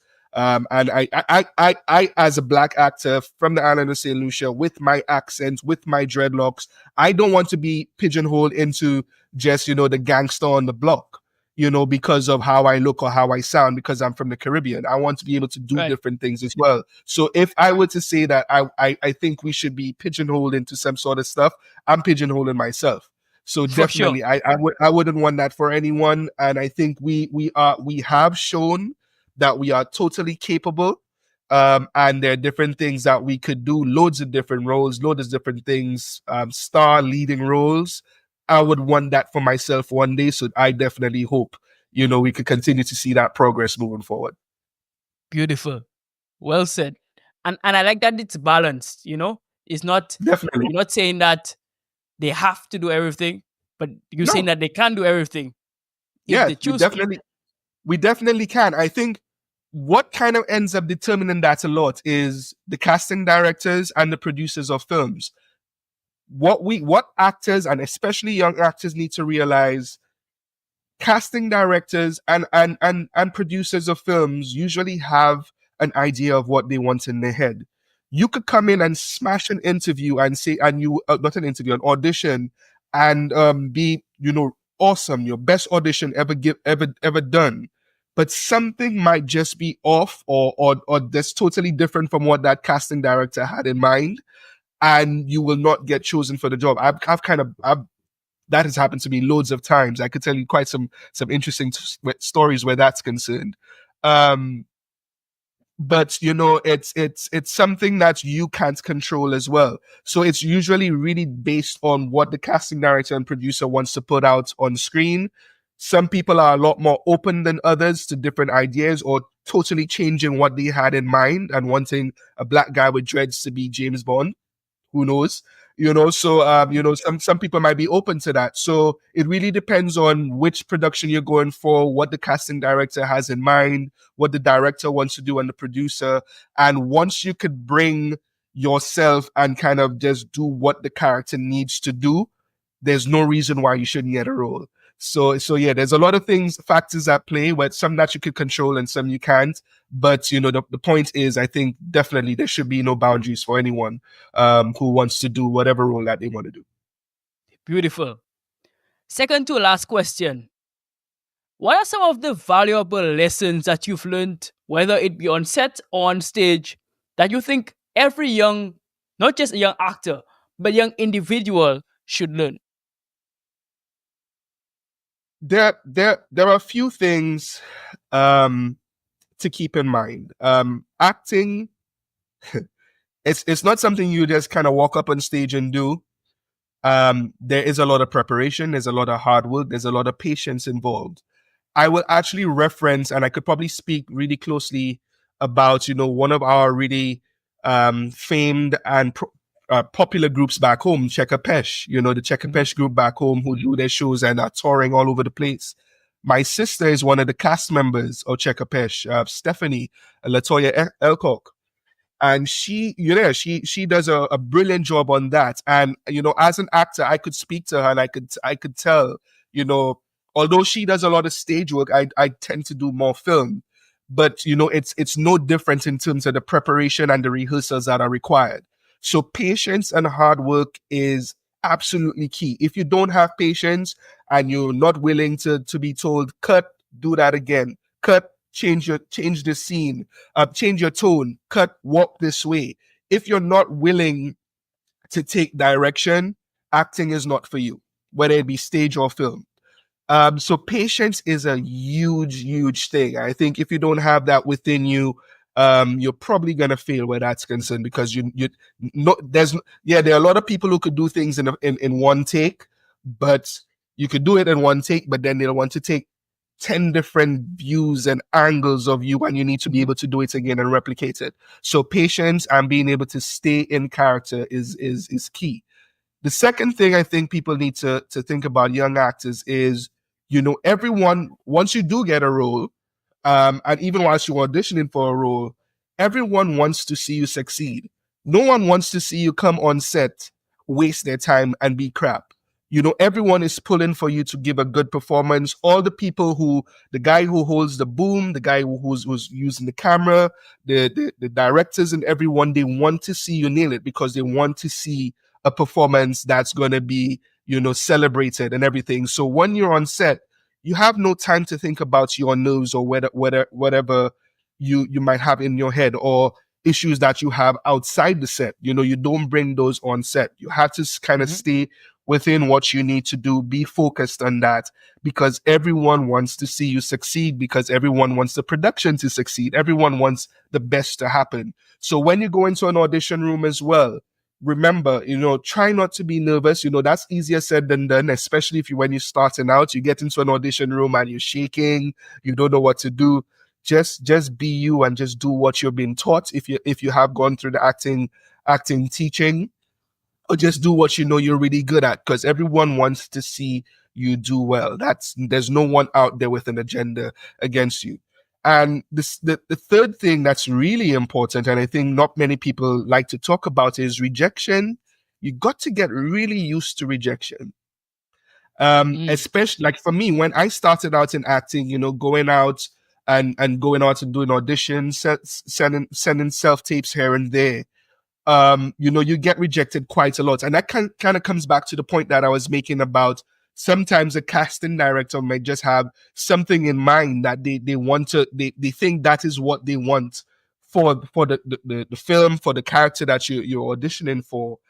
And you might have done a brilliant performance, but it's just not what they're looking for. That doesn't mean you personally aren't a good actor. It just means that you just don't fit what they want at the time. I'll tell you a really quick joke. You know John Boyega, the black guy who was in Star Wars. Yes. John Boyega, of course, he got the role. He's one of the lead actors for Star Wars. I was called to be his double on screen. Really? My agent had secured my role as a double. So being a double is, you don't necessarily have any speaking to do or anything, but you're used on set, especially for camera angles. There's certain things that they might need you to walk away from camera or do different things where he's offset to save time and to just kind of give the directors the different views of how things are going to be used. And sometimes doubles end up getting huge parts for different things. So I was called to be his double. And usually when you become a double for a famous actor, you usually get first dibs on any other film set that they get on, because, being a double means you basically, you try to be a mirror image of that person. So I had the same height, same physical build, as much as he is, I suppose I mirrored him physically. So I was a really good body double for him. And my agent had secured, doing that role. And I was really looking forward to it, because once you become a double, like I say, it could open quite a few doors. We were setting up everything for me to get, go do my fitting. So I'd get to try on the outfits, the costumes and everything for Star Wars. And a couple of hours later, my agent called me back and she said, the casting directors, they had a bit of a chat. And they came back and they said they were not going to take you after they had already confirmed that I was going to come in for fitting and everything already. But they didn't want to take me anymore because I wasn't dark enough. I'm a black guy. I'm not black enough, bro. I'm not black enough. I'm not dark enough. So physically, I'm everything. They could put makeup on me. They could ask me to go find the sun somewhere. They could send me to a sun tanning room to get as black as I need to be, however they needed me. But I wasn't dark enough, and that's to show you how fickle the acting industry is. Hollywood, Bollywood, Nollywood, all these different production industries. They try to make as many savings as they can to have as many profits going into the cinemas, and that one hurt me so much. So to answer that question about just things not going your way or everything, it's it could be as little as that. Your skin complexion, your accent, maybe how you're looking at a certain angle doesn't work. These things come up, and so rejection is something that you have to learn how to face and be able to get through very quickly, because you'll get a lot of no's, but when that yes does come, it's awesome, it's remarkable, and you just need to try to give your best performance, because it could be the performance that could take you wherever you need to go. I think any young person listening to that, like you said, regardless of whatever field they are in, it doesn't have to be acting, but these lessons are lessons that they can take throughout their lives, in whatever walk of life they are in. And I know for sure my audience appreciated that. So I appreciate it as well. And I'll say just really quickly, just like with any other thing, just jobs in any other any other aspect, you apply for a job, you don't get it, you keep on applying, you don't get different ones. We like to say back home, that job wasn't for you. The right one will come. And, sometimes, it's the best thing that has happened that you didn't get certain things until you get the right thing for you. So just keep that positivity in mind. It's not about you. It doesn't mean you're not good enough. The right role will come, or the right job will come for you. Beautiful. Final question. What is next for Alistair Albert? What is next for me? That's a good one. For me, for sure, I've been trying, I've been on this path to wanting to be a full-time, respected, celebrated actor for quite some time. So, I've kind of come out of that space for a little bit because of some of the other things that I do. I'm not sure if you're aware, but I do NBA analysis. I'm the Caribbean's lead basketball analyst on Sportsmac Zone. And I've kind of done a lot of television analysis of the NBA basketball for the last four seasons. And that's kind of one of the things that I've done. I've kind of been in talks with different people for analysis where that's concerned. So that's kind of been occupying my time for quite some time. But I've been really wanting to get back to really being on set and being in film for quite some time, and to really get back at it. So what I would really want from me is to be able to get back on set, have a really good, get something that would be, a really perfect role for me, the person who I am, and smash it and get opportunities that would open out for me. So what's next for me, I think, is, losing a little bit of weight. My cheeks have gotten a little fatter. I put on a little bit of weight, drop a little bit of the weight, but kind of keep the confidence that I've always had and put myself back out there, even more so because, yes, I have an agent. Yes, things come up. But, kind of just me actively putting myself out there as well to try to get opportunities. So hopefully in the really near future, there's something that could be, Alistair Albert from St. Lucia in this film, and this is something we could all celebrate as well as an island. To kind of bring that full circle for me, that little boy from Sunbelt who loved watching another St. Lucian on screen. Probably give someone an opportunity to have that inspiration moment as a kid as well. So that's what's next for me. I think wanting to get back on set and doing something big, because that's what I think I deserve. That's what I think I've always wanted. And that's what I'm going to push for.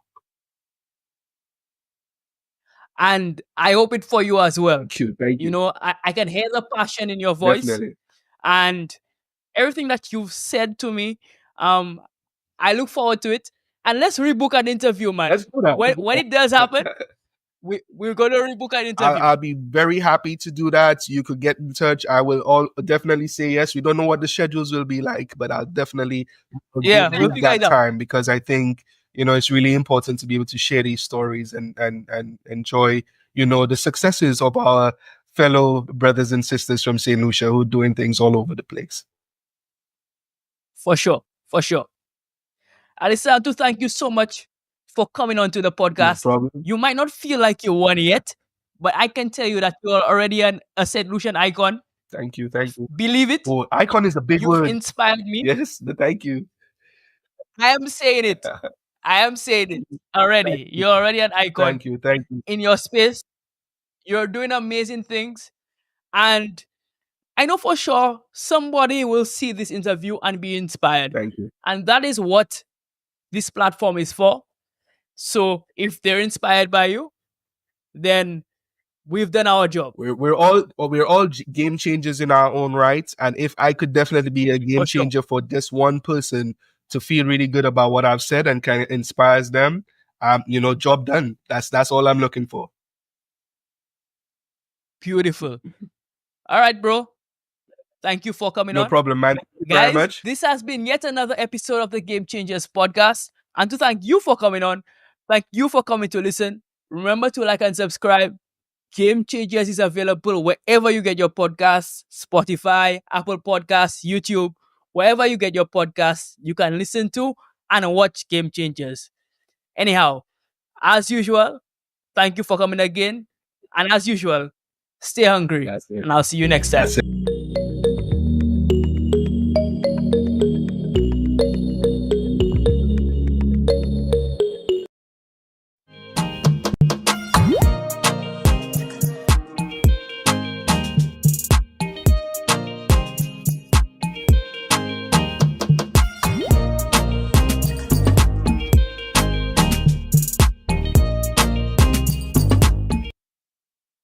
Hello, everybody, and welcome to a special episode of the Game Changers podcast. My name is Quincy Gis, and it's a privilege and pleasure to be here with you as usual. In this episode, my conversation with Maya George delves into the world of sports. Recently, we have had a buzz in sports with the Kings' recent win of the latest CPL and, of course, Julian Alfred's Olympic medals in the recent Olympic Games in Paris. Maya will have a conversation with me about the social impact and economic development that can be derived from sports. I must warn you that this interview was conducted before St. Lucia Kings won the CPL title so that you can have a little bit of context. Anyhow, I know you will love this conversation. Enjoy. Hello Maya, how are you doing? Hi, good day. I'm doing well. How are you? I'm doing excellent. Happy to have you on. I've heard good things about you, and I guess I'll hear more good things about you throughout this conversation. Thank you so much for having me, and I hope I live up to those good things that you heard. I hope so too. But I'm not worried. All right. So let's get straight into it. Before I ask any searching questions, I just want to ask you to give my audience a general idea of who you are in your own words. For sure. So my name is Maya George. Born Saint Lucian. I enjoy basketball from the time I was a little girl. I've more or less played basketball or I've been involved in basketball for majority of my life, almost at all stages of basketball. And so I just enjoy the sport, and I've decided that that's what I want to do as a career. And that's a lot about who I am and where I started. I also did my degree in psychology and my postgrad in sports business management. And so with all of that, I am just somebody who loves basketball at the core of it. Beautiful. All right. So would you say that you are a sports business person, or would you call yourself an athlete? Which one would be better? At one point in my life, I was an athlete. I can still ball. Like, let's not get it twisted. that the bag is deep. But Okay, great. right now, I would say more so of a sports business person. Beautiful. I like that. All right. So tell me about your journey in sports business and psychology. And I mean, there must be an interesting story how these two worlds came together. So I'm looking forward to hearing a little bit about that. Yeah, for sure. Honestly, what can I say but God, right? Mm-hmm. In 2020, amidst the pandemic, I started my degree in psychology in all hopes of becoming a psychologist. In 2020 also, when the pandemic hit, I got the opportunity to come back home and school was online. So although I had moved to Canada for university, it didn't work out that way. I got to come home and do university while in St. Lucia. And I started off the summer of 2020 with a basketball camp for girls, primarily girls. And that kind of just took off. Once the basketball camp was done, we decided to create a club with the same young ladies that we worked with during the summer. Mm-hmm. And it just kept growing and getting bigger and bigger. And once I was done with my psychology degree, I had to make a tough decision as to whether I was going to master in psychology and continue on that route, Mm-hmm. or go into sports, which at that point on the administrative end had become more so of a hobby, something that I enjoy doing and something that I got a lot of pleasure and a lot of happiness in. And so at that point, I decided that, okay, maybe the psychologist could probably still come later on, but I decided to do my postgrad in sports business management. And I don't think, up to a day like today, I think that was one of the best decisions I've ever made. Beautiful. So I'm seeing that you chose to follow your passion, basically. Definitely. All right. Yeah, that's what it was. All right. But I find that these two fields are pretty interesting, and you would agree with me that they work together, right? Of course, they do. Once you work with people, psychology is useful on all fronts. And because I choose to work a lot in the social impact through sport realm, psychology has been more than useful in my line of work. Absolutely. Absolutely. So, how then does psychology play a role in the business side of sports, at least, or in sports in general? Yeah. So, of course, psychology is very multifaceted. It could be used in Right. so many different ways. However, the way that I choose to use it outside of mental health with athletes and stuff like that, which is also very important, I chose to go the direction of social impact through sports.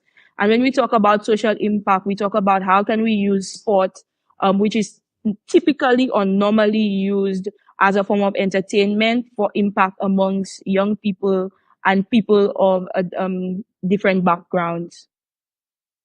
As we know, sport has the ability to bring people together like no other. And we could take, for example, Julian Alfred in the last like 3 months in St. Lucia. We could say how we've seen St. Lucia really come together behind Julian. And so for me, the way that I merge psychology and sports business is how do we create programs or create an infrastructure even for sports to be used as a catalyst for social change? Wow, that's very, very interesting. So what are some of the ways to utilize sports as an avenue for social change? For sure. So I can give you a couple examples, just within basketball because that's my sport of choice. So one of the projects that I'm actually working on as we speak is the Bringing Buckets Home program, which is for young kids to learn and play the game of basketball. Basketball or any sport, none in particular, has the ability to give a child community, to help them grow, to become better leaders, to find their space in the world, to find like-minded individuals, people who love the same thing as them. And so you tend to see that being able to keep them off the streets, to keep them away from drugs, to give them positive influences, positive people to look up to.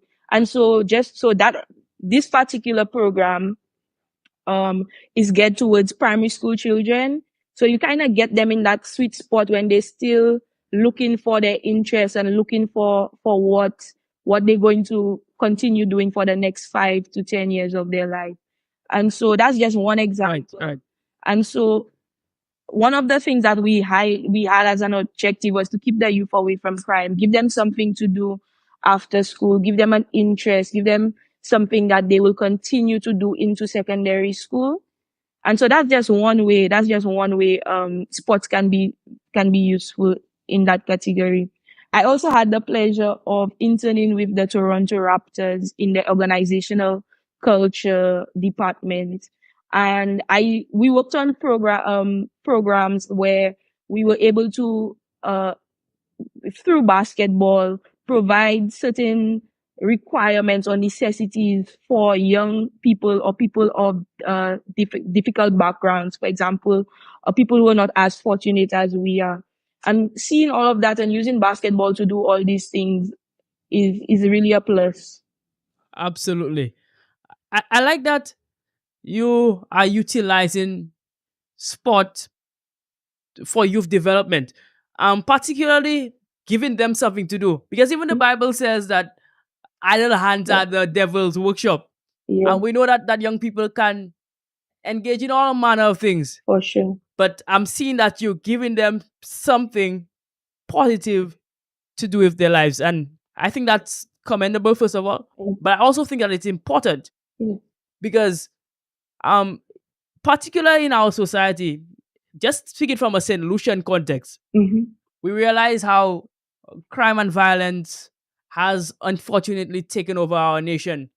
And I believe that if young people actually have avenues or places that they can go and things that they can actually engage in, they will be better equipped to, first of all, handle their own conflicts and also have something positive to do so that they can develop themselves otherwise. Definitely. Would you agree with that? Oh, I would agree 100% with that. I would even add on that sports also teaches discipline, it teaches leadership, and these are things that we see sometimes missing in our young people.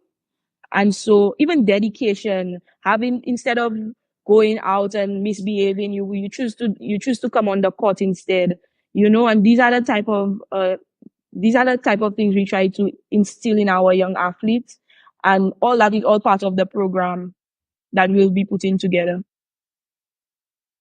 Absolutely. Yeah. Absolutely. And I look forward to hearing a bit more about that going forward. All right. So let's talk about sports as a tool for economic development as well. Because, I mean, we see all what is happening with Julian Alfred. I mean, people are so interested in St. Lucia. All of a sudden, we have individuals wanting to come to St. Lucia just to hear or see where Julian Alfred is from. So speak about sports as a tool for economic development.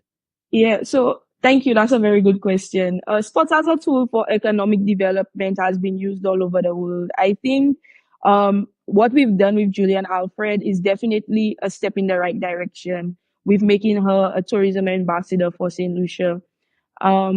Sport has the ability, like sports tourism is a rising sector, and saying that tourism is St. Lucia's biggest industry right now, sports tourism should not be too far down on the list of coming ups, right? When I say sports tourism, I talk about hosting bigger events. So, for example, we heard the minister, or was it the prime minister, saying about hosting a Julian Alfred Classic. Very recently, we had a netball Caribbean tournament being done in St. Lucia. And so just having more tournaments and more opportunities like that for athletes to come into St. Lucia, or for people in general to come into St. Lucia to be around sport. And like I say, sports brings together community. And so I think looking at it through sports tourism would assist with our economic development a lot. We could also look at like job creations that presents itself during sports events. For example, when we had the cricket, absolutely, how many people actually got work? How many people got work and were able to, And so the more stuff that we're able to do like that, the better it will be. It'll create some more jobs and definitely assist our economy in its development. Absolutely. Absolutely. I'm happy you brought up cricket, because I was going to ask you about that as well. Because this year we saw, an international World Cup actually come to St. Lucia. I mean, what an amazing year it has been for St. Lucia in sports in general. I must say, with the Kings coming up on the finals, hoping to win their first championship, it has been an amazing year in sports. It really has. An unprecedented year, but let's hope that we can utilize what happened this year to enhance sports in general in St. Lucia, because I think it's important for us. And one of the things that I want to pinpoint, and you can comment on that as well, is the need for sports infrastructure as well in St. Lucia. We see fields, courts, areas like that being beaten up and torn up because they're not taken care of.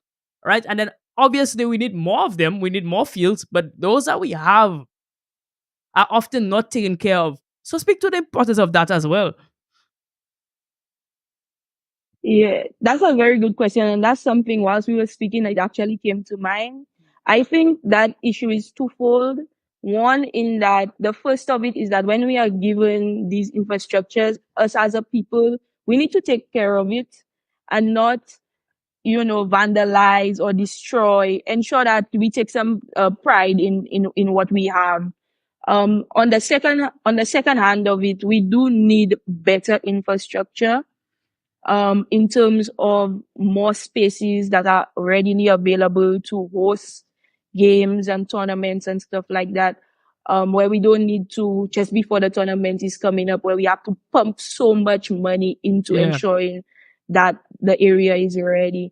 And, just to tie back into your last question about how can how can it be used for economic development? Another thing we see happening is that a lot of our athletes have to go out of St. Lucia to train. I know of athletes who go to Grenada or who go to Jamaica to train. And so having better infrastructure could even open up St. Lucia as a training option, not only for local athletes, but also regional and even international athletes, because we have natural resources that they could use in their rehab and in preparation for tournaments. I mean, if you think about it, let's take, for example, if we could get the likes of Julian Alfred and some of her teammates or people that she trained with to come to St. Lucia, they have a good field that they could train on. Then there's the beach that they could do their running on, and then they could go to the Sulphur Springs to get a hot bath. I mean, these are some things that would open up a lot for us in St. Lucia. So I think, and I do believe that it's getting better and it's coming along, and everything takes some time, but in the long run, these are things that can definitely be looked after. Absolutely. I agree with that 100%. And yeah, we often don't embrace our natural resources in St. Lucia because some countries in the world wish they had what we have in St. Lucia. Oh, yeah. Right? Oh, yeah. They create hot baths where we have a natural hot bath, right? So absolutely. Definitely. I was even thinking while you were speaking, since you brought up Julian Alfred, Puma has taken interest in St. Lucia, and we know that these sports brands tend to like to build facilities or put their names on certain things. So I was wondering, maybe even that we could see Puma, building a Puma sports facility in St. Lucia, whether it's named after Julian Alfred or something, and then we can actually have proper infrastructure so that the athletes can have a place to train, but also Puma themselves can, achieve their marketing goals as well. Right. I think that would be amazing. And with the rise of the Julian Alfred Foundation, I definitely believe that she can do so much and that she will do so much with what she has been given. And even with Puma giving every child from the Cicero primary school a pair of, it just goes to show you how interested and how they're ready to invest into the next Julian Alfred. And so I hope that we take advantage of all that comes, and hopefully we could get them into other sports as well. And not just track. I agree. But we need a St. Lucian basketball team, whether it be 3x3 or 5x5. Of course. Do something. Definitely sponsored by Puma. For sure. Yeah, for sure. All right. So we're moving on to one of my favorite segments of an interview. It's called a quick hitter segment. And this segment will speak a little bit about my other person rather than just the sports professional. So it's light-hearted. Answer them as quickly as possible and we'll move on. All right?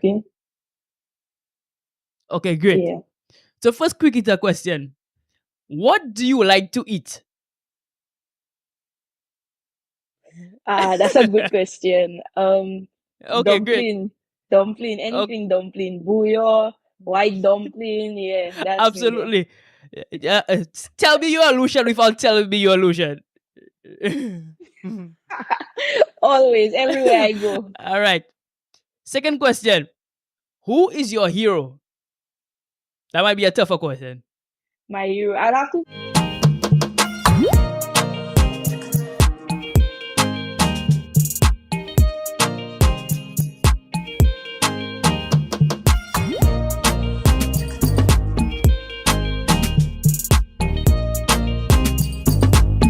This ad slot could be yours. In a world filled with stories, make yours resonate. Introducing Prime ad slots on our podcast, the gateway to a captive audience eager to hear your message. Secure your exclusive ad slot now. contact via our Instagram page to find out more.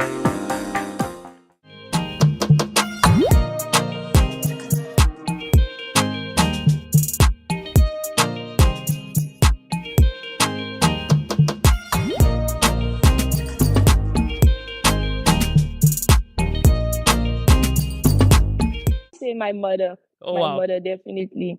Yeah. Beautiful. Seeing her too also in the sports realm, and her as an individual, she's amazing. And I don't think I would be where I am today without her. So yeah, definitely my mother. Absolutely. I like that. Final question. Who would you like to see on Game Changers? Who would you like to see on this podcast?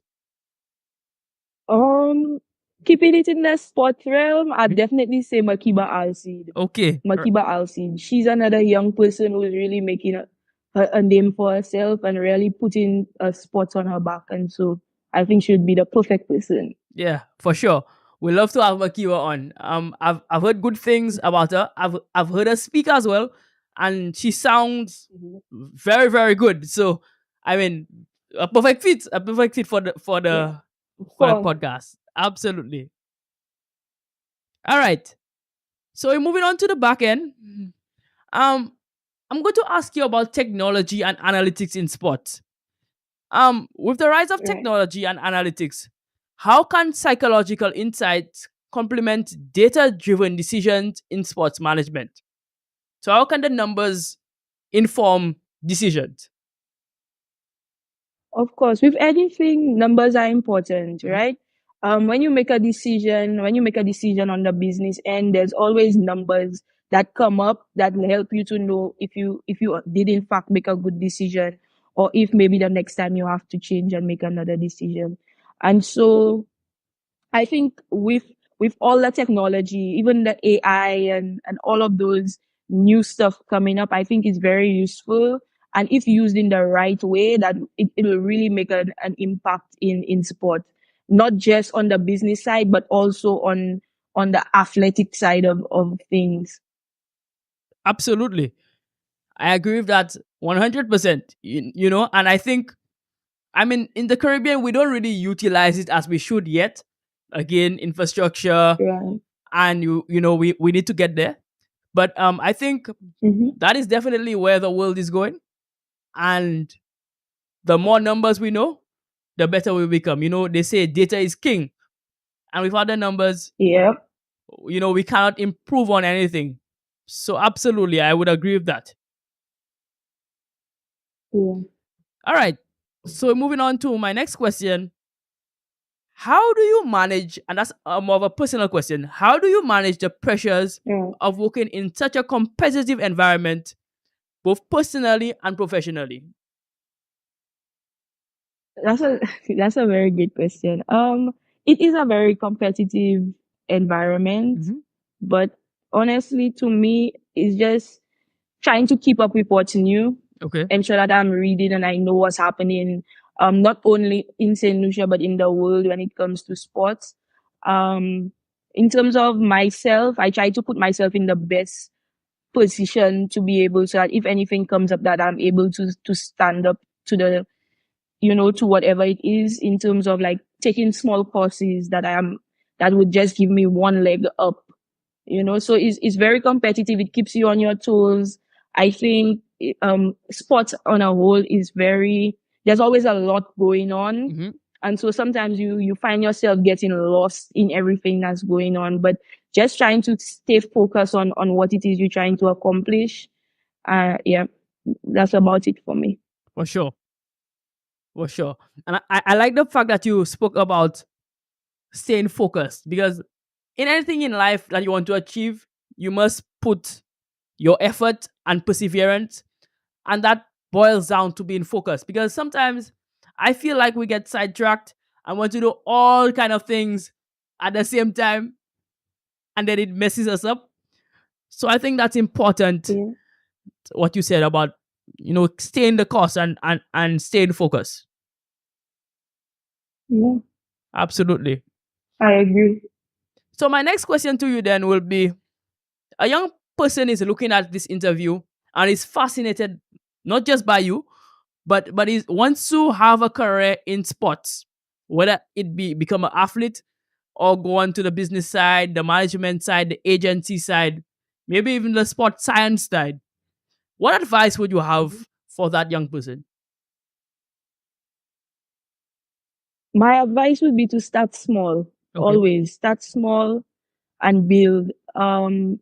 Especially in St. Lucia, when it comes to the athlete side, I think that has already kind of mapped out itself. Mm-hmm. You know, you get involved at a club level or at a school level, and then you kind of just build your way from there.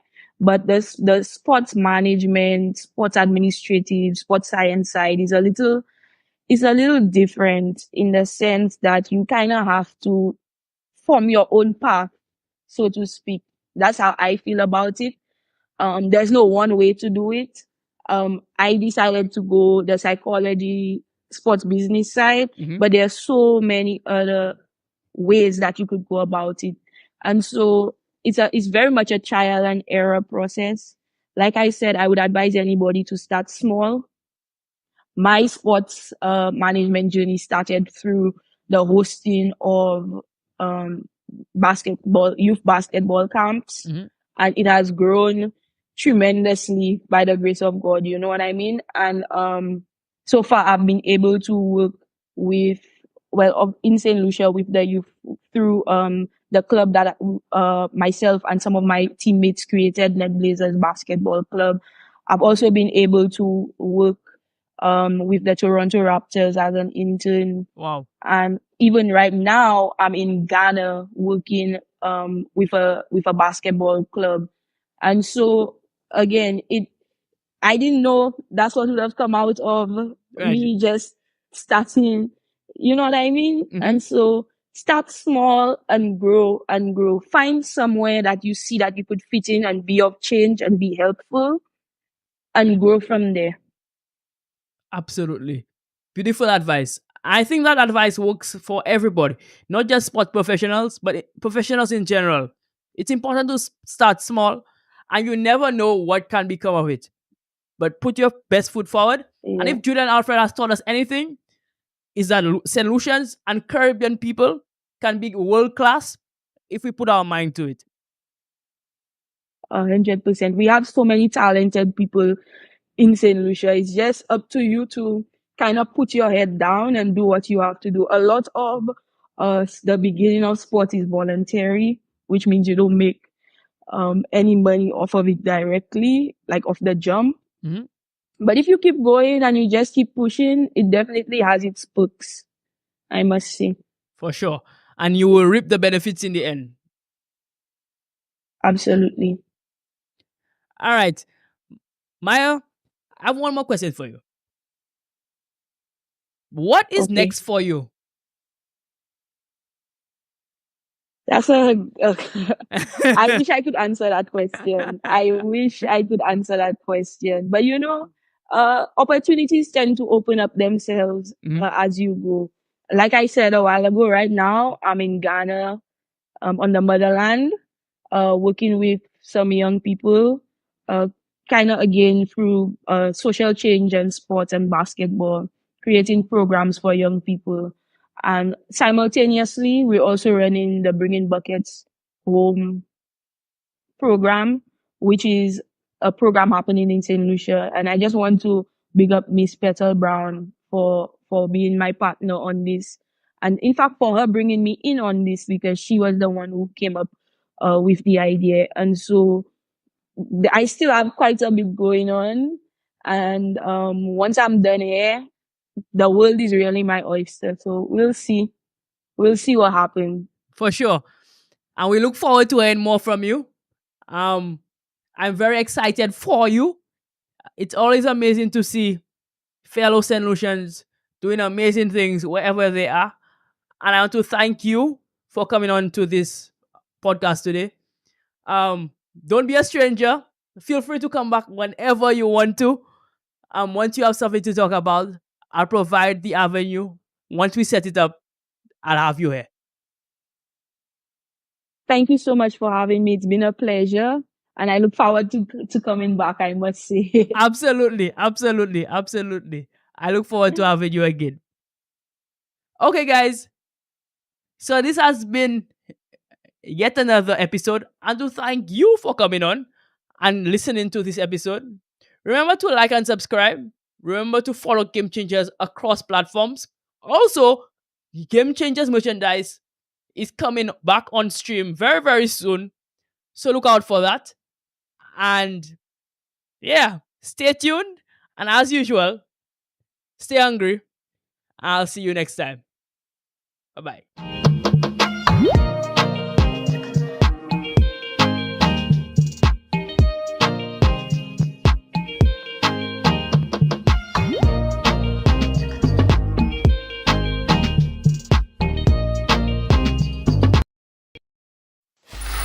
Free audio post-production by alphonic.com.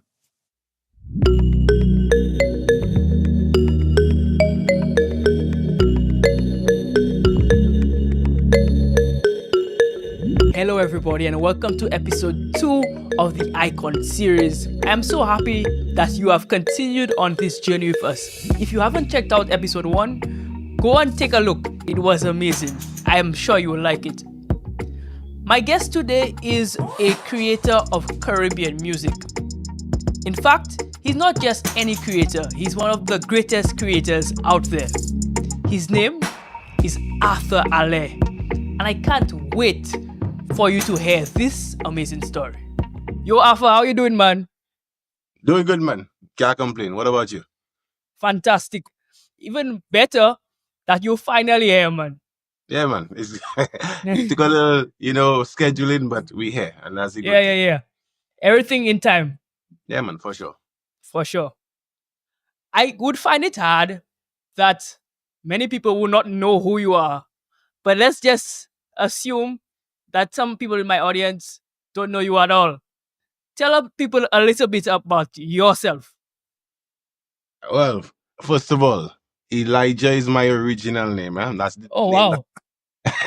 that's the name my mother and father gave to me. Elijah Arthur Ale. All right. I come from, of course, the beautiful, picturesque town of Soufrière. Born and raised, new development Soufrière. Come from a family of 7, 5 kids my parents had. I was the middle child. I am the middle child. I come from very humble beginnings. Come from a place where I grew up playing marbles in the yard, playing a lot of cricket. And that's where Arthur came from, first of all. During the 90s, there was a cricketer called Keith Atherton. And back then, so we used to call each other names of cricketers. So one of my partners was Shanda Paul, the next one was Lara.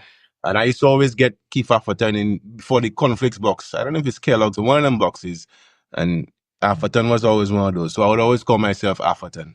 And then, of course, that was a little long, so the fellas had to call me Arthur. And that just stuck with me until. So I grew up in a lot of cricket. That was my passion. I always thought I'd play for West Indies, but that never happened. Yeah. And I'm a very easygoing person, very calm. Music has always been a part of me. I was a teacher for over 10 years. I taught at Soufrière Compris, taught at Barbono Secondary, taught at Balata Primary. I'm a certified teacher, but I left that for focusing on major records and Arthur Ale, the entrepreneur. So yeah, there's a lot to me that a lot of people don't know, but of course, we had to talk a little more about that. For sure. And we'll find out a little bit more about it in our conversation. I want to start from the beginning. Well, the beginning of music for you. Right. How did you even get into music? How did music become part of your life? It's hard to pinpoint the moment for me where that I actually got deep into music. But it started around when I entered secondary school, I believe. I think even before that, my father, he always had a hi-fi at home. He never would go out and play, but he loved playing his music, mostly reggae music. And every Saturday, every weekend, he'd be blasting music non-stop. And I would find myself, singing along to all of these songs. But when I got into secondary school, I started to create. I remember we had a social studies project where we had to put on a presentation. And I just decided to create my own song using a Sean Paul song at the time. It was Give Me the Light. and I just changed the words to create a song for the project. And I enjoyed doing that. And my music teacher, Mr. Christopher Favre, he kind of realized the talent in me. He invited me into the recorder band, the choir. I was very much into drama. Also, to even from a little before that too, I was into the folk band. My father was part of Super Action Theater, and I found myself every Christmas time, Junior Girl time, playing with the masquerade band. I would play either the bamboo or play the snare and the taboo. So that was kind of my introduction to music and performance. When I got into school, different projects, participating in shows and all that, I kind of it sparked an interest in me, and the professional side of it came from that because whilst I would perform at Suffolk Comprehensive where I went to school, the Matrix Band would often perform at the school as well. And they saw me performing at one of those shows. And when I left school, they invited me over to join the band, and the rest was history. Beautiful. So I'm seeing that a teacher saw something in you that you maybe didn't even see in yourself. Yeah, you could say that. So did that then also inspire you to teach music as well? Actually, I didn't start teaching music until when I moved up to Castries. I started as IT was my field, Okay. People don't know that. But I studied computer systems engineering, and I taught that and mathematics. So that was my first area.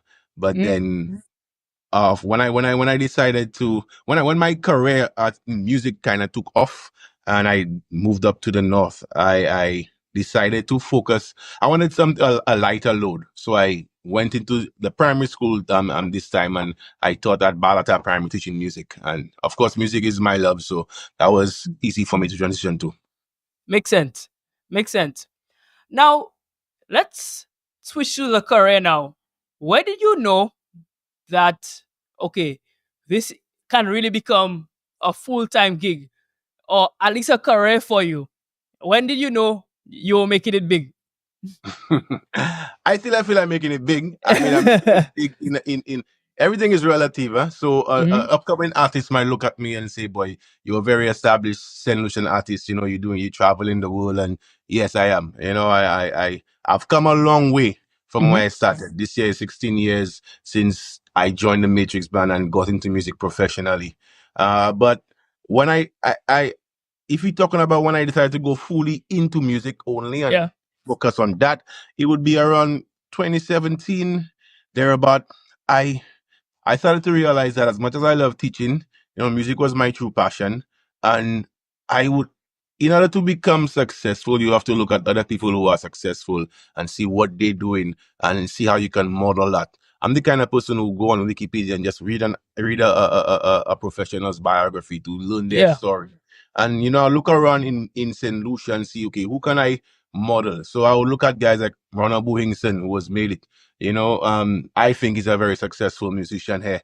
So I'll talk to him and ask him, like, how do you go about doing certain things? Get his mentorship. Guys like at the time, Lebo, rest in peace. I'll talk to him about how he would go about doing certain things. And I'll look at other guys on the circuit like Shane Ross, Siobhan Seeley and other guys who were doing music. And I was like, get me in on it. And I learned I had to decide, okay, let me focus on improving the band evolution at the time, me doing my own solo stuff, the hotel segment, the merchandise segment, all of these things. And I was like, I can push this thing to bigger than where I want it to be. And I just decided that one day I'm going to leave teaching. I told my parents about it. My mother was a principal at the time. She's retired now. My father also in the school system. I was like, hey, I think I'm going to just focus on music entirely. And she was like, you have a plan? I'm like, not really, but somewhat. And I just decided to go all in. And that was the best decision I made. I ended up going back to teaching during the pandemic. That's another story. But I just decided to go all in with it. And it worked out in the end. Beautiful. Now, I know that the release of Numb was a big point in your life. I've Yeah. heard you speak about that oftentimes. What did that song and the success of it mean to you? Yeah, I mean, it meant the world to me at the time because at that point it had already been 6 years professionally doing music, but also about 10 years since my first writing or actually getting into music. So, and before that, it was a lot of a struggle basically to get any song in rotation. Luckily for me, the year before I had done Jumping Alone with the same writer, Daniel Dubois. I met her at Teachers College, and she was like, she's really wanted to write with someone, and she's never had the opportunity. And like, she's seen me around, and she sees the potential, and she's like, let's work together. Would I be willing to sing a song of us? And I did Jumping Alone. The song didn't kick off that year, 2013. It didn't really kick off, but it started to get a little buzz. I got on shows like Euphoria was just starting off. Color Me Red, Thaddeus Antoine met me at one of the shows and was like, young man, I see a lot of promise in you. I want to put you on that show. I can't offer you so much money, but we want to just give you opportunity. And these little things kind of helped with Numb the following year, because by then now some people were starting to acknowledge, hey, this Alpha Ale guy, that guy from Soufre that sings with the band, he has some potential. And when Numb came out, it didn't take off initially. But I remember JD Ajapie, she was the Prime Minister's press secretary at the time, and she was in love with that song. And she just kept, I didn't know who she was, but she just on Facebook always posting non-stop, my king, my like.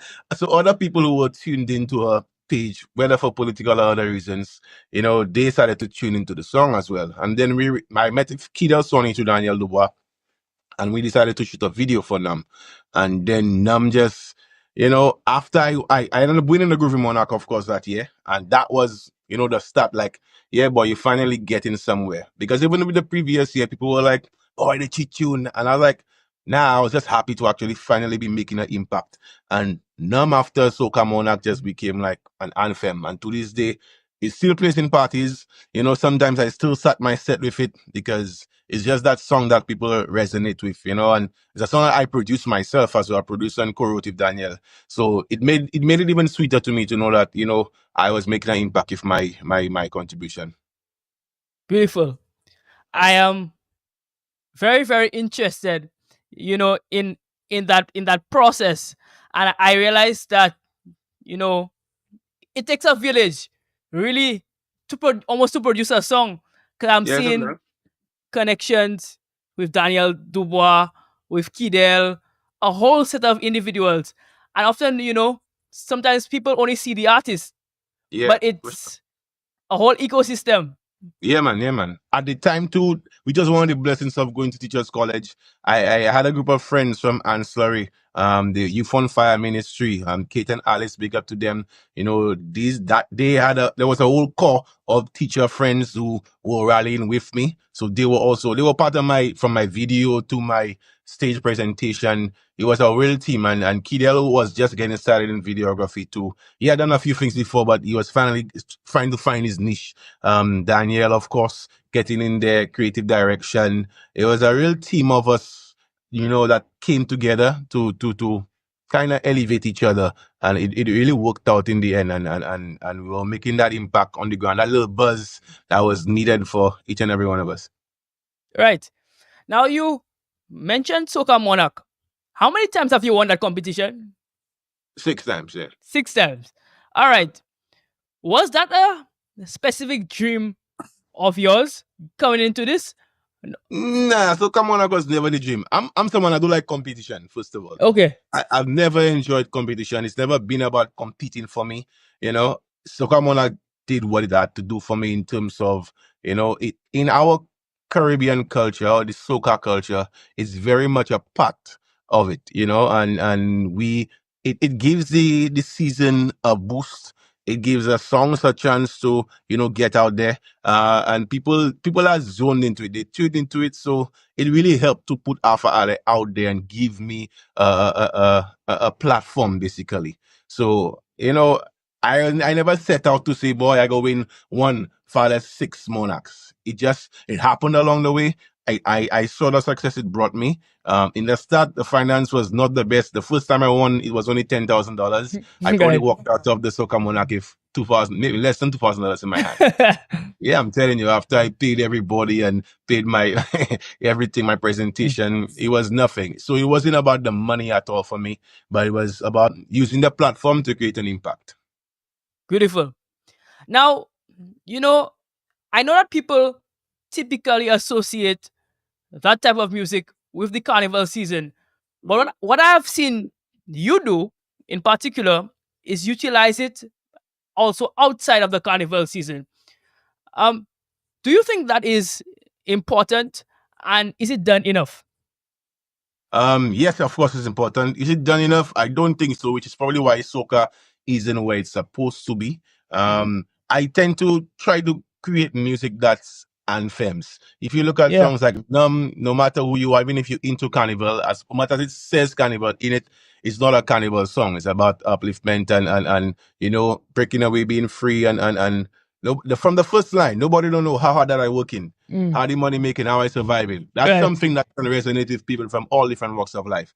Everybody has their struggles. Everybody has their different things that they encounter. And, you know, that's the kind of music that can last for a long time.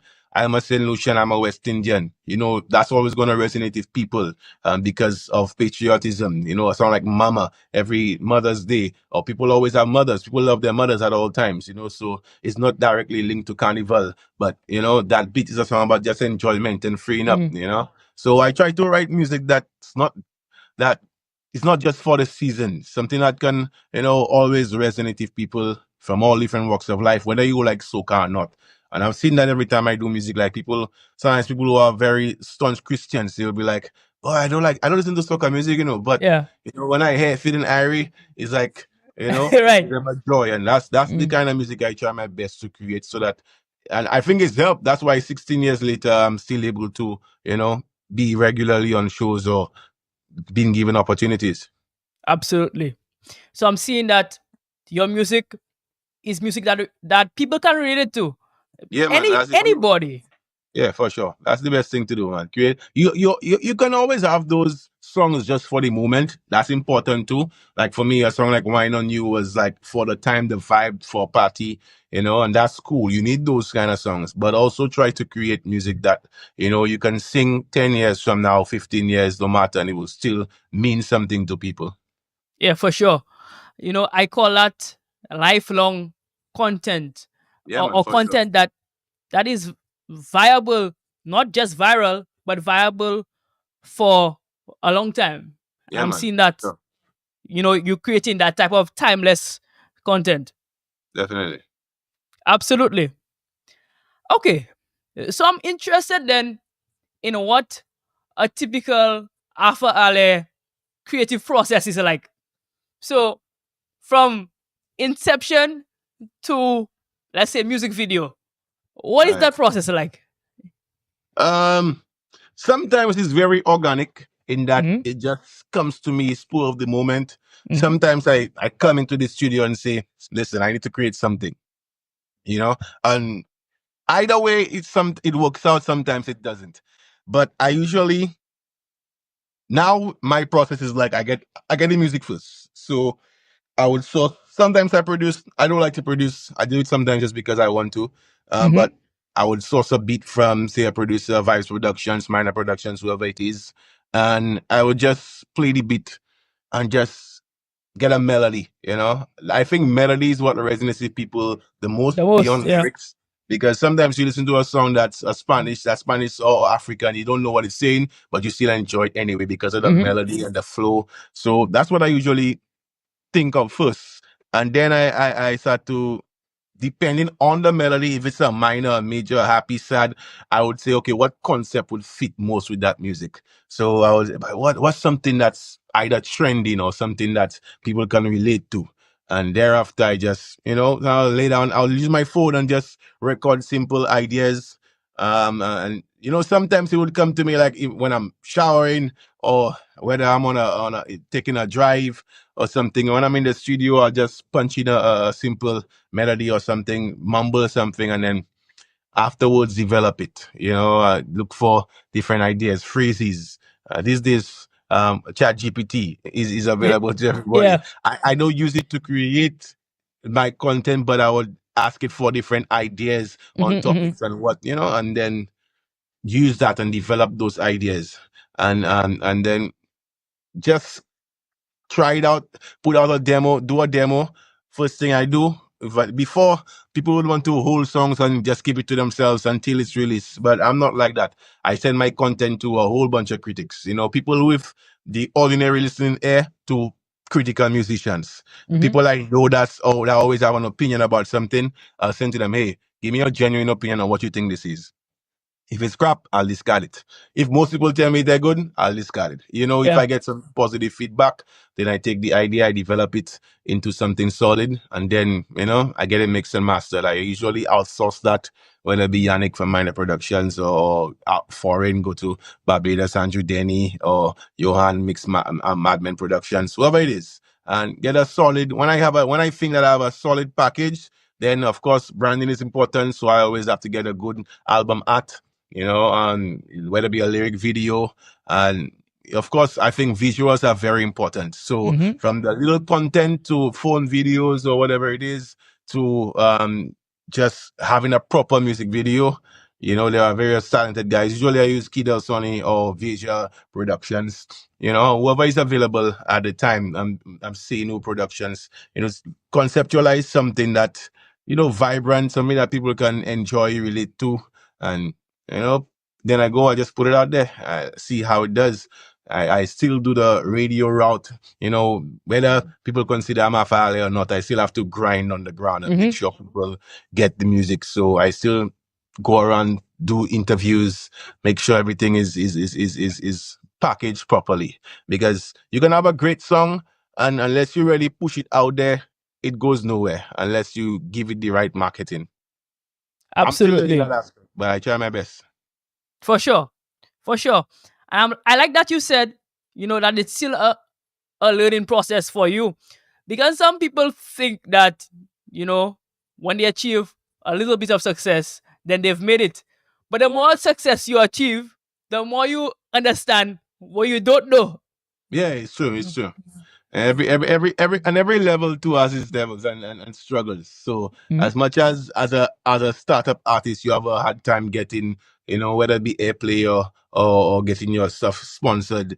When you at say my level, there's a lot of other struggles that you encounter and tapping into the wider market. Because when you, like me, become a 6-time monarch, you have to think about what next. How do you get into the regional, international market? And I'm sure even guys like Marshall have their own struggles if breaking into that pop market or the American market. So, there's always a struggle at different levels, and you have to constantly seek to grow and advance yourself. So I'm always about learning new things and improving.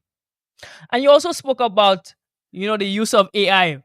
Now, some creatives might run away from that and say, it's cheating or it's not authentic. But I'm seeing that you utilize it as a tool. Speak about that a bit. Yeah, I think personally, if you stay away from AI, you're gonna get lost.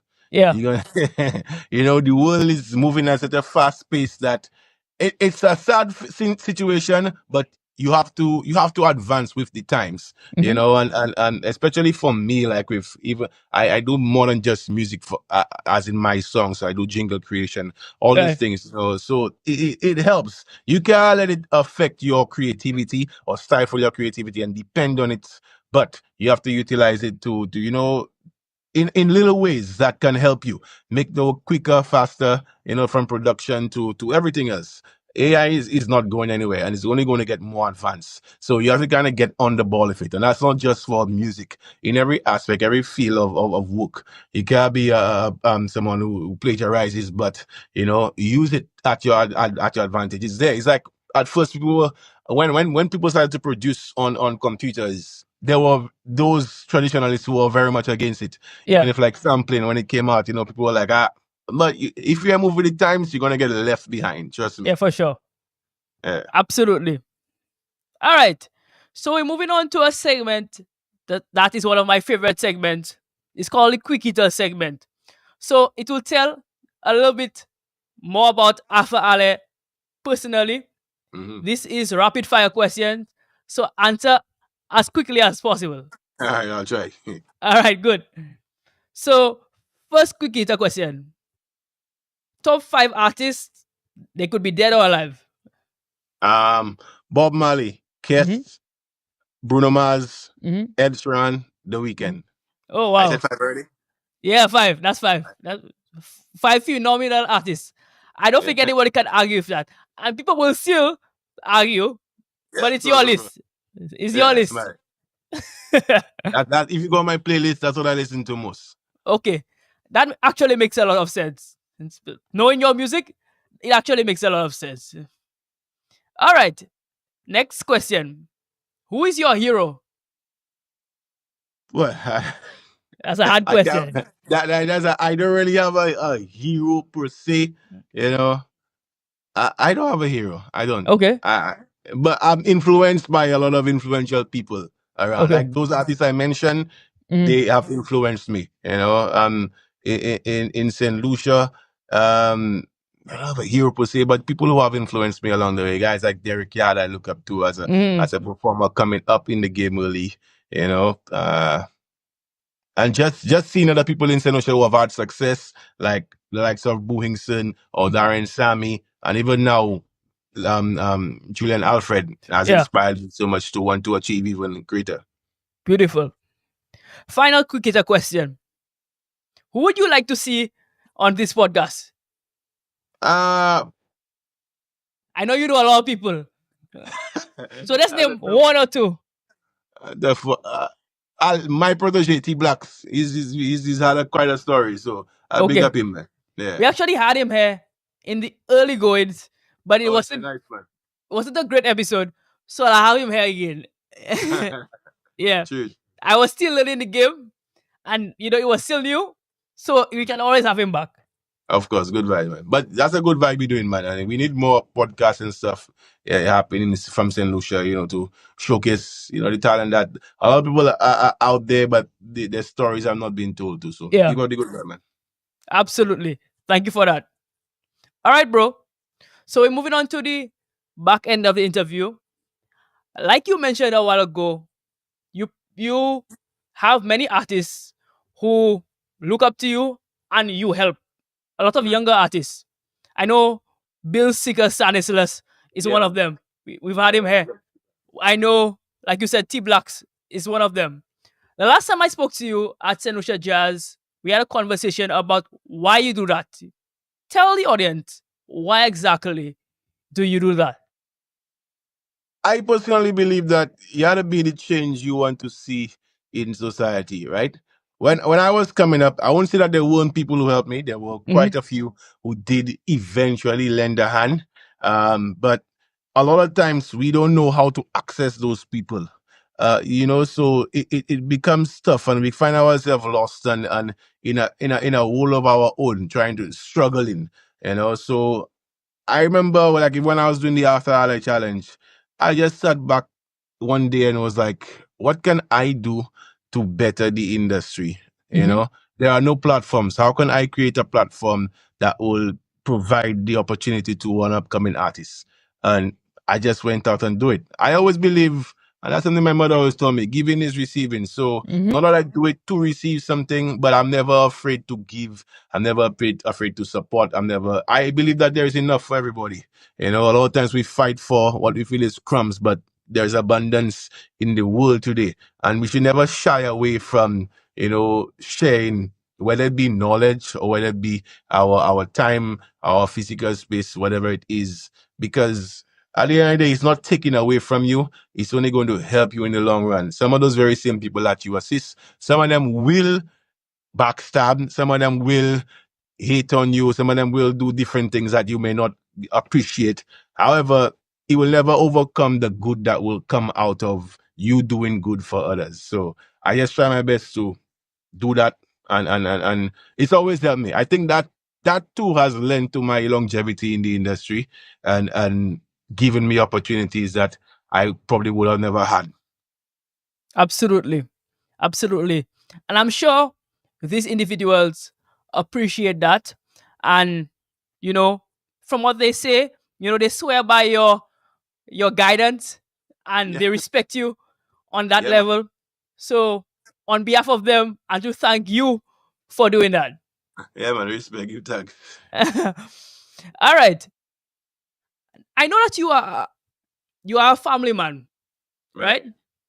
And you have a pretty young family. Yeah.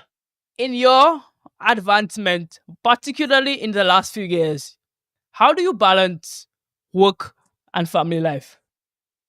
Um, it's relatively no, I wouldn't say easy, but because my nightlife is consumed by entertainment and going out and perform. But luckily, we between my wife and myself, we've created a schedule where we get to see each other enough. We both work for ourselves. My wife is a psychiatrist, so she Okay. creates her hours, and I create my hours as well from the studio to my work outside. So it balances itself out.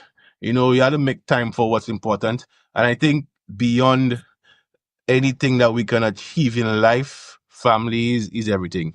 For sure. And when you have that, it motivates you, first of all, to go even harder. And you should never lose sight of what you're working for. So I always try my best to make time for the things that is important. And trust me, no soca monarch, no gig outside, no Grammy, no award, nothing can compare to the joy of the love of people in your family, and having my daughter, for example, that is the greatest joy that's ever come across. Despite the trials and, the headaches and sleepless nights, and just be easy being a parent. Yeah. But the joy that comes from it is even greater than any other success you can have in life. So you have to make time for that and appreciate that to the fullest. For sure. For sure. All right. Final question to you. A word of advice for a young artist who looks up not just to Alpha Ale, the artist, but Alpha Ale, the man. What advice would you have for them? My advice is usually the same in terms of patience, perseverance. That's my two favorite P's. Like I said earlier, it took me 6 years professionally before I started to create any bit of impact, and it took a long time. I'm still going, and it's taken a lot of patience because there are many times that I felt like giving up. You might see me right now and think, boy, it's been a smooth road. I've had success upon success. However, I've had my fair share of trials and tribulations, but I've really had to persevere and push forth. So don't give up on whatever it is you're trying to achieve. It doesn't have to be music in particular, whatever it is, take it step by step. You might see those speakers behind me, but if you saw what I started, it was basically nothing. I didn't come from money. I didn't come from great stature. I came from a humble background, and I grew along the years. And I really had to push forth and just understand that everything in life takes time. Sometimes when it comes quickly, it disappears just as quick. So you got to just keep going, keep focused, and eventually one day, if you have that strong mindset and that will and that drive, you'll achieve everything you want to achieve, man. So keep going. Thank you for that. And I think that is a word of advice, not just to artists, but everybody, regardless of whatever walk of life you're in. Yeah, perseverance is important and persistent as well. Bro, and to thank you so much for coming here. It was a fantastic interview. I mean, I knew it would have been, but it was even better than what I thought it would have been. Thank you so much for coming. You are an icon. You might not consider yourself an icon, but I'm telling you that you are one. That this is why I am happy to have you as part of this series and on this podcast. Yeah, man, give it time. I appreciate it, man. And thanks for having me. Big up to everybody who's been supporting me through the years. I appreciate y'all to the fullest, and hopefully we can see even greater things coming from myself, yourself, all of us. So I just looking to great, big and better things, man. Look out for me the rest of the year, next year. It's gonna be a whole lot of more music, good vibes, positive energy. Saudi. Yeah, man. I was surprised that it did jump earlier in the episode, but I know the sound it was coming. True. Yeah, man. All right, guys. This has been yet another episode and to thank you for coming on. Remember to like and subscribe. Remember to follow us on Spotify, Apple Podcasts, wherever you get your podcasts. Game Changers is available. Anyhow, until next time, I'll see you then. Bye-bye.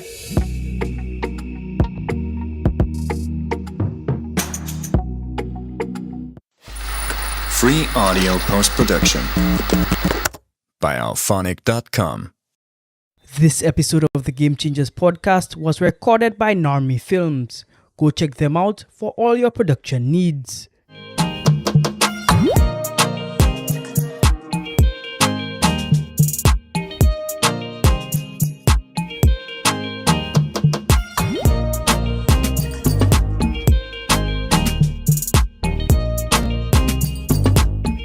The voice of the streets will be heard on this special edition of the Game Changers podcast. Hello everybody, my name is Quincy Agis, and it's a pleasure and privilege to be here with you, as usual. I will not introduce my guest. In fact, I'll allow him to introduce himself, and then I'll introduce the topic that we'll be tackling. So, my guest, tell the audience who you are. Thank you, Quinn. My name is Che Dayon, an Antiguan national, also a national of Dominica and Trinidad, naturalized through my father and mother. I am a 30 years old probation officer. Been in my occupation for over 4 years now. And I'm proud to be who I am. For sure. For sure. Well said. I like that introduction. Short and sweet, and it gets to the point of exactly who you are. Now, you said that you're a probation officer. And whenever people think about that, they think of almost like a police officer. But is that what it is? No, I would just like to let the audience as well as Quinn know that there's a complete difference between being a probation officer and a police officer. A police officer's duty is to uphold the law. A probation officer's duty is rehabilitation. Okay. And to prevent recidivism as best as we can. So within my career, especially when dealing with clients based under my supervision, they are a bit apprehensive at first because they do believe that because we work closely with the police force in regards to ensuring that individuals keep within the court's supervision, they do believe that we are also a part of the police. But I'd just like to let the general public know that it's a completely different unit. We are only affiliated with the police in regards to ensuring that individuals keep within their guidelines as set forth by the court and helping them in their rehabilitative needs. And that's basically it. Beautiful, beautiful. So it's a collaborative effort, but it's not the same thing. It's a collaborative effort, yes, but it's not the same thing. It's an entirely different unit with different responsibilities. Beautiful. Okay, so thanks for that clarification. Now, I need to have some context to understand why you became a probation officer. I mean, somebody doesn't just get up and choose that job. So what is your context? Why did you become a probation officer? Well, upon graduation, I sought after a field within my school of study. I studied within the School of Social Sciences.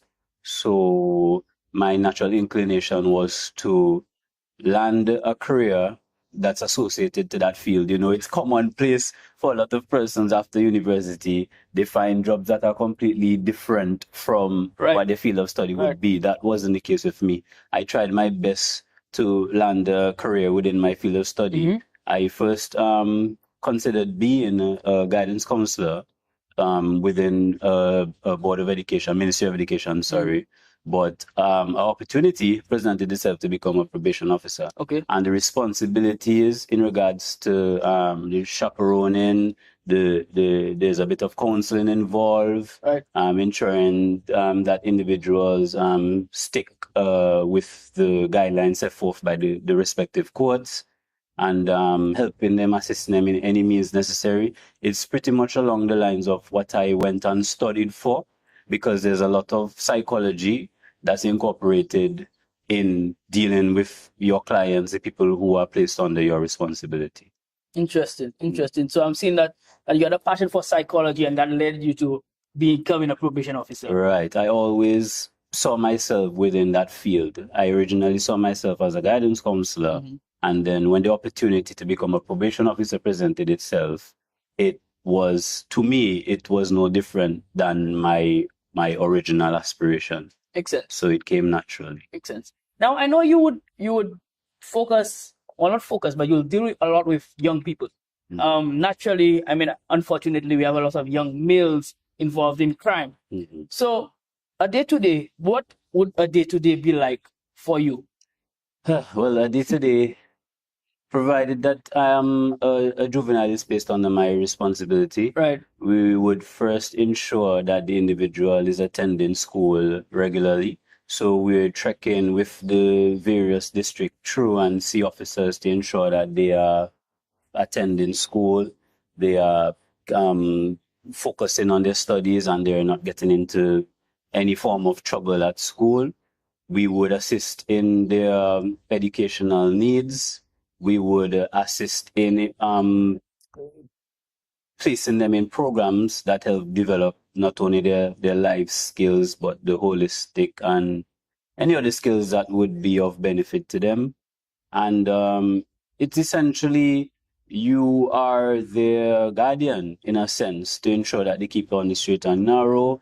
If there's an instance where they would get into trouble, the police would get into contact with you, and they would be released onto your care and the care of any parent, guardian present.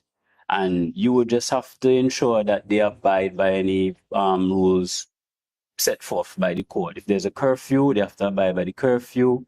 If there's a particular behavior that they have to follow, you ensure that they abide by it. Right. If they are to abstain from certain areas, delinquent company, you ensure that they abstain from said company. Okay, so you basically manage various aspects of their life, and that's what I'm understanding. Right, correct. Right. Understand. Now, okay, so in your experience, what are some of the common factors that many criminal young people, I don't want to say call them criminal young people, but young people who engage in crime, I should probably say, do you see that lead to them engaging in crime? So what are some of the things that cause young people to engage in crime? The common the terminology for any juvenile or any minor who comes into conflict with the law is juvenile delinquents. Okay, fine.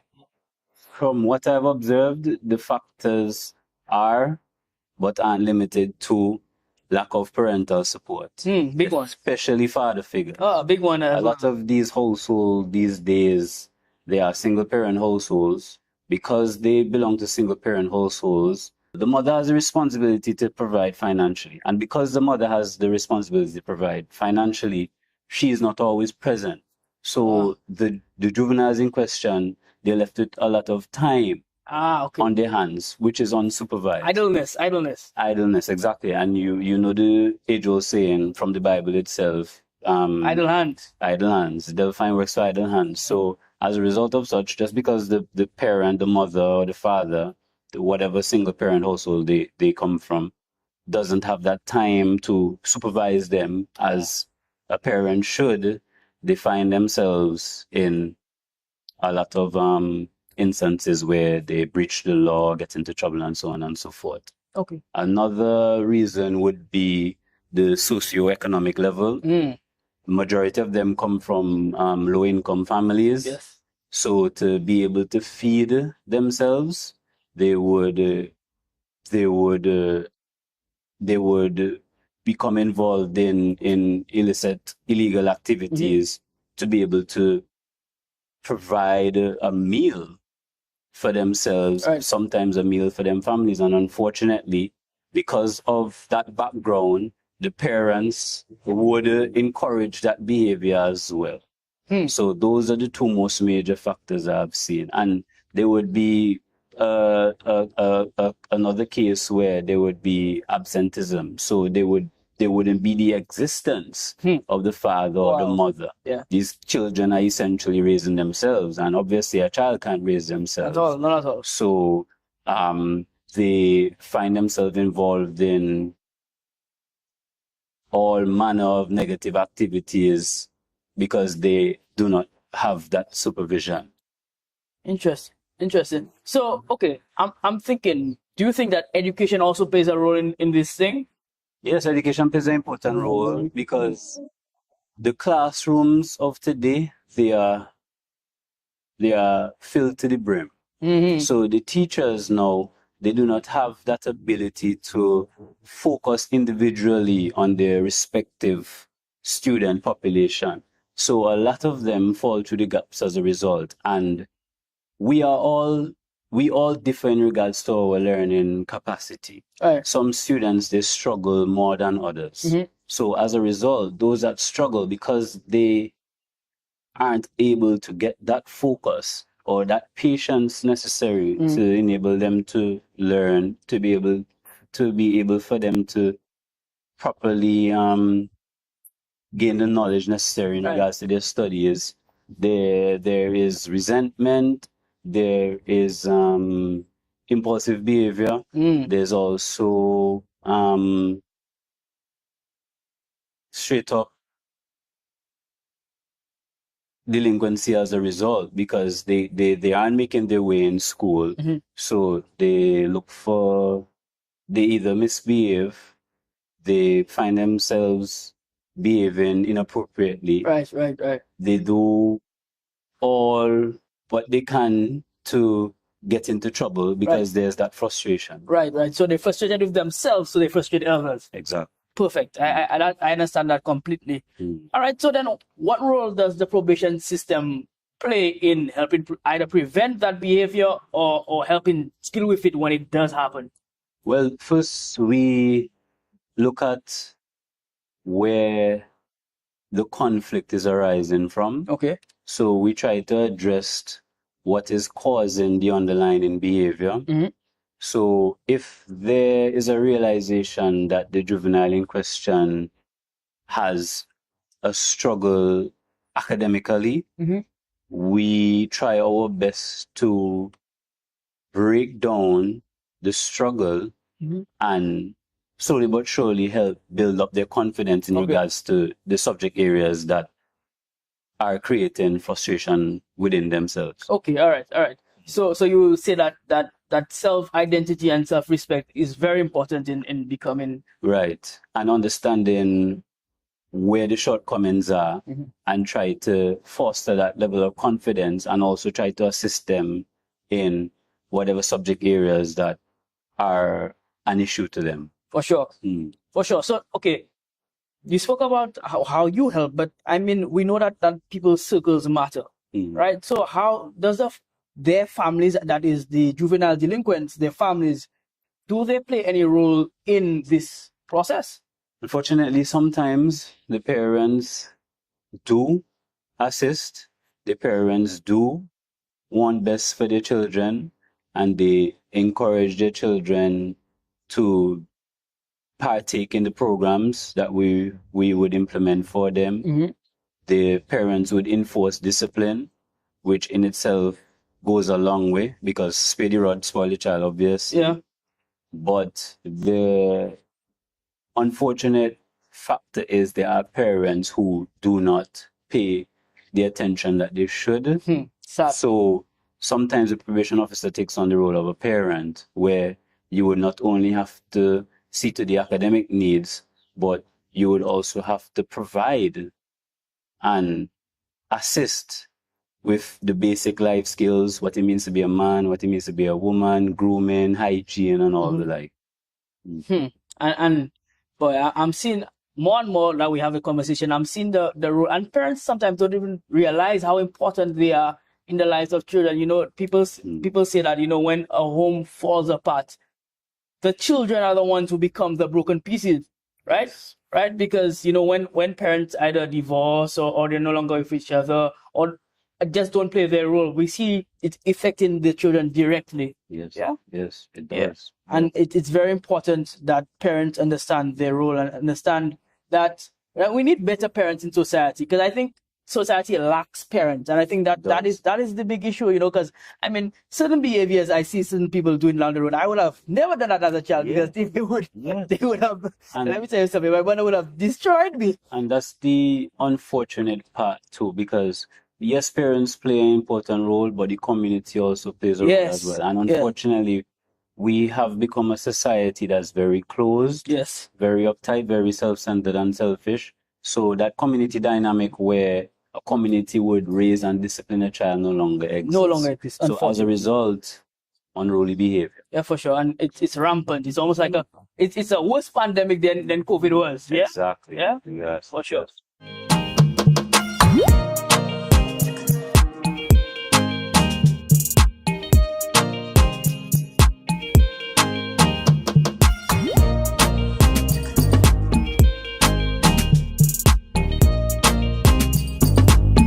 This ad slot could be yours.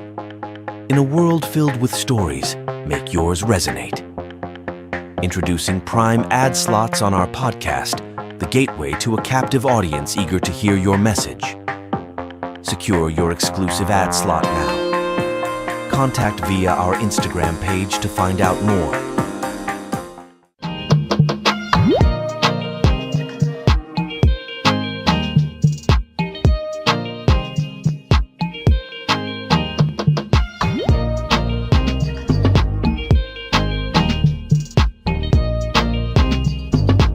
Okay, so I want to move a little bit away from the interview to something a little more lighthearted before we get into even more deep stuff.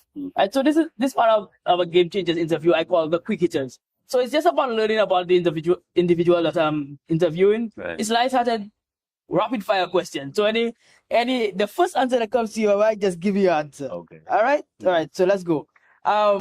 First question: what type of music do you like listening to? Oh. That's a hard question. There isn't a specific genre. Okay. I am the type of individual who is attracted to all. Okay. So as long as it appeals to my personal taste. So there's indie pop, hip hop, R&B, soca, booyah, of course. Yeah, of course. Dominica. Right. So I am attracted to all types of music once it's appealing to me. Okay, good answer. What is the best piece of advice you've ever been given? Best piece of advice would be patience is virtue. Oh, wow. It might sound a bit cliche. Yeah. But there's a deep importance with understanding its true meaning and also applying it. There are a lot of things that we try to rush. There's a lot of things we try to get done. But there are times in life where you have to take a step back and let life take you on its own path. For sure. All right. So we're moving on to the back end of the interview. What has been your biggest challenge thus far working in your position? Well, unfortunately, our ministry is severely underfunded. We recently had a move from one building to the other. And since we've moved to said building, there's been a lack of basics, phone, internet, and most severely, privacy. Just imagine a building where you're dealing with you're dealing with perpetrators and victims, both coming through the same entrance. Wow, that's tough. Right. So there's that risk factor. Also, there's the lack of resources. When I say resources, I mean institutional support. Mm-hmm. We do not have a juvenile detention center. Our only juvenile detention center has been closed for years. Wow. Yet to be open. So there's a housing issue in regards to youth who come into conflict with the law. They are actually held in our prison. Oh, that's tough. And you can't have juveniles in an adult prison. Yeah, and you mix in bad influence with... Exactly. Yeah. From what I've observed, the prison is a university for crime, right? Yeah. Correct. So there's that. We are actually lacking a lot of programs, rehabilitative programs that would help at-risk youth. So there's a serious lack of governmental programs in place. Mm-hmm. There are some private NGO programs. I commend those that do try their best to curb those types of behaviors, to develop young men and young women to be better, to help develop young men and young women to be better, but they aren't enough. There is a serious lack of motivation from the government to implement these programs, to help implement and encourage these programs. So as a result, we are fighting an uphill battle. It seems to be like, that's a trend throughout the region. I think, like, I don't know why we don't seem to invest in young people so much. We wait until they become mature criminals and then we want to change them, and it doesn't work that way. I don't know why. Yes, our priorities seem to be out of order, especially within the Caribbean, the diaspora, the Caribbean archipelago.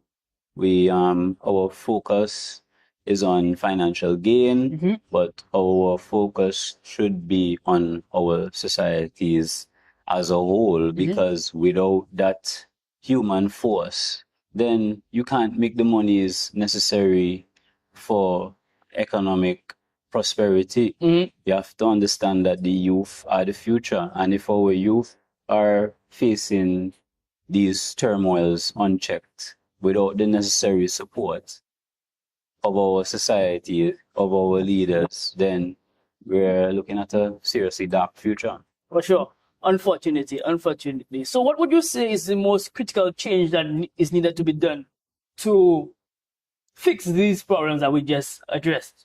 Well, we first have to address the underlying issues. We have to foster as much support as we can for our youth, for our young people. We have to develop the programs necessary that not only see to the academic, but the holistic and life skills. We also have to encourage them, motivate them, and discipline them where necessary. Yes, for sure. Because we have a serious disciplinary issue. I'm not saying punish severely, but there has to be some level of accountability for sure, so that they understand that there's consequences of their actions. Because in Antigua, it's more of a slap of a wrist. Yeah. A slap on the wrist, than correction. Right. Through discipline. You understand? So we always have to, by encouraging these factors, we should be able to get it straight. For sure. And yeah, again, it's about rehabilitation, and sometimes rehabilitation means not just a slap on the wrist, but actual punishment. Because criminals might say, okay, well, I spend 2 nights in jail, I come back out, go back to doing crime, right? And that's very simple for them, and it's very easy for them. So it's important that we, like you said, not severely punish them because we want to reincorporate them into society, but we must be strong enough to say that, hey, this is actually wrong, and we must not encourage them to do that. Right. You have to foster accountability. Yes. You have to foster accountability, and you also have to look at what is triggering or what is causing this underlying behavior and address it accordingly. Majority of the time, a lot of these youth, because they're struggling in school, because they're struggling academically, they act out as a result. So I'm of the opinion that if you see this, if this is an observation, you develop a skill. You see what the child in question or the juvenile, the adolescent in question has a natural talent for, and you foster that skill. Because a lot of them, when you expose them to, say, trade school or programs that allow them to practice different skills, mechanic, carpentry, masonry, HVAC, AC technicians and the like, the understanding that they develop would come in with a heartbeat compared to a man who, like myself, it's hard to treat a old dog. New tricks, yeah. Some of these youth, if you teach them how to spice a wire once, catch it for a lifetime. Yeah.